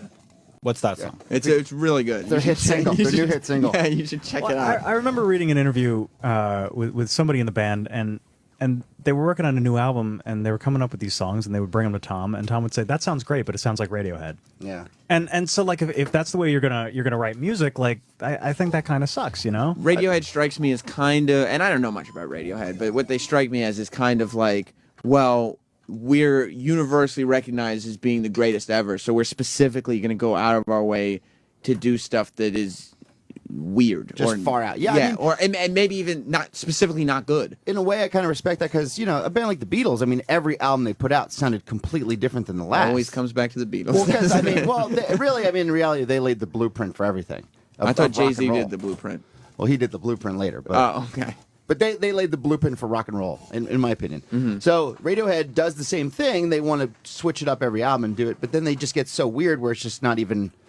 It's just so far out there, and they feel like they're Radiohead. They can do whatever they want. Exactly. People are just they're going to praise it. You know Right, what I mean? that's what- that's where I have the problem is the people praising it. Like, except I- Billy Corgan won't. No, he'll piss on He them. keeps it real. I don't have a piss on problem with a band doing whatever they want. Like Radiohead has earned the right to to make whatever music they want. Sure. But every time a new album comes out, everybody's like, "Oh my god, it's the best album Everybody's ever!" on their and dicks. it's not. And No. it's not. And do they It's not- It's a good album. It's a good record. They haven't put out a bad record. Right. But they're but you're not making OK Computer again. Right. You know. And they don't do the hits in concert. Very rarely. They haven't played Creep in years. Well, that's the song though. Yeah, but that song sucks. They'll play like It's Paranoid boring. Android. It's not they'll boring. play- It's- Sam, there are other shit that they play All right, live. Sal, is insane. just go away. Don't say the Creep sucks. Now you're being the hipster douche guy who We're- says the song Creep sucks. It's just just go a home. fucking boring Just song. take a hike. It's a great song. Dude. It's a boring. Take song. a hike, Sal. Even Tom York said himself, it's a song he's that t- is t- just so overplayed and it's boring. to him. Because that's the fucking douchey cool guy. Yeah, I'm a that's- rock star that's thing the to cool say. thing. They have much more interesting music to play live. Just quiet Thank you, Tom down York over Jr. there. Yeah, you guys don't get it, but shut up. I went to one of those Roseland shows that they did. I'll a piss couple on months Sal. ago. And they're far more a dance band now than they are a rock band. Like Radiohead Yeah, is? I mean, like they played maybe one song from their first 4 albums. They were probably all better than Creep, right? Sal, Yeah, get no, the fuck Creep- out of here. I would leave disappointed. You know, it's kind of like you just have to accept that you're seeing a different band now. Yeah. You know, like you're not going to see anything off Pablo Honey. You're not going to see anything off the Bends. And Tom York himself has even said Pablo Honey's one of the worst albums ever created. All right, well, yeah, it but, made but him what Rivers he is Cuomo today. said Yeah. Pinkerton was one of the worst albums ever, and that album is fucking brilliant. Tom York says that to be cool. No, he doesn't. It's a That's shit what. album. Just shut up, Like Sal. you'll hear like 2 songs off OK Computer, and then you know, Kid A and Hail to the Thief and all that stuff. What did you're a music guy. Why do you think Billy Corgan is not a fan of Eddie Vedder? I don't know, man. It's hard to say. Eddie Vedder kind of comes across a little pompous, a little bit of a dick. I think. I don't know. You know, he did. I'm not- Remember when Jimmy Fallon was in here? He said Eddie Vedder was one of the, you know, McCartney types who at first was a big no on doing any bits. Now McCartney has kind of earned that, but Eddie Vedder, I don't think is. I mean, he's done a lot, but he's not Paul McCartney. Right. And he did first say no to doing the bit. I mean, but then he did it. So it's like Well, so how McCartney did that too. But right. So yeah, how douchey. I don't know, man. I mean, I guess out of all those bands, Well, people I mean, just want to be people, maybe. And You know? I give they it- don't wanna I think you They just, don't want, they don't want to be a puppet. you just get beaten down too. I mean, you know, how much bullshit has Eddie Vedder gone through? You know what I mean? Where he just has to deal with assholes. So you get to the point where you're just like, Yeah, we really don't know what it's like to be. Like Eddie Vedder is prepared for Jimmy Fallon to be another schlocky radio guy who's got a dumb idea when he's just trying to promote his album, and then he sees it and goes, "Okay, Jimmy Fallon's a good guy." And I'll I do it." really thought Billy Corgan would sort of be in the same world. You know what I mean? So And did I. I couldn't believe how fucking cool he was. Like my respect for Billy Corgan after today, hearing him on the show, just went through the roof. Well, because you heard That happens a lot around here. Yeah. Like when Jeff Goldblum came in, like there's always, I've always heard stories of how he's this weird asshole, like he's not going to be cool and everything. And it's probably my favorite interview of the year so far. He's nuts. And he's, oh yeah. Everybody who said he's insane is absolutely But correct. he's not an asshole. But he's the nicest guy. He was great. Yeah. Absolutely. You know what I would have loved too? I would have loved if Billy Corgan just stayed and hung out, and they just didn't talk. You know, where he just hangs and just talks about anything. Well, with that's the the guys, 'cause thing. I felt like he really could have. And that's why I if he think didn't have a flight, I bet he would have. Yeah. he was so different that he was comfortable in here. He wasn't trying to be anything, but he was just comfortable presenting his opinions and what they were. He knows who he is. He knows what he thinks, and he's completely unafraid to be that. Yeah. You know what I mean? And his music catalog is amazing. Because we got an email yesterday that he was coming in today, and I was like, okay. And I was talking to my girlfriend. My girlfriend's like, oh, it's like Smashing Pumpkins, yuck. And I'm like, are you fucking kidding me? And I just started playing videos, and I'm just like, holy shit! Like, You forget. Like You today, just the go back song and- today, that yeah. video and the song is like one of the best songs out of the '90s. I think it's up there. It is one of the sort of era and genre defining songs Mm-hmm. of that time. By the way, a little text update. Anthony is calling Sal a hipster asshole. Yeah, I think Sal should definitely get the new title of because hipster. Anthony went to both That's shows. fine. I mean, I went to a school that it was, I was surrounded by those fucking assholes all day But long. Sal, Sal also at the same time doesn't like the Beatles, and in that in my opinion makes you a fucking asshole. If you I specifically really say don't like talking to people that say that. Yeah, I mean either. It's No. like I don't like chocolate. It's like you're a fucking asshole. Eric doesn't like Already tried. chocolate. He's a fucking asshole for a whole different set of reasons. Yeah, Anthony wrote fuck Radiohead, play Creep, assholes, and then hipster asshole Sal. You are a hipster asshole. That's fine. And you are one. By the way, the people that you went to school with is you. You are. One of them. To a different degree. Can I just say one thing though? I completely agree with what you're saying about Billy Corgan and stuff because I actually used to work for an ice cream truck. An ice cream we truck, watch the Today video all the time. I used to work for. I'm not going to say who, but another member, ex-member of the Smashing Pumpkins, James Iha. Exactly, done. And I was taught pretty much while I was there is like, Billy Corgan is the fucking Antichrist. It was James Iha then. No. James Iha never specifically, never. No, so it's Darcy. Funny because they all hate it. Wasn't. Him, so. No. But that's the thing. Like, I got the impression that Jimmy Billy Chamberlain Corgan was coming. didn't hate him, did he? Jimmy Chamberlain was just fucked up. He had a different set of problems. like that. Yeah, I think he had misdirected anger. So anyway, when I got to hear him on the interview today, like absolutely, like I saw a much more genuine side of him. I got to hear a flip side. So who did you work with? I'm not going to say it because Well, there's not that many members of the Pumpkins. I don't think it was Jimmy Chamberlain because he was part of the Smashing Pumpkins. Oh, it might have been. No, Sal plays drums. And I do play drums, and Jimmy Chamberlain was with them up until 2 albums ago. Right. So I don't want to say who, but Jimmy Chamberlain's a really good guess. Jimmy Chamberlain? No, Billy Corgan was a really good guess. Guess. Oh, good guess. Yeah, Come on, Sal. Get the hipster asshole gunk out of your ears. Chamberlain actually played on Zeitgeist and probably Zeitgeist. Zeitgeist, probably. But this album got shit reviews because it was pretty shitty. There's only 3 possible people, correct? Right. So okay, tell me this. I'll give you another hint. I am a New York-based person. I don't know anything about that. I don't know which one of them. I'll give you another hint. Just fucking tell Sam. I know Billy Corgan's from Chicago. I don't know, but male or female? Male. Doom. Darcy is out of the box. Darcy. She fell off the face of the earth. She went into like reclusion. It's definitely James, right, Travis? Yeah, it's absolutely. It's absolutely James Iha because he hated Billy Corgan. Yeah. Well, Billy, I think, blames James for the reason that they broke up. And James probably blames Billy. I don't know. I couldn't tell you. Did you ask him? I never asked James that specifically. When you talked to him? I did speak to him. Okay. At some point in my life. That was even quicker than I got Eric to admit that he had intercourse on my wedding night. Both of which, like, who gives a fuck? Right, just say it. Just say it. When were you hanging out with James Iha? Well, I used to intern at their recording studio they have in Manhattan. He has? Who's they? Someone in the Smashing Pumpkins. It was James. James is a co-owner of a studio. Oh, okay. Yeah. And so you're just Falls under questioning. You're just an intern. Yeah. And James Iha hates this guy so much that he's like, "Hey, interns, let me tell you something. Avoid Billy Corgan. Gather around, interns." No. That's why I didn't want to say it because James never spoke to me like that at all. So how'd you find that out? Just the overall vibe of co-owners, associates of the studio, producers, staff. You don't want to bring up that guy around James. You don't want to talk about him. Pretty much, like it was kind of said, like you don't bring that up at all. Even though there was like Smashing Pumpkins, like one of a kind memorabilia everywhere and shit like that. That's crazy though. Why can't he just be like, you know what? It's been a few years. It's been a while. It's been like 10 years plus probably. Yeah. We were an iconic band. Mm-hmm. Let me put the bullshit aside and just appreciate so many bands what do happened. That, though. So many bands say I'd never talk to that guy ever again. People can never let it go. Yeah. Especially in bands. I don't know what it is. I mean, look at Smiths. They hate each other. Pink Floyd. Look at yeah, you're right. Pink Floyd. They hate each other. Look at what's his name? Like I could see not touring together, but to the point where it's like it's still a point of contention. Like, come on, dude. Yeah.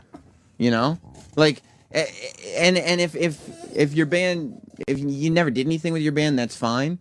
But when it's a Pink Floyd, when it's the Smashing Pumpkins, when it's someone like that, like let it go and just be cool. Egos, man. They can't do it.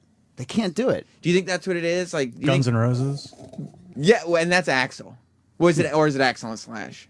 I think it's mostly Axl. Well, you think about in that world. I mean, because Axl wrote the lyrics to it. Those riffs, those are all Slash. So it's like, who's responsible for "Sweet Child of Mine"? Well, Axl had the lyrics, but Slash came up with that iconic riff. So, we've had a lot of Guns N' Roses members in the studio, and it seems like it's a Slash and Axl thing because Duff was totally cool with a reunion. He said Izzy was cool. Izzy was, and Steven Adler was cool with I don't whatever. think they'd ever. He's just not that good of a drummer anymore. So I don't think they would ever have him do it. You They, don't think they would have to do Matt Sorum? But it seems like it's Slash Axl. well, I mean, look at everybody.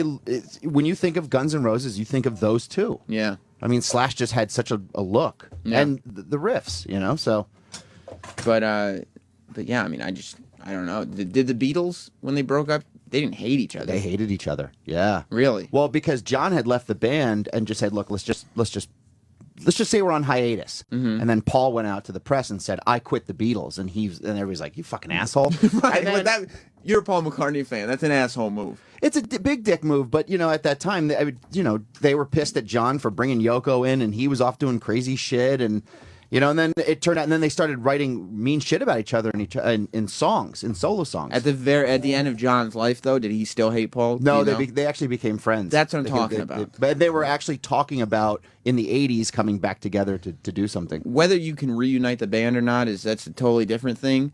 But the fact that you can't be cool is like Bruce broke up for 10 years and came back. right. Like anyone in the E Street Band. It's one thing while you're performing, because creatively when you're performing you end up breaking up. I can understand that.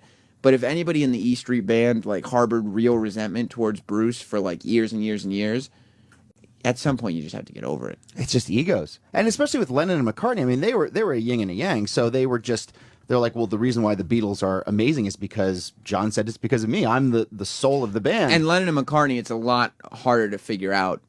But McCartney was a better songwriter than John, in my opinion. But I know, but even that's up for debate. Yeah, exactly. Sal, was James Iha, was he a dick? No, he was one of the nicest dudes I've ever met in the music industry. And Billy Corgan was cool. Billy Corgan was awesome.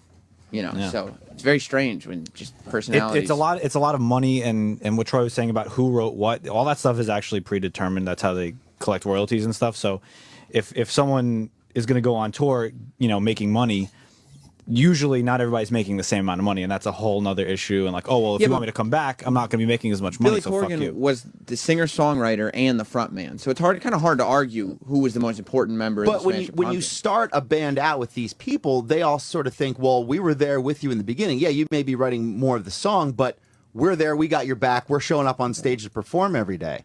And then I'm sure an album like this, where Billy's getting praised for, and these other people aren't involved, he's like, see, I was the one that actually wrote the good songs. Look at these songs. So now Iha, Sal's buddy, is going to get all pissed because he's going out as the Smashing He's going to Pumpkins. get all butthurt. And doing pretty well. Yeah, he's going to be all butthurt. Look at Billy Corgan. His car forgot to pick him up this morning.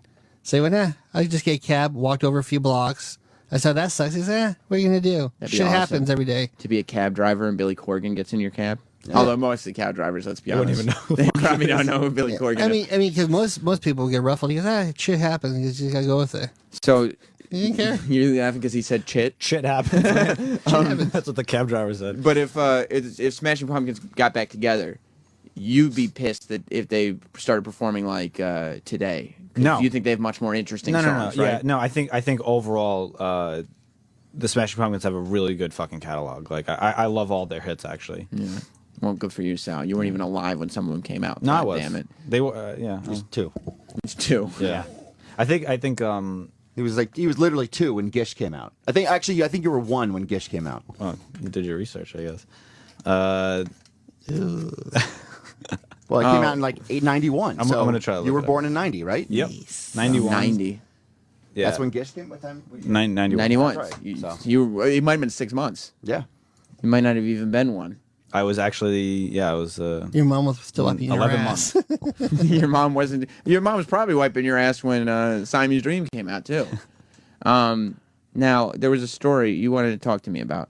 Roland and you going on a bike ride. Yeah. Tell me about that. Well- Roland, you're not an exercise fanatic. We gave that away. Well, I mean, I'm trying to encourage Roland to. First of all, what Roland needs to do, in my opinion, is to eat a little bit better. Oh yeah. By the way, I got a very angry tweet for somebody this morning who was listening to yesterday's after show, who said, "You fucking assholes." It was talking. You remember yesterday we were talking about shit problems, and basically Troy and I were in agreement that Roland having to shit all the time as well as Eric having to shit in places such as behind a Bank of America and on the side of the Long Island Expressway, is because they do horrible things to their body, they don't eat right, blah, blah, blah. Somebody tweeted me saying, you guys are fucking idiots. It's not all about diet. Haven't you ever heard of IBS? Right. So that does pose a question. Roland, for the record, do you have irritable bowel syndrome? I have LBS, low blood sugar. Low blood, but not irritable bowels. I could have that. I don't know.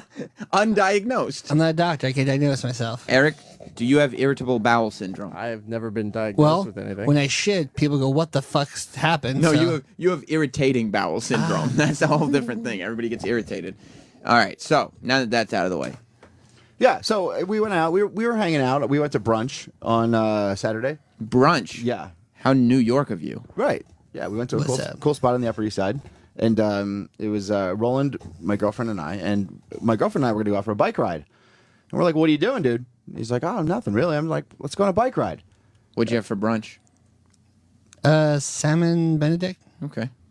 I had steak and eggs. Good for you. That's my brunch. Good for you. But so we're like, yeah, let's go for a bike ride. So we went and rented a bike. And, you know, Roland just needs to figure out what he can do for exercise that's fun. Because, Okay. you know, going to the gym and just running on a treadmill, that gets boring. Ken. So, but you can have fun on a bike. You know, you can go out on trails, or you can go. You know, You can have your cake and eat it too. Yeah. Not literally, Roland. Yeah. Especially there's so much to see in New York City, so you're visually stimulated while you're riding your bike. You know, and there's girls everywhere, and if there is there's no better motivation than that. Bitches. So, yeah. So and Roland fucking killed it, man. He went balls to the walls. You went hard in the paint? Yeah, I go crazy. And he's screaming and he's yelling Why at are you everybody. screaming? He's just having a good time, and and then this is the funniest part. So he rented a bike that had multiple speeds. Sure. I didn't know what to do. So he thought it was like a car where you have to start in first. Yeah. Go in second. So he ended up breaking the bike. Yeah. He did? Yeah. It's a rental. You broke. So what happened when you returned it? I just go, here you go. Like, oh, thank you. And they give me my receipt. I'm like, the bike's over there. And they just left. So they didn't find out that all the gears had been broken? Oh, because there's like near the end, it's just when I shifted and it just like froze. I'm like, fuck. And you could hear him switching through gears, and you could just hear stuff grinding. And I mean, you just turn him back and looking at him like, what the fuck and you he's doing, laughing. buddy? He's giggling. He doesn't give a shit. He's having a good time. Oh, yeah. How far did you bike? 5 miles? No, 5 no, miles. no, no, I feel like 5 miles. yeah, it's about a quarter mile. We went from like 72nd Street on the West Side Highway Sure. all the way down to like 14th and back. So that's maybe a mile and a half, 2 That's miles. pretty good. That's Yeah. pretty good. Eric, does this motivate you to get behind the wheel of a bicycle? Not at all. Get behind the wheel of. I guess you're behind a wheel. Yeah. It doesn't sound appealing, bike riding. It's fun. It does. I don't know. I haven't done it in so long. Yeah, I just last don't time know I if was 12 I would when I enjoy rode. it. It only took like 5 minutes and I got it. Eric, what if we started for you with a big wheel? I would. They make adult-sized big wheels. Of course, you would know that. They do. They make it in the Dukes of Hazzard. They make it in the Dukes of Hazzard. Oh, you mean you saw it in the movie? No. Oh, sorry. The color scheme. Oh. Like, so you can get the Dukes of Hazzard big wheel. For I an had adult. a Dukes of Hazzard regular. big That's what wheel I had. was When you were a kid. child. Oh yeah. Yeah. I had that and chips. What's that? I had another one too. I had another two. I forget what it was. So what would you get faster? An adult big wheel or a bicycle?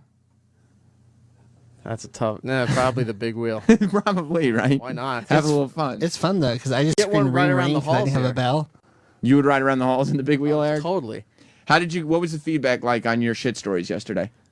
Surprisingly, I got a few girls twittering saying that girls have horrible shit stories too. I don't want to hear about him. And what about your wife? Did your wife say anything about the fact that you said on the air to the audience, I am sure you said that you are sure, I'm not going to say it in the first person and have you isolate that. You said that you are sure that your wife has shit herself before.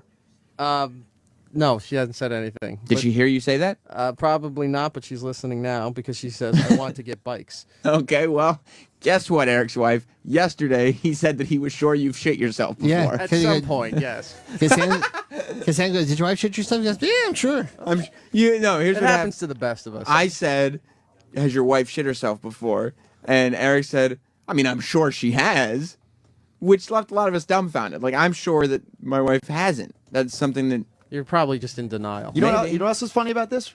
You just totally blew over this. What's that? She texted and was like, "Hey, let's go get bikes." Yeah. Like she's like, Eric, please, Listen. like let's fucking lose weight and get in shape. It's fun though. We Listen. had a blast. This is the woman. I'll go this weekend too. This is the woman who got him a gym membership. Right. This is the Personal woman trainer. who got him a personal trainer. This is the woman who put him on the South Beach diet.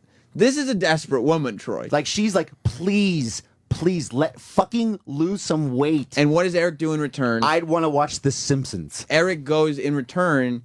He doesn't do any of the training, and he goes to her family barbecues and watches professional wrestling on his phone while the rest of her family commiserates. Oh my God. Can you imagine? I feel so bad for her. And she has to put up with him going on national radio and announcing to the world that she has a shitting problem. Well, I got a text back on that. What did she say? It's all in capitals and multiple exclamation points. Well, you said she has a shit problem. What did she say? I never said that. That was Sam. She said no, never. See? Based on me getting to know her, I would assume that she is a lady has not shit herself. We talked to Ron and Fez's female intern. She had not shit herself. You, after hearing from that intern, immediately said, I am sure, you said you are sure that your wife has done Yes. this. I assumed she had at one point, happens to everybody. Do you believe her? I believe her, yes. I believe she hasn't. I also don't think girls are so quick to admit that they shit Do themselves. you think Eric's gonna ride a bike this weekend? No. I don't Eric's have not. one. You know what? There's a greater chance of Eric's wife shitting herself this weekend than there is of Eric riding a bike this weekend. Yeah, and we have, Justin Stengel from the Letterman Show. We brought him up on this show before. He's an avid after-show listener. He just texted in saying, Eric's wife just found out he said she shit herself. Ha ha ha ha ha ha. So everybody's having a good laugh, Eric. He knows who I am. That's right. And now he knows who your wife is and that she can control her bowels unlike her husband. Eric, Yeah, what would happen if your wife said to you, I'm leaving you unless you lose weight? What would you do? Well, then that would be an issue, wouldn't it? What's that? That would be an issue, wouldn't it? Is that one of those, we'll get to those bridges, we'll Yeah, cross we'll that cross- bridge when we get to it? That's a serious discussion that would have to be had. Let's see. You'd have to really weigh your options. Yeah. Because No look, pun, right? I get it. She's not knocked up yet, right? That we know of. Right. Yeah. So there's no kid. Maybe it's worth leaving her if you don't have to ride a bicycle, right? And imagine if she gets pregnant, because the husband always puts on sympathy weight. Oh, yeah. Eric, are you worried about that? Yeah, I've been projecting what the weight's going to be for years now. You have sympathy weight putting on because you'd like to one day have a child. Yeah, I'm fat Nostradamus. Well, you're a good person to do that for your wife. I predict that one day. Pre-sympathy. Yeah. And instead, well, I'd like to first of all say this to Eric's wife. I would like to apologize on behalf of your husband, who announced to the world yesterday that he knows for a fact that I you never have. said that. Yeah, that's not cool. He did I that. never said that. You said You said. I never said I knew for a fact. Well, that's what sure means. I said no. That's your interpretation of it. It's. I mean, I said I'm sure she has. Okay. That doesn't mean it's a fact. Well, sure. I mean, I don't want to get dictionary.com and mince No, because words if I here, knew but- that for a fact, I would have said I know she has. I mean, see the difference? Sure. No, I'm it's falling still for your same. wordplay. I'm sure she has. You have to go. Generally means. Well, I mean, I'm not the one who has an angry wife to talk to. I think you're the one who has to go. I think she should make him bike ride this weekend at Punchman. But well, she's not. She doesn't have that kind of ability. If she could make him bike ride, he would have been on a bike by now. Now she could make him do a lot of things. She would have done. No, we have gardening this weekend. Oh wow, you and your life, Eric. I know. Ain't it great? All right, gotta go. Why don't you garden some vegetables? No. No, that's boring. What, piecing through out of dirt? Eric is digging holes and putting milk duds in them, hoping to grow candy trees. We have to go. Ron and Fez are coming up next. Eric, I'm glad we could sort that out with your wife. We'll be back with more of this tomorrow. Goodbye, everybody. Opie and Anthony Show is now over. For real this time. Check out the O&A Show on Facebook at facebook.com/Opie and Anthony. And catch Opie and Anthony live Monday through Friday from 6 to 10 a.m. Eastern. Ron and Fez are next. Hey!